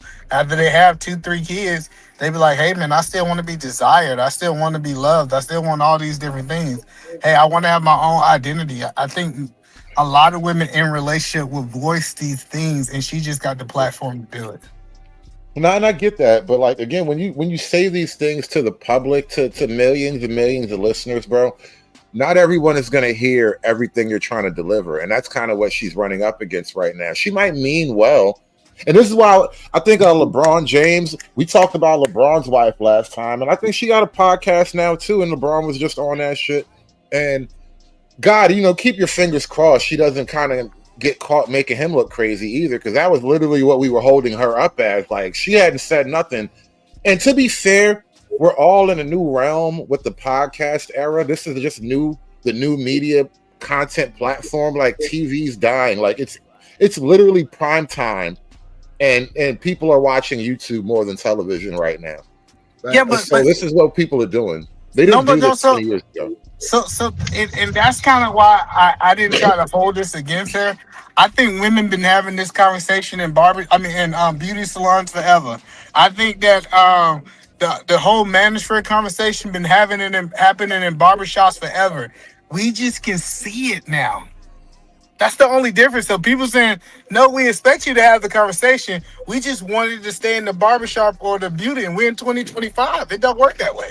I think you're wrong, but I want gotta read your super chat, because I see somebody wants them to drop their shit. I want to chime in real quick. I appreciate that. Shout out to Romello 747 Bangkok with the $10 super chat. He said, "Drop my shit." Yes, sir. Yes, sir. Trip Nation gang. Trippin' Romello 7 front, 7 flying, and 7 for the 7 flying, me and 7 for the 7 chip. No, we got that drip on the tip. No, we got that drip on the tip. No, we got that drip on the tip. Romello 7 for the 7 for the 7. That shit's so nice. I'm sorry, I gotta play it twice. Trip Nation gang. Trippin' Romello 7 front, 7 flying, and 7 for the 7 flying, me and 7 for the 7 chip. No, we got that drip on the tip. No, we got that drip on the tip. No, we got that drip on the tip. Romello 7 for the 7 for the 7.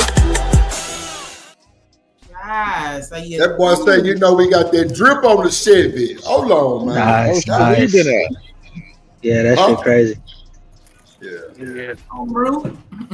Now, I wanted to say, E, you was wrong about the barbershop in this way.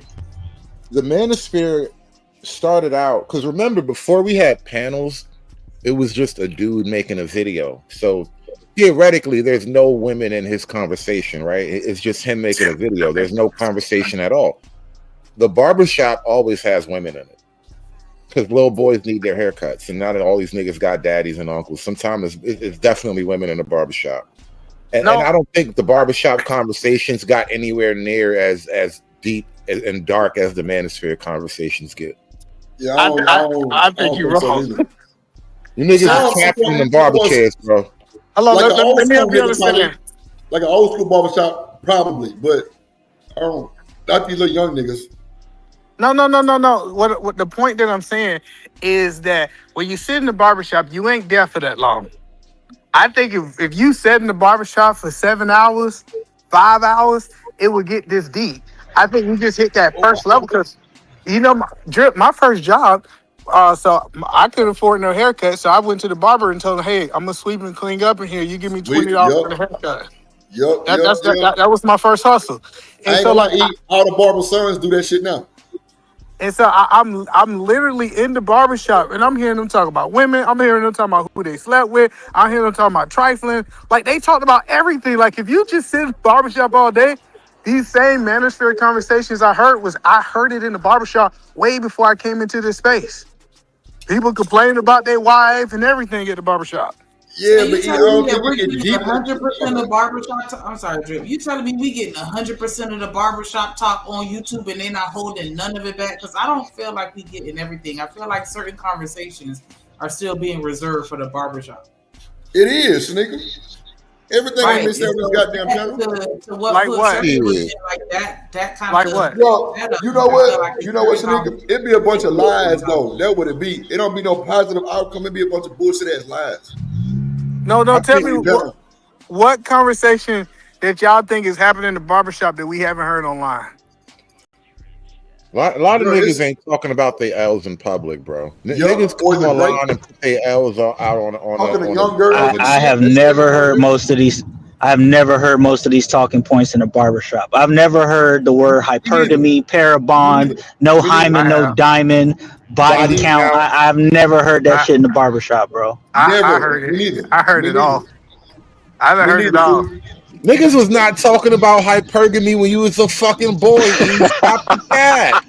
No, like nah, bro. No. Let's be clear. Let's be clear. I'm from the South.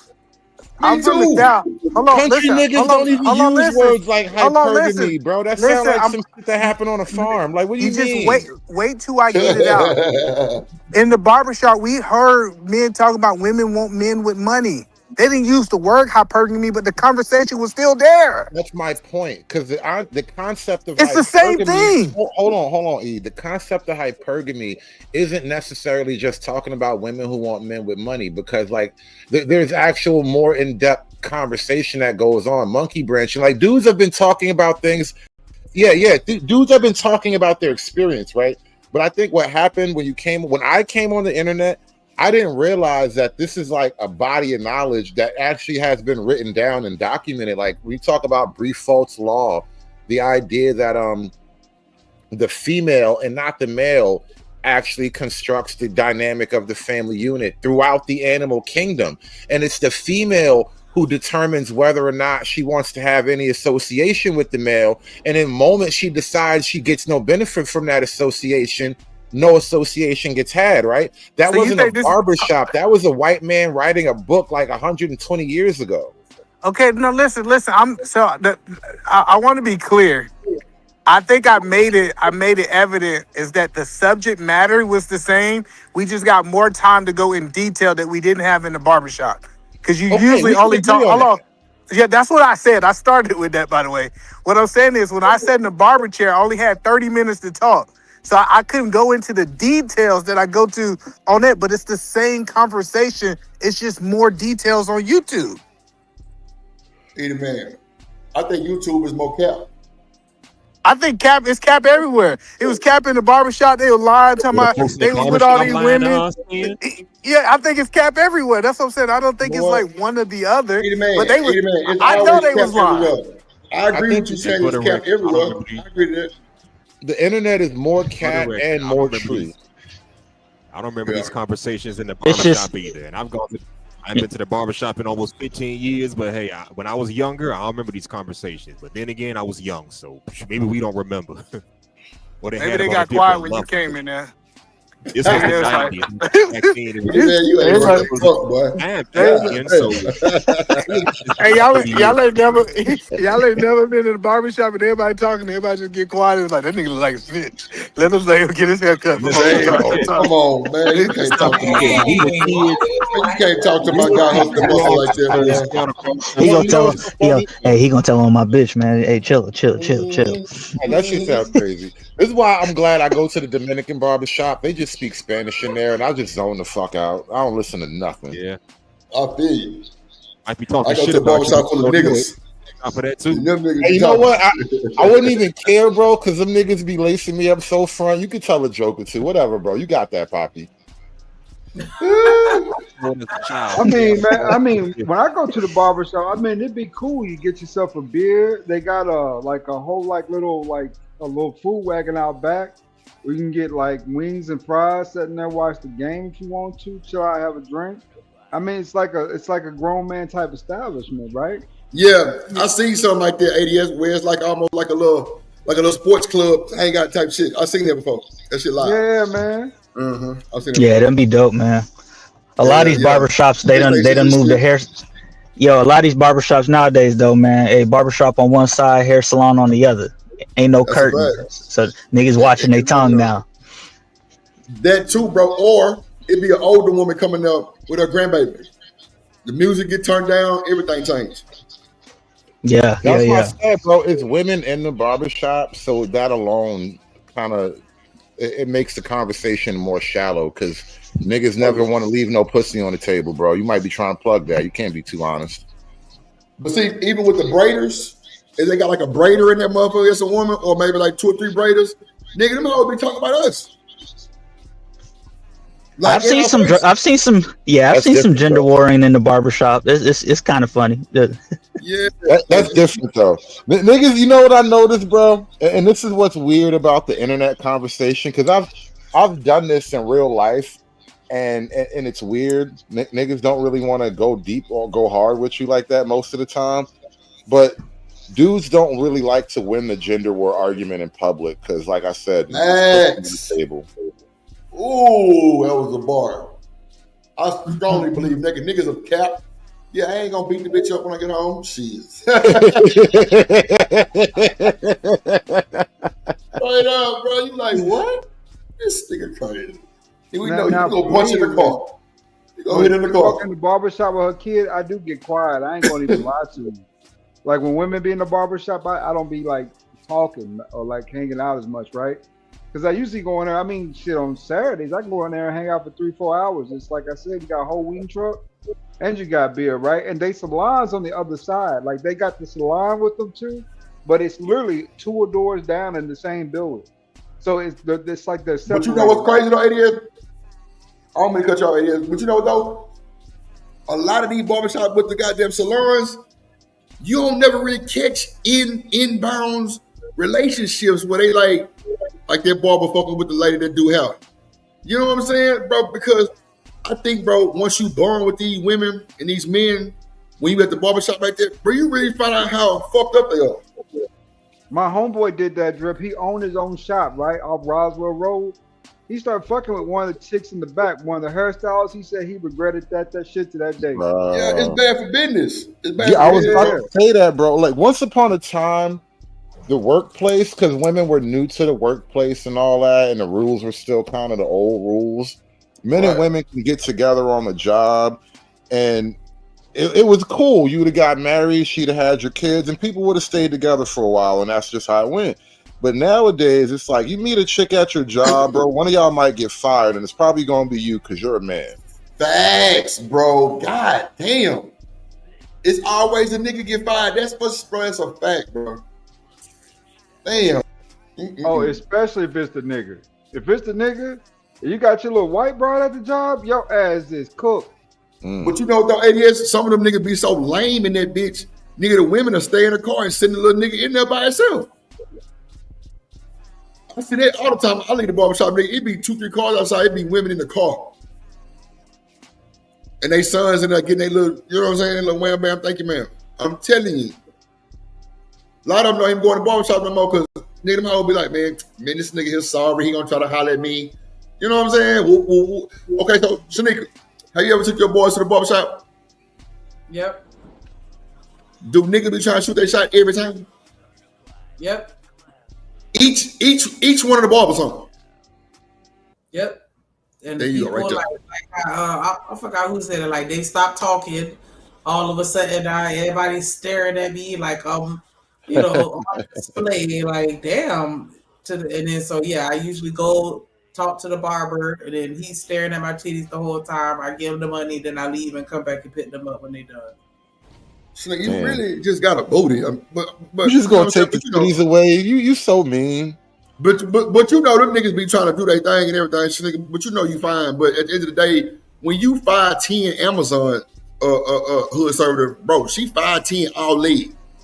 Nigga, you walk in a motherfucking barbershop, you demand attention immediately.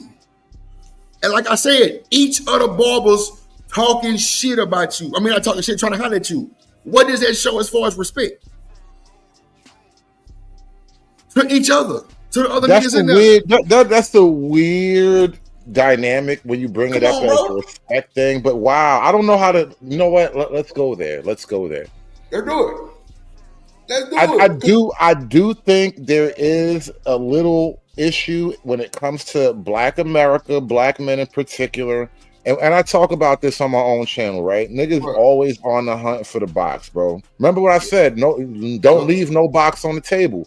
No. And so, like, it turns normal interactions into this nigga's after the box. Which, like, listen, let's be clear. I'm a dude. I would always accept the box if you want to give it to me. Oh, but if I'm always talking to you as if I'm after the box, then I am not being me on a certain level.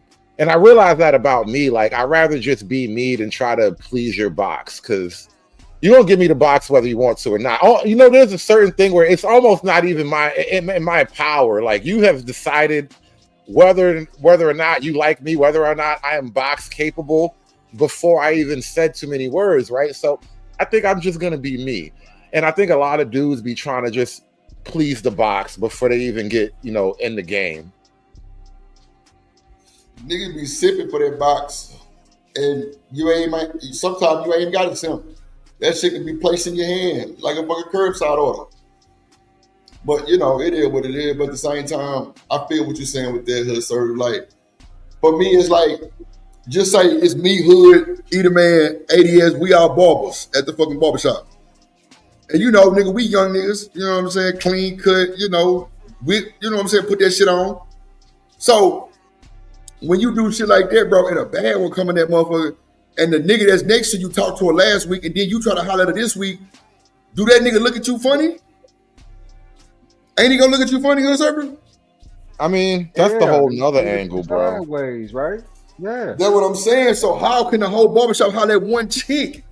It screams, how can I say this? Those the thirsty ass. Yeah, there you go, it screams thirst, my way. Like, niggas is thirsty though.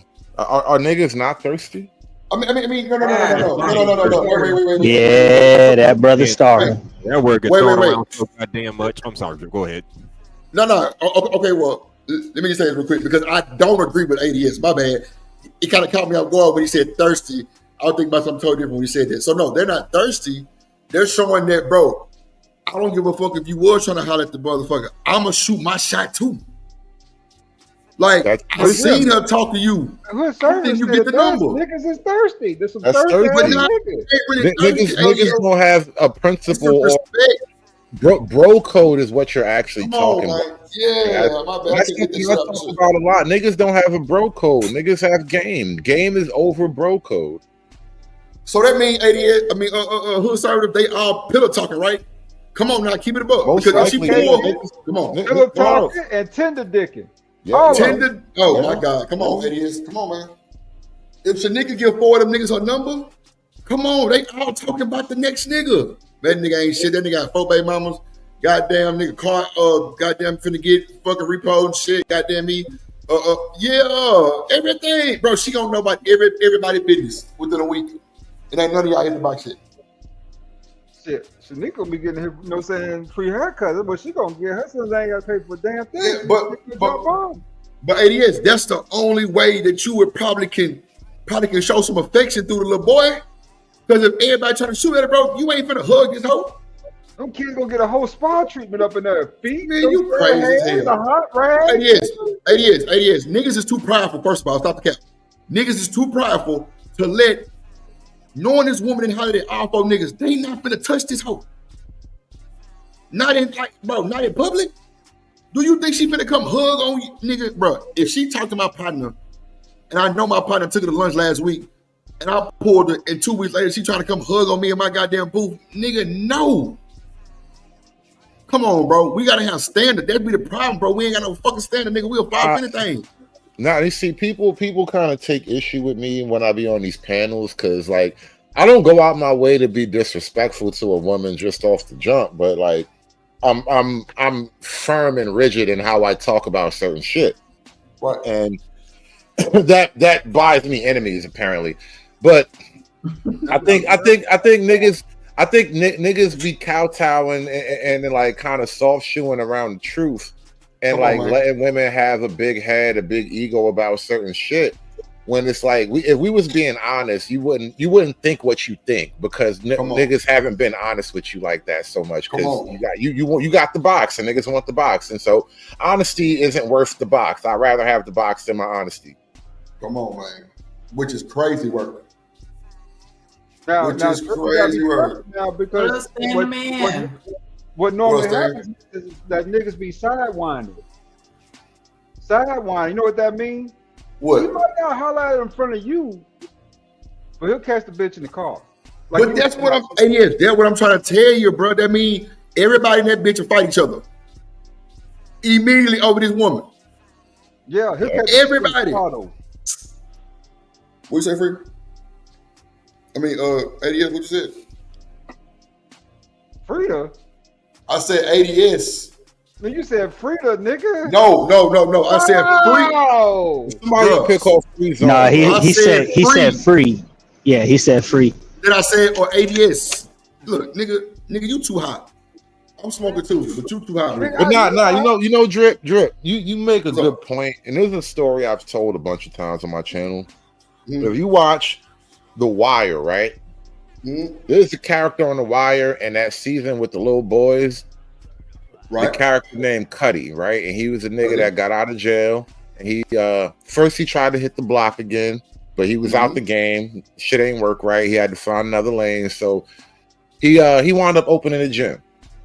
And he opened a gym, and now he's like the mentor to these little young niggas or whatever. The little boys, they like 13, 12, 14 years old, that age group, right?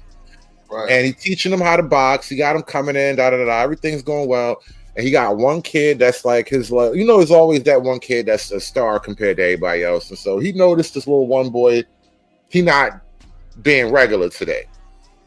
And as it turned out, Cuddy, you know how these niggas, when they come home from jail, and he a boxer anyway, so he in shape, he fit, he got the brick jail body.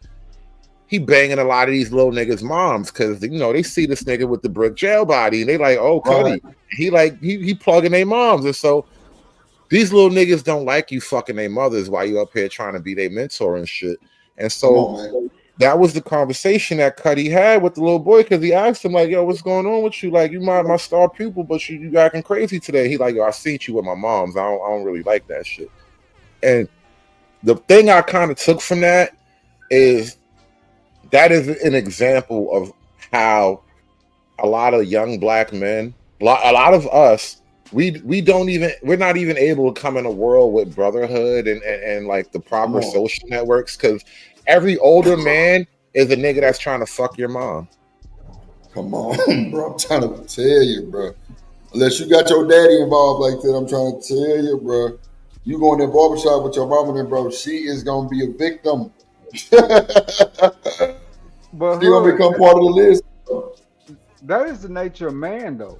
That ain't But just black men. That is No, nature no, of men no, too. no. It is not the nature of man. I'm gonna tell Men you do why. that You to listen, listen. men. Men, technically you're right, but I want to make a finer point. I'm not saying you're totally wrong. Yeah, it's the nature of men. We'll fuck whatever's available. We hunt, we acquire, we steal, we conquer. That's the nature of men, right? What I want to point out to you though, that's not the nature of community. Mm. And in community, you're my wife, and everybody understands you're my wife, and that means you're off limits to most men except for the men who ain't shit. And you can't have a community full of ain't shit men, but you can't have a black community, which is what we're talking about tonight. But to See, we say can't hear though you, bro. that Your shit sound like you out there paying for something. What you said? E, what you said? Can y'all hear me now? Is that better? Yeah, yeah. Well, the funny part More about than it, that means for your kids, you should marry that woman. So that woman ain't out there defenseless. Like, Hey man, I gave the bitch a ring. She want to be free. She's still free. well, there you have it. See, E, man, you think you goddamn Yana or whatever that old motherfucker name is, you want to come and save motherfucking relationship and shit. Man just said he gave a ring and everything, and she want to be free. E, yeah. That's Eda Man Samuels right there. He in his zone. Like you said, this Not nigga either in it man to win it, bro. Samuels. That nigga in it to win it. Every conversation, every subject, every Oh moment. shit. Either man Samuels, that is hilarious. Boy, I'm definitely so calling you that shit. That's for sure. Shout out to Free. That's for sure, man. That was wild. Either man, you got 5 minutes. Come up here, man. We're finna get ready to get up out of here, man. Shanika gotta go cross town to Miami. Go pick up my Zai. No, I'm lying. Let me stop lying. Shit. Miami, can I come to? Miami. Let me find out you be Welcome to running that work up and down the house. Let me find out. Hey. Stop. You gotta join the Discord, man. You gotta look, Shanika, you gotta join the Discord. Already did. It can get sent. You gotta join the Discord. Nah, but I'm waiting for Edie. I'm gonna give you man a few minutes. But nah, man, shout out to Hood Server, man, and all these people, man, and everybody on Drip Nation side too. We had a hell of a show today, man. It was good. Like everybody in the Discord, like, damn, Drip's a good show. I'm like, man, I appreciate it, man. It's good to have good conversations with good people too, man. Like it seemed like what else, Stan? It seemed like everybody was cool. You know, we ain't had no big shit. I think we reached up to like 78 people. Almost 80 people. Appreciate y'all. Make sure I hit the like button, man. Make sure I hit the like button, man. Do look for more Hood Server and Drip. That's for sure. Because we definitely had a different conversation today. Yeah, appreciate you, Free. So, man, shout out my dog Free Zone, man. That nigga, they're good people, man. I'm fuck with him. I'm about to rinse him up. I gotta get on my page to do it. But yeah, I got you, Free. Don't worry about it. Shanika, how you felt about the show today? I enjoyed the show. I feel like it was very male dominated. No, I'm just kidding. No, I think that it was a really good conversation, especially, you know, y'all talking amongst yourselves. I think that is absolutely necessary. And I like that it didn't go all the way left and, you know, y'all were able to carry That right there, that part, Shanika, that part. My bad, go ahead. Oh no, that was it. I was just saying I just like that y'all were able to carry out the conversation and even have y'all disagreements like men without it turning into, you know, one of our conversations as women, like how we get, like, you know. So I appreciate that. Like, So wait, you did say it was male dominated, and I honestly think you did that serious, and that's cool. I appreciate your honesty. One thing we did do is reference you every time we needed to prove something. We definitely reference you. It was a little part. You was gone for like an hour. It's cool, but we got to get you in there, Sneaker, because at the end of the day, as honest men, and I'm gonna just jump off the building and say we not prideful like that because everybody was pretty much keeping it a buck allegedly. You know what I'm saying? Like we need your input and the other women that be up here input too. You know what I'm saying? Because that shit really helps. Because you know what I'm saying? We can figure some shit out. Go ahead. Drip. When I was over here a while ago, I think it was one of my first times up here, maybe.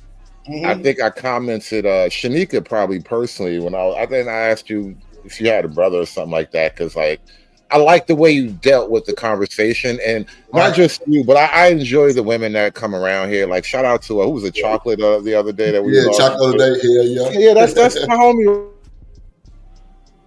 Yeah, chocolate cool. Yeah, I had my daddy. My parents were married. So, Right. and not only that, like my daddy, he was a pimp, like, and not just like me saying that because he had a lot of women, like literal pimp, like in real time. And so he definitely had a different perspective on things, and he raised me different. So I do understand that.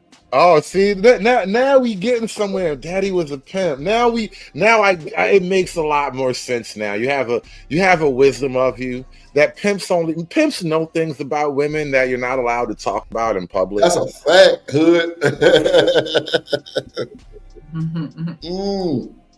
Yes, nigga, you were raised different for sure. Your daddy was a pimp. I thought you were just talking shit. He was a pimp for real. No, he was, yeah, because he lived in Atlanta. He was down in Broward for a little second. He stayed down here, but he every time he came down to visit, he would bring women and take them to the clubs to make money for them. And like one of his girls bought me my first car. No shit. God, yeah, because I remember I was complaining because I wanted something else, and he was like, "Nah, baby, you gotta stay with him." Then That's wild. I ain't spending my money. We spending her money. Like he used to, sit me down and have those talks to me like, these clothes I wear, I ain't buy these. Like she's spending her money, so we gonna have to take her input in too. Like I don't give a fuck, bro. I want my car. Listen, sometimes you got to take what the pussy gives you, man. That's what it is. What the pussy give you? Oh my god, that was diabolical. Not what it give you. Oh my god. But nah, nigga, that's real though. That's solid though. That boy kind of set you down and gave you game and everything and told you what was going on.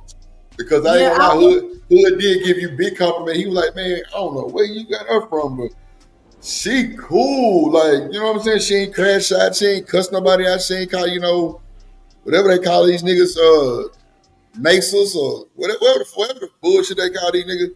You know what I'm saying? Like, bro, we ain't on that type of timing over here. And that's why a lot of these content creators don't really like Drip or fuck with me, because I'm not on this whole grifting line and I'm not on this whole dragging women.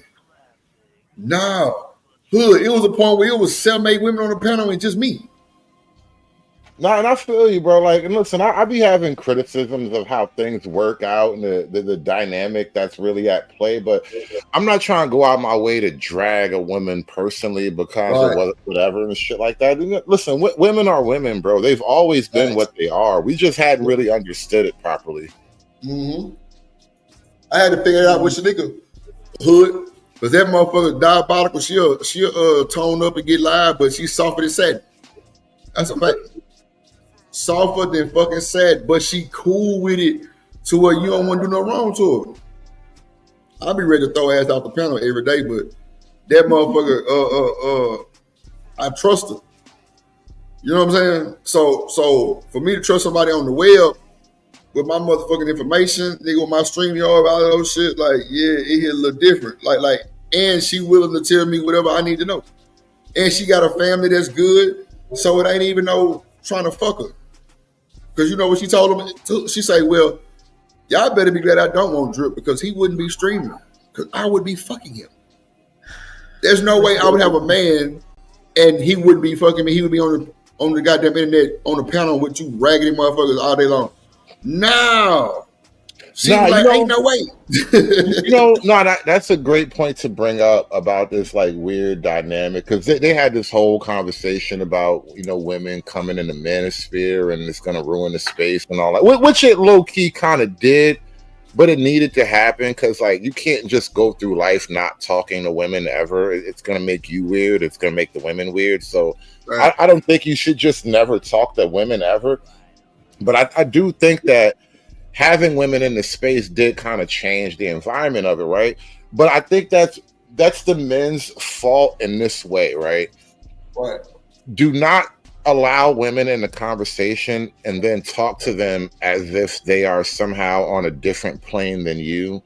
Like because she's a woman, she's somehow in a special category from you. That means we have to have sensitive rules about her and all that. She doesn't have to be like she doesn't have to have rules. She doesn't have to be sensitive, but niggas be putting women in a weird little box, trying to put women on a pedestal. And I'm like, I don't think you should put them on a pedestal if we're trying to have conversations at a round table. It doesn't work that way. She needs to be able to justify her shit and hold her own shit like anybody else at this table. And I think niggas have a tendency of trying to go out their way to protect the women because they have the vagina and it's magical and it's wonderful and fucking babies fall out of that shit and people act like it's they need to respect it to the umpteenth degree. Like, it's not God, bro. She's a person too. We can talk to them and have conversations with them and don't get all weird about the shit. But niggas be acting some type of way because they want women around. I don't see the point of just having women around if you're gonna be all fucking weird about it. Because they're not ready, Hood. They're not. Come on, if come on, Free. Go ahead, Free Zone. Finish your point. Well, my bad. So having the conversation with amongst men is like it's like. Your mic going in and out, Free. Bad, my phone keep ringing. It's okay. At some point you gotta play the big. At some point, yeah, man. At some point you gotta play the big games, and all it proves bringing women into the space is that a lot of these guys are cool with PT and playing and practice and stuff, but they're not ready for the big game, bro. That's all it showed, for real. Niggas ain't really ready like that. Come on, boy, you took it right out my shit. On my mama, Free, you ain't bullshit. These niggas ain't never really had no experience with no woman like that, bro. They don't know how to act with women on the panel like that.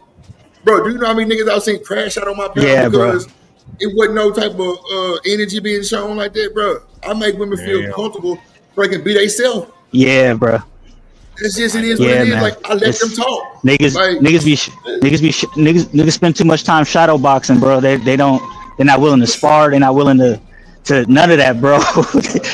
You know what I'm saying? You can hit the speed bag all day, but when you have somebody in front of you, it's different. And it sounds different. It's like it's all theory at that point if you don't know how to implement it. That's why these guys like to go around and literally say the talking points instead of implementing.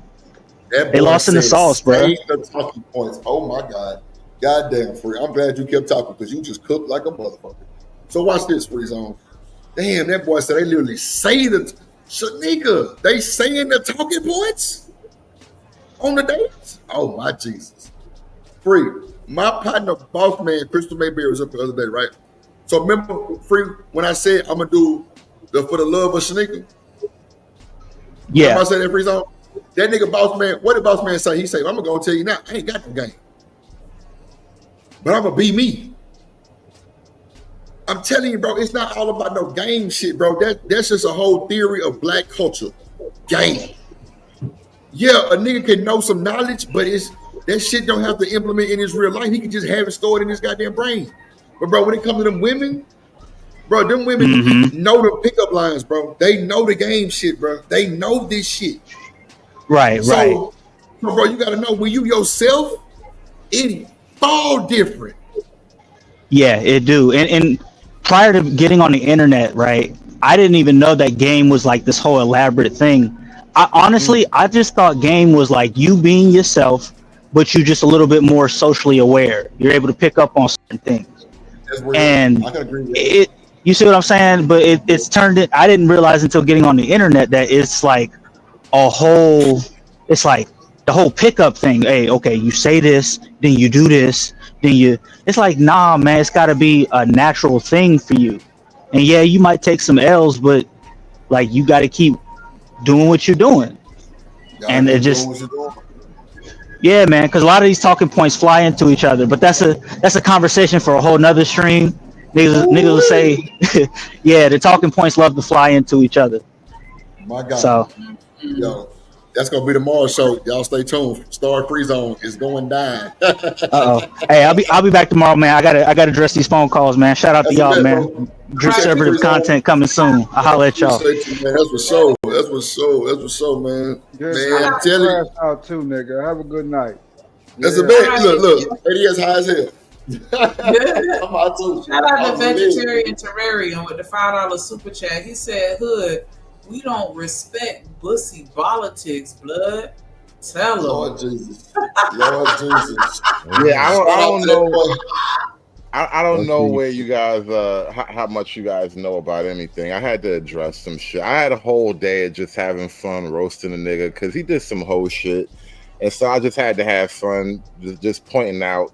Like, it wasn't even like I had to freestyle it. The nigga did some whole shit to me personally, and then he also did some whole shit on a panel. And so I just was roasting the nigga for the whole day because he was doing some bussy blood politics shit. And that's where that come from. You had to be there. The nigga was doing some bussy blood shit, bro. Niggas be out here stretching their pussy trying to call other niggas gay, bro. You can't be a pussy stretcher talking about other niggas, bro. It's not my fault you like to stretch your pussy in front of niggas, bro. That's a personal problem. Niggas be on some weird thirsty shit. I don't understand niggas, bro. This internet got niggas violent. That's funny. God damn. Shout out to Terrarium. Go ahead, nigga. Let me see. Oh my goddamn thing. But yeah, we definitely want to shout out. Yo, throw the link in the chat, put to y'all channels for my audience, please. Because drop the link. People want to. Actually, let me make sure I do that too. Cause hey, y'all spam Hood serve shit too for sure. Cause it's gonna be much more content. Hood is cool with me. I got to wrench him up and everything with a big wrench. He good with me. Anybody else say something about Hood? I don't know what to tell you. He good with me, man. I like. Yeah, one of y'all slide through my channel. I'm gonna throw the wrench to y'all too. Y'all. Oh no, it's all good. It's all good. I'm definitely gonna go subscribe. Right, so we all subscribe to everybody. Hell yeah. We gonna fuck with you. We gonna go with a deep support. You know what I'm saying? We might hit the pan, we might turn up in the chat, whatever. You know what I'm saying? We definitely gonna do it though. Hell yeah. That's what I'm trying to tell boys, man. But we gotta keep it silent. We ain't with all that old in your feelings shit. Nah, let's talk about it. Shit, let's do it. Cause see, one thing I do notice with Hood's third, bro got some type of special Power Ranger power or something. This nigga niggas be upset. Niggas be upset. Right? Like, bro, what Power Ranger? I'm like, bro, no. I'm saying, bro, you got type of special Power Ranger power. Like, you know what I'm saying? Like that Morphin time shit. Cause bro, niggas be upset with you. And I'm like, bro, what y'all mad for, bro? For like, and bro, you don't seem phased. You feel me? Like it's like you don't be nigga. You come back with the rebuttal and it don't be showing no stress. That's why I say, bro, you got some type of special Power Ranger power. I've been doing this for a couple of years, and I realized, okay. Because you know, when I first started my show, Hand to the Man, one of my first ever actual shows, any content, and the channel I do most of my content on now is like my backup channel. I got a main channel with like 5,000 subs on it, but it's not monetized, so I've kind of left it alone lately. But I've been doing this for a little while, and I realized, like, when I'm talking to black people on the internet, because like I know I be coming from some right-wing white people angle shit, but like niggas is my people. All I ever did was fucking sell drugs and hang in the projects, bro. Like niggas is my people. I know niggas, and I realized there's a certain way you got to deal with the shit. And even though I'm trying to sell something that niggas not used to buying, I understand the position I'm coming from, so I gotta be able to like absorb certain bullshit and then come back just delivering the straight product. And it's done. It served me well over the years. I realized I had to tame certain wild impulses and just stay in the pocket and pitch, bro. And that's what I've been doing over the last 2-3 years. Okay. Yeah, bro. My first live stream was 2024 sometime. Nah, bro, I came out during George Floyd, bro. My first live stream was during George Floyd. Like, that's when my channel first put out any content ever. And this is what I realized. That was 5 years ago. Damn. We was in the Manosphere having the Pookie Ray Ray argument. Like, all the Pookies, all the Ray Rays, they fucking all the women. And the good niggas, the educated lames, they can't lock down no good women because they've been abused by Pookie Ray Ray, right? We having that whole argument, and a lot of niggas is like on some Pookie is the problem shit, which I'm not really saying Pookie the problem. I'm just saying there's a weird dynamic with the women. It's complicated. But what happened, what made me start doing content is I watch niggas start shifting, bro. George Floyd died, and all of a sudden they stopped doing Pookie content. They started rocking with Floyd, and I'm like, this is really strange. And that shit kind of pushed me further and further into right-wing politics, but like, I'm still a nigga from the projects at heart, so I can't just not be a nigga, but I'm still on some right-wing shit. So it got me out on the limb by myself right now. It's a whole journey I've been on. It's crazy. No, that's real, man. That's real. Let me give a shout out real quick to Anton with the $5 super chat. Where the fuck you been at, my guy? But that's okay. He said, Shanika Drip Hood, good show. Definitely appreciate that support for everybody that showed up. Hey, drip, say let go drip nation. Money, money, money, let get it, don't be surprised if she asks where the cash at. Drip under be cash out, hit the super chat. I say let go drip nation. Hey, money, money, drip. Money, money, money, money, money. Money, money, drip. Money, money, money, money, money. Money, money, drip. Money, money, drip. Money, money, money, money, money. Money, money. Definitely appreciate the support. Yeah, shout out to you. But let me say that that's how it started with me. I'm gonna say between 2020 and 2021, that's my discovery StreamYard. Start hopping on panels, and that's where it all started. Like Boss Level said, that's where it all started with the Pookie and Ray Ray conversations. And I'm not. There is some truth to that. You know, women choose good. They choose bad boys, the roughnecks, the thugs that want to run the streets and fuck everybody. Then when time's up, they want to go find themselves a good man. I've been noticing that shit for years. I'm not saying this applies to everybody, but it's just some shit that I've been noticing for years. Why you got all these single mamas running around talking about, oh, it just didn't work out. Oh, he just wasn't the one. Okay, once or twice, okay. But when you got the same broad singing the same goddamn song, I'm starting to wonder. But those conversations confirm my suspicions. And Man, that's you why I got started. into this whole manosphere. That's why I got into this red pill shit. But I only subscribe to like a limited amount of it because some of this stuff is just blah, in my opinion. My nigga, you trying to start 8 more hours of streaming. You better stop that shit. Okay, That was let's some good do it ass shit you just said. Nah, hell nah. That's tomorrow. Tomorrow's show at 2:15. You can catch us live at 5. You might catch Hood. You might catch Free. You might catch Shanika and Drip and Hustler and Bustler and Boss Man E. You might catch all of us, man. You never know, man. But now, man, Hustler and Bustler, what you just said was really motherfucking valuable shit that a lot of this shit started with that, bro. You ain't heard that. That's just crazy. Pookie and Ray Ray started all this bullshit. I mean, the Pookie and Ray Ray. That ain't nothing. Keisha and Pookeisha. Pookeisha. Yeah, It's and- crazy work. That's how it all started. Dang. It ain't nothing new. That's been going on since we've been born. You know, the bad boys are roughnecks. Girls wanting the bad boy because they're confident, more masculine than a good guy. That ain't nothing new, but these spaces confirmed our suspicion. That's all I'm saying. Remember there used to be a girl called Sharkeisha? She had a video that went viral. Sharkeisha, no! Who the hell is Sharkeisha? Yeah, bro. It was a Shark. It was because now you called her Pookeisha, and I like Sharkeisha better because that's a real chick. Yeah, that's why. You know she ended up. You know she passed away since then. No, stop. Yeah, Oh, shit. I remember I went digging down the rabbit hole looking for her. Like, what happened to her? Because that video was wild. Bro, Okay, what happened? Harambe Refresh dead, my memory. Sharkeisha dead, bro. Life changed so fast, bro. Rest in peace to Sharkeisha and Harambe, bro. That's crazy.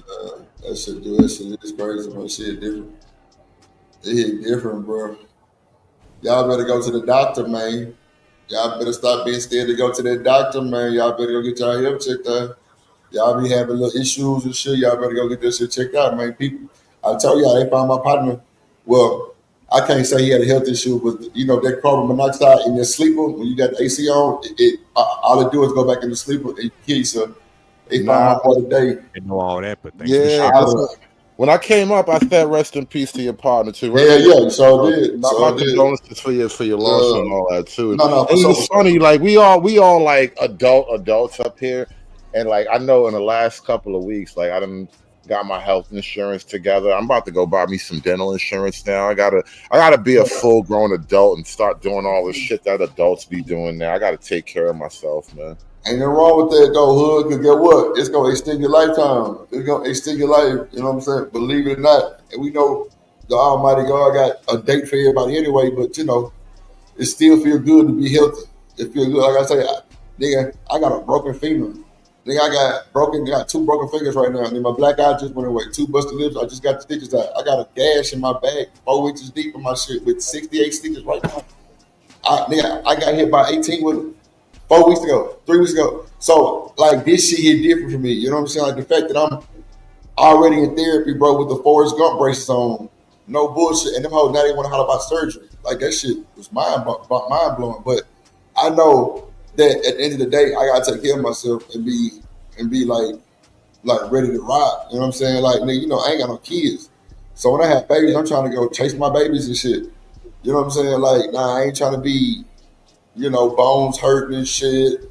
Nah, like, so me actually making it through all this shit now, you know, with and I ain't gonna lie, I ain't gonna say the internet is way more stronger than my family, but I'd be lying. But it got a damn good bold spot for the support. Like, you know what I'm saying? Like, so I appreciate the fuck out of this shit. You know what I'm saying? Because one thing about me, like, even when the niggas were trying to say all of the bullshit, it didn't add up.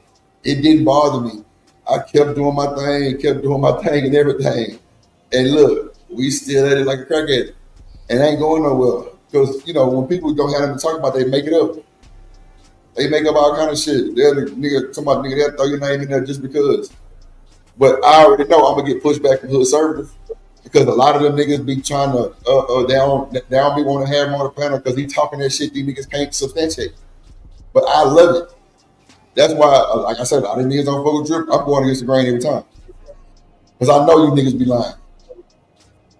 I know these niggas be lying. I know they do, bro. Stop the cap. You niggas is not doing all this if y'all got full blown relationships and wives and all that shit, nigga. No.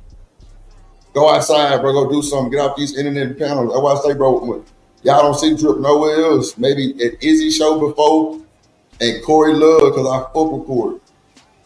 I don't think I ever talked to Corey before. I'm not sure who Corey Love is. Yeah, bright skinned nigga, cool dude, man, like super cool dude. I don't even think bro curse. You know what I'm saying? Like, but like, you know, nah, it ain't even that. Like, bro, a grown, respectful individual. You know what I'm saying? I be trying to clean up my language too. But see, it ain't even that. It's just bro, that's just how he roll with it. Hey, bro, my mama, cause like I said, so I know I'm saying the most crazy compound cuss words, and I'm not gonna give a fuck about it. No, you know what it is? I realize like when you clean up your delivery, but still talk about the things that you intend to talk about, you get a wider reach. And that's why like, I can appreciate guys who just naturally don't go like their language isn't totally like I said, I've been to projects and shit. I be hanging around, but I've been around niggas that don't do shit and crackheads and shit. So I speak way too freely for the internet sometimes. So I can appreciate niggas who actually speak a little bit more refined.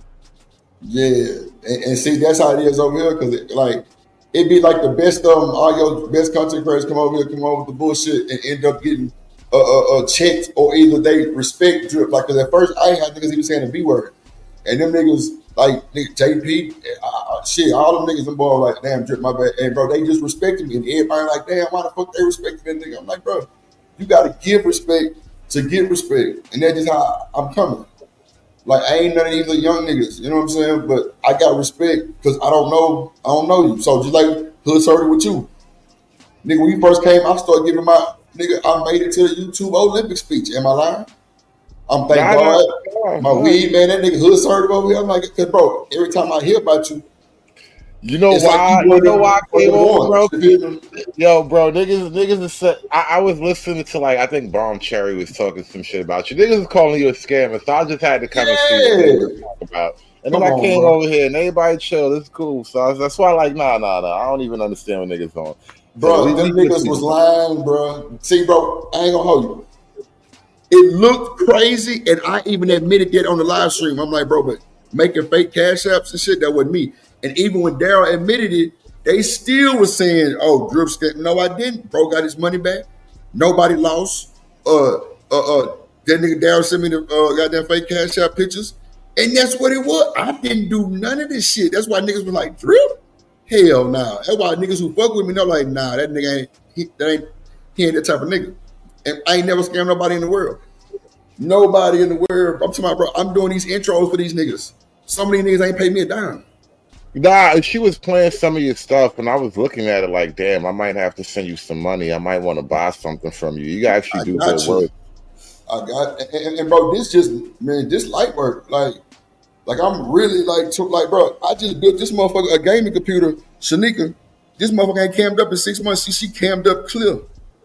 Like, she big gaming computer. Nigga.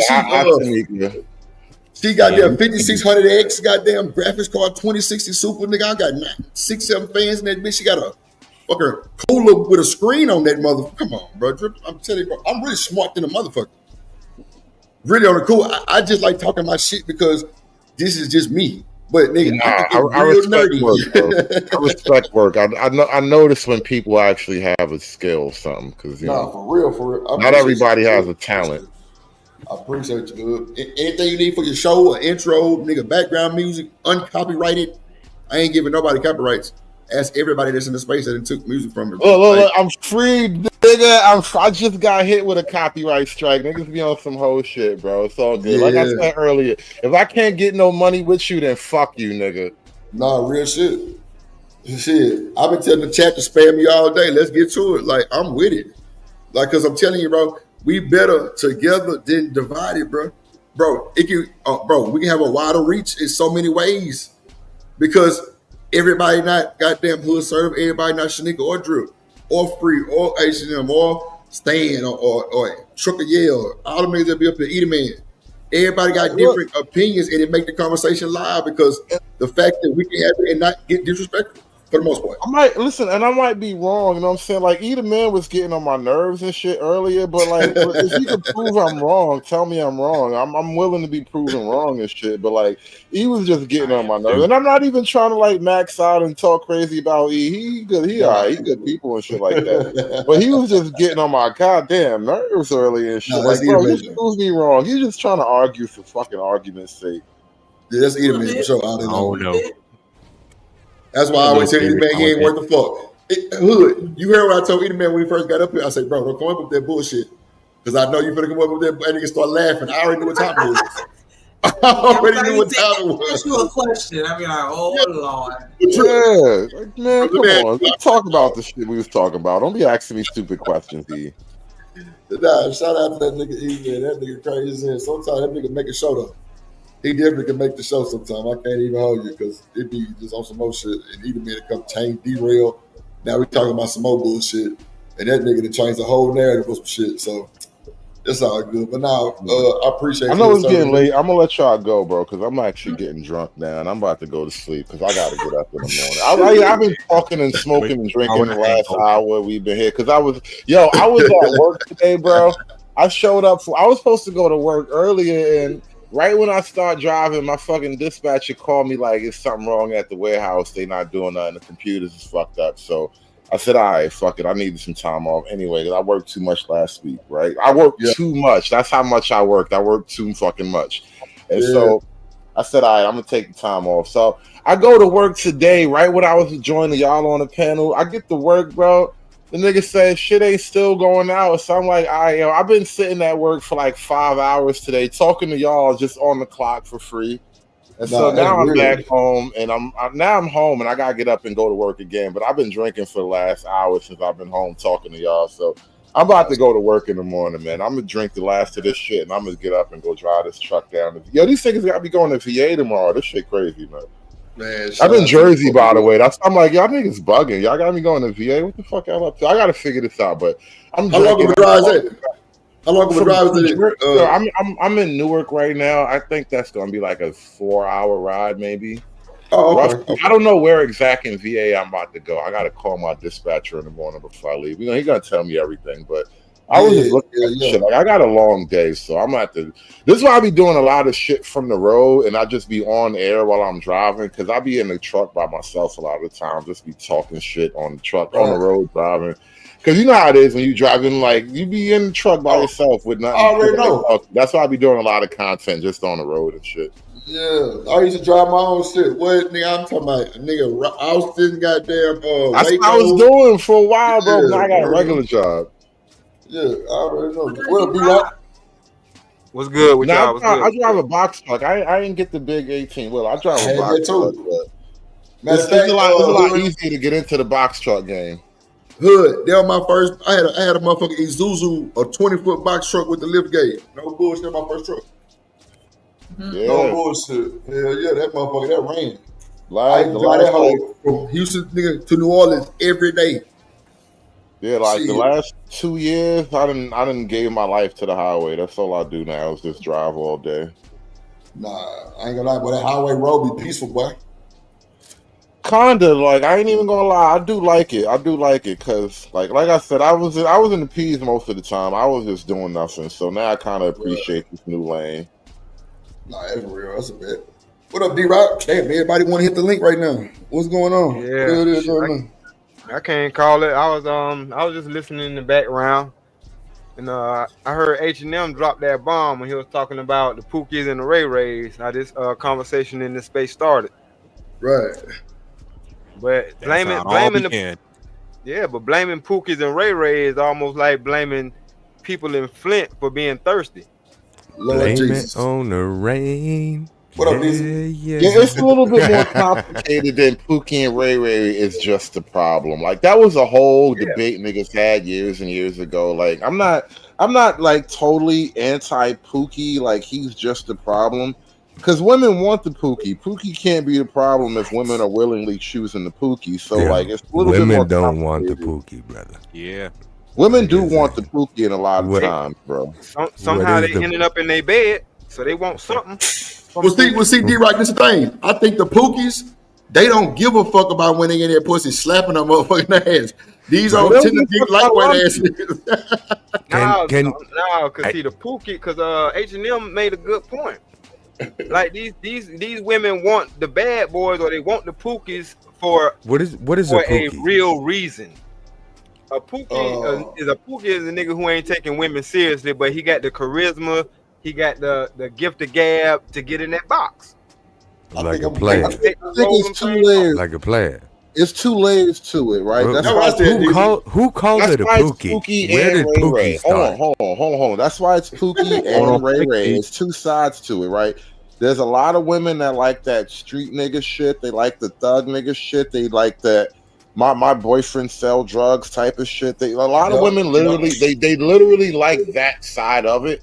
So we call that the Pookie.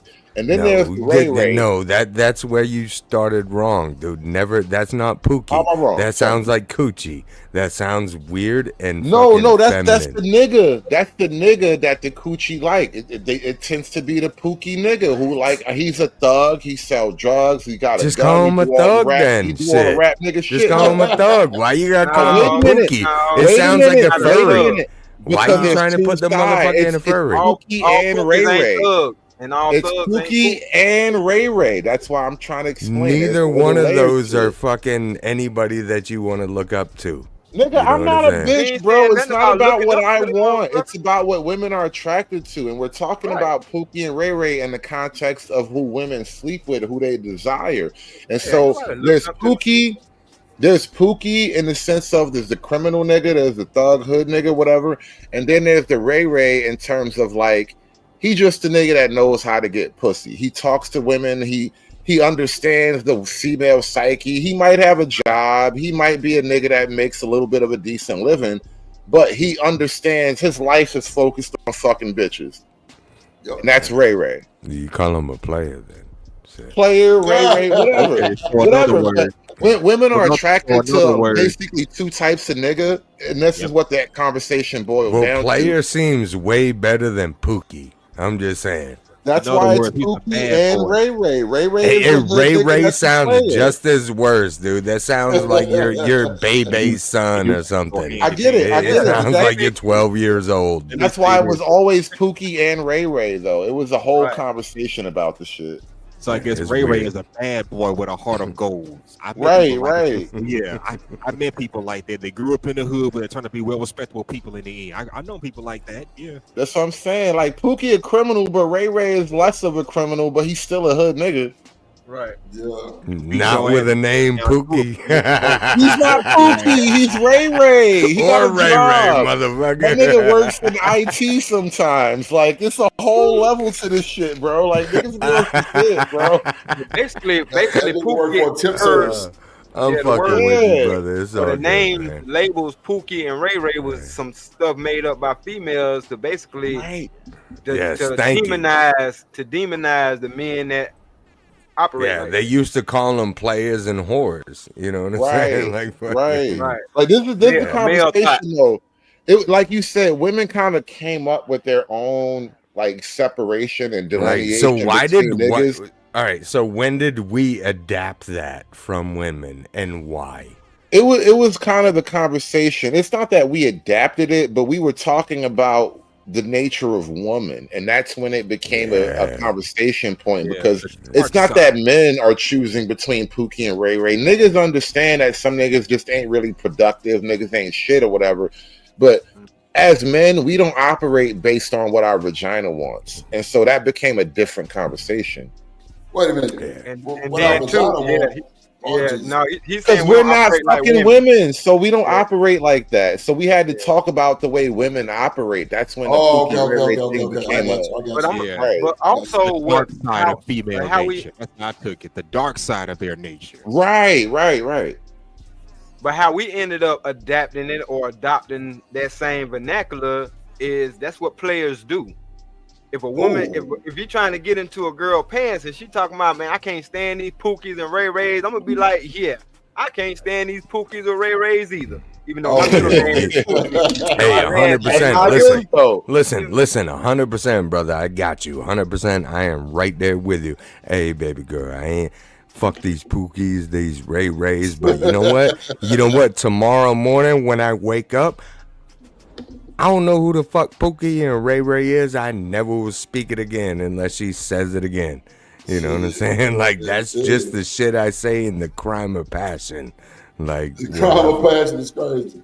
Now that's why I'm like a little bit of a like an oddball in the sense that I'm a little bit Pookie, a little bit Ray Ray. Like I'm not a thug nigga like that in the sense that I'm out here in the gang doing all the worst gang shit, but I know how to sell drugs and all that type of shit. So like I was a little bit of both. I can Ray Ray while still being a Pookie at the same time. And so I talk about shit from a weird knowledge point. Like niggas don't understand. Like I see the shit from the bottom and the top, bro.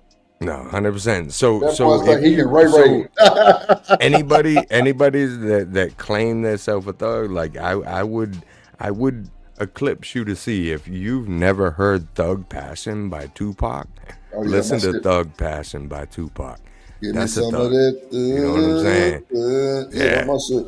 Yeah. That's my shit right there, bro. There ain't no poopy, ain't no Ray Ray, ain't no baby diaper, no bullshit. There is just that thug passion. I got you, girl. Passion. You know what I'm saying? Much Yes, love. indeed. Like, Yeah, I ain't gonna lie, like, ain't no pooping around the games on that shit. Like, yeah, hey, whatever, it's fine. But you know what though? That shit really been like this though. Like it was like, bro, that just like hoes like pimps.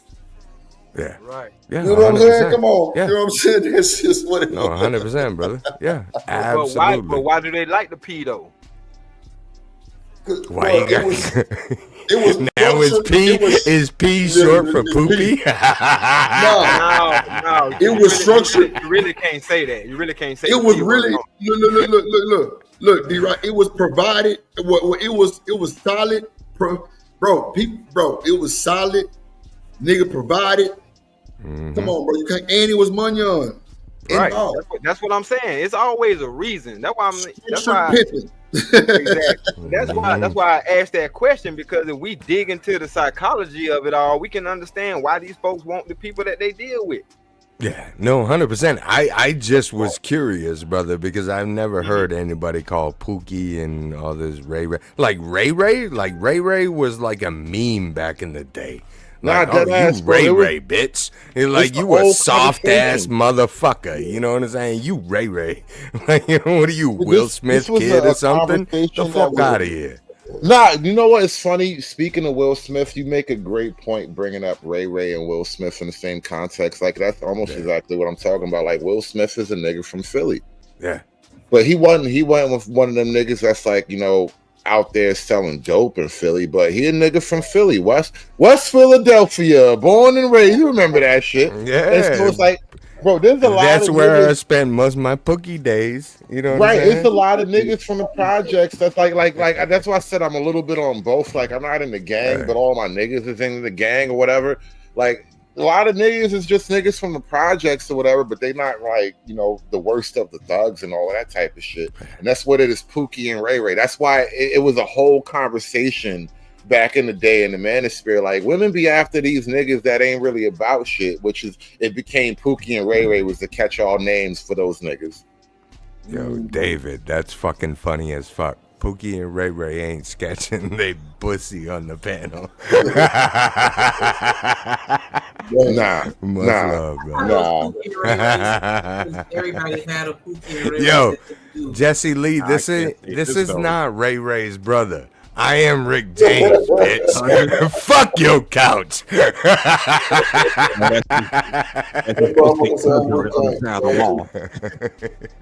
But nah, man, look, we finna get up out of here, man, because Sneaky got to go handle some business and I got to handle some too, man. But I appreciate everybody sliding. We're going to let everybody get their final thoughts real quick. D-Rock, you want to start it out, my boy? Yeah, for sure. I just appreciate y'all having me up here, man. I appreciate you for having the conversations. You and Shanika both, man. Y'all are a power team right now. We enjoying these combos, man. I appreciate that. Sure. Appreciate you every time. Yeah, so go ahead, Diesel. If you should have Diesel, put you up. No, I got you, brother. No worries. I just thank you, man, having me up, brother. I just needed to get that off my chest and find out. I appreciate you. Shout out my boy Diesel, man. Yeah, shout out. Come on, man. You know you welcome anytime, Diesel. Go ahead, Hustler Muslim. Yeah, good show as always. And by the way, it's just a suggestion, but for your next show, whether it be tomorrow or the next day or next week, y'all should do a show talking about where this old manosphere stuff start.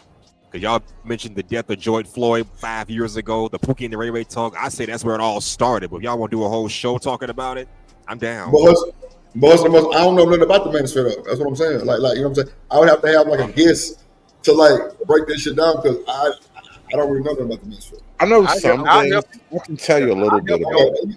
That's right. Yeah. Okay. Go ahead. I have vague knowledge about the manosphere because I kind of got into with the whole Pookie Ray talk, understanding female nature. That's just my experience. I was just on YouTube browsing, hearing some guy talking about, you know, females want to get with the bad boys. They want a man that's on his purpose, on his ground. But you got this mofo ain't doing shit, but she rather give a cooch to him. What's up with that? I'm like, You know what's damn. so weird, bro? Am I the only man that's noticing this? Apparently not. I listened in, got the knowledge. I'm like, oh, now I understand. 100%, brother. That's exactly. Absolutely. No, as somebody who kind of was like listening to the content for a year or two before I started even doing any content, it's strange to be at a point where everything that is old is becoming new again. Some things never age out, honestly. Yeah, but it's not even old and being new. It's just about like your feeling and yeah, it's come on, dude. Yeah. No, I'm just saying, bro. Like I said, like maybe I'm bugging, but a lot. There seem to be a lot of people who are new to the content, and it's new to them, and that's what I mean about everything that's old is becoming new again. Because I've been listening to this manosphere stuff. Like I remember Tommy Sotomayor was talking about this shit. Like I don't know, in 2013 maybe. Okay. Yeah. See, my first live stream was 2024. You about right. 2013. My first live panel was 2 years ago. When I got into the StreamYard and Manosphere talking points in 2020, 2021. Okay, That's not how yeah, see. That's what I'm saying. Like, what caught my attention the most was that even other females were calling out this bullshit. That's what really got me invested. Good to know some other women were hopping on like, I've seen the fuckeries. I know what you're talking about. Some were married, some weren't. So that's kind of what got me into it as well. It got me into it. Legit married men and married women got me into it. Oh, 100%. Hey, actually, brother, like if you want to, like, I don't mean to speak out of turn, but if you want to run a whole segment on that, brother, I'm right here, man. You know what I'm saying? I'll let you know the ins and the outer, where it came from and why it came. You know what I'm saying? Like, but yeah. Go ahead, sorry. I don't even got a lot of deep closing thoughts, but it was a great show. I appreciate you guys coming through. Like I said, I wanted to take a moment to kind of introduce my people to your people, because I like the conversations that we had. I like the energy that we share over here. I like the women that are over here, by the way. Even when we disagree, I like how you guys handle yourselves in disagreement and all that. And so I appreciate the work that we get done over here, and I hope we do a lot more work together. So I wanted to get my people next to your people, and it looked like it's a good thing right now that's been happening. Yeah, everybody I'm gonna get up out of here, bro. Appreciate you, Hood. Appreciate you.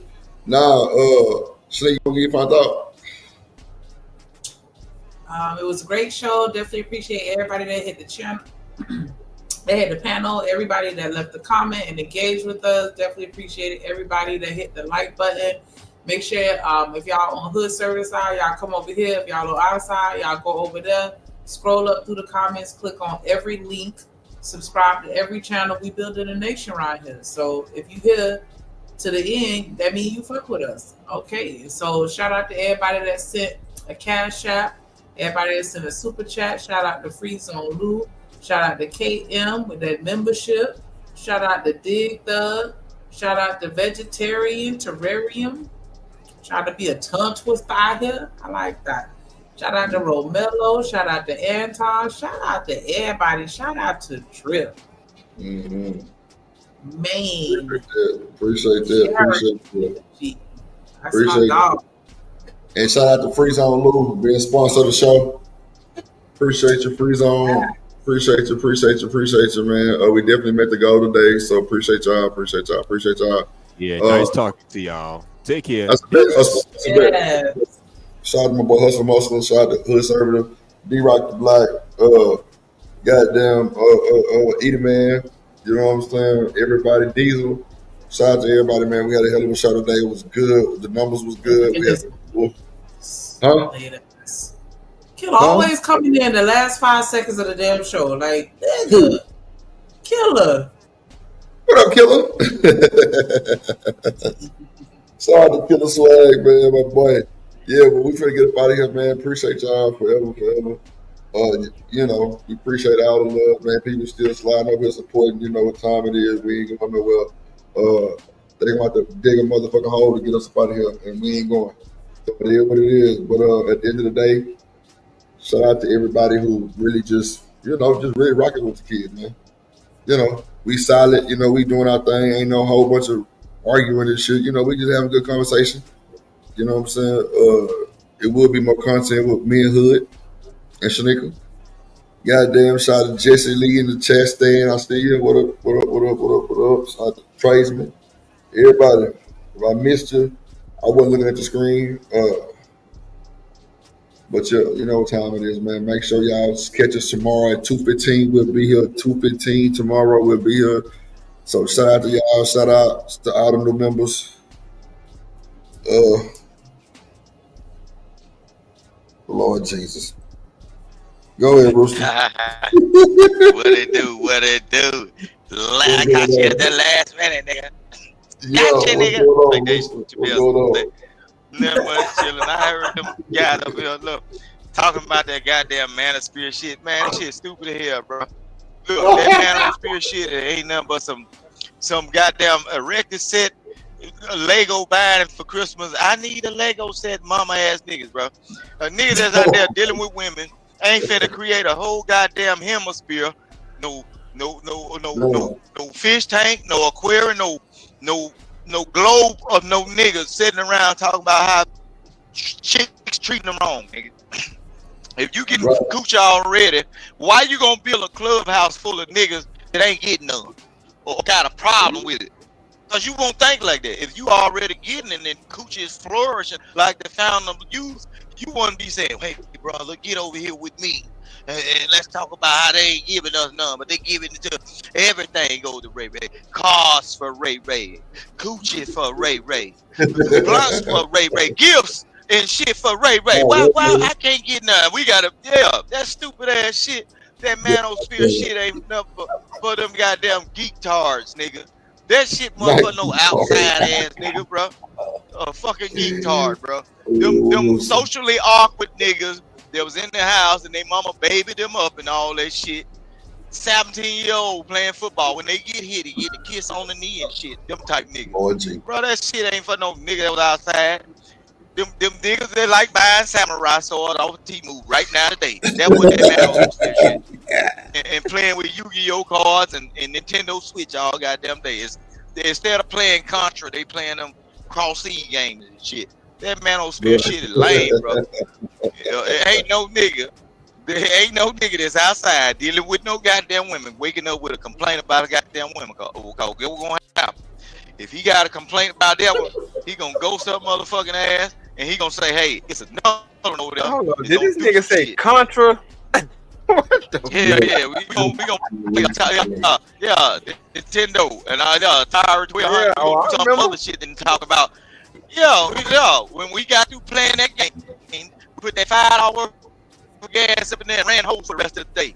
After tackle football, them rest of them niggas that couldn't come outside, they were funny looking or smelled kind of strange and shit. That's why they built up. That's why they built up a whole new world. That's why them niggas have built them a whole new world, bro. Yeah, just pay attention to them niggas that always talking about that manosphere shit, bro. No, just pay attention to the niggas that be talking about that manosphere. Come on, bro. Rooster, make sure you hit them all 215 because I'm gonna need you to kind of confirm some of this shit because everybody got their own definition. Rooster, I know D-Rock gonna have his story, Hood gonna have his story, you gonna have your story, Shanika might have her story. Whoever else come up here had their story. I don't really know too much about it, so I'm just really gonna be listening, but or just asking questions because I know I'm gonna answer much of it. Because when I said Rooster, I heard. Hold on. I heard that the real manosphere came from the white people, bro. They did. Yeah, but they called it something else though. They was the first listen one what I'm saying, man.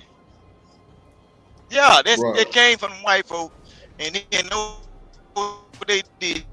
Wasn't nobody really feeling that shit. They less niggas in there, and they were like roaches, and they started spreading. You gotta save it, though, Rooster. You gotta save it because I'm already coming there for tomorrow. So I swear to God, I need you to be here between 2:15 and 3 o'clock because I'm gonna have one topic. That's it. That's just gonna be where did it start. So you know what I'm saying? Like I say, it's gonna be all be alleged. Ain't nobody gonna be like, oh nigga, everything is alleged because I don't want people to think that, you know what I'm saying? You know how people be bullshit. Yeah. They got their definition of, but you got to just look at it, bro. Sometimes the answer to the question be right in front of your face. Look at some of them niggas and go back into their high school yearbook and look at them niggas pictures, and you gonna be like, oh hell no, bro. I see why that nigga created him a new goddamn clubhouse. The He-Man Woman Haters Club and shit. Cause nigga wasn't no women around fucking with y'all. Look, we had girls that played tackle football. They wanted to get tackled or play teacher at the house or all that shit. Well, them was the ones that was sitting up in there with the nosebleed. Some bitch had asthma. Hey, motherfucker, look, didn't love shit but an ice cream sandwich. That's them niggas, bro. Rooster, look, bro, we finna go, bro. We finna go because people got shit to do, bro. You can't too late. Rooster, bro. Go ahead. Okay, please come tomorrow, bro. I like really need you to be here tomorrow. Like no bullshit because, bro. Yeah. All right. Thank you, Rooster. So hold on. Should nigga play Rooster intro? Oh, it's me. I done kicked his ass off. Hey, go check and we gon' dance room. Let's go down to the Mississippi. Hit Old Town Road and get my boy Roos. Drip King Roos. Dream Nation Mississippi Roos. Let's get it, Rooster. King Roos.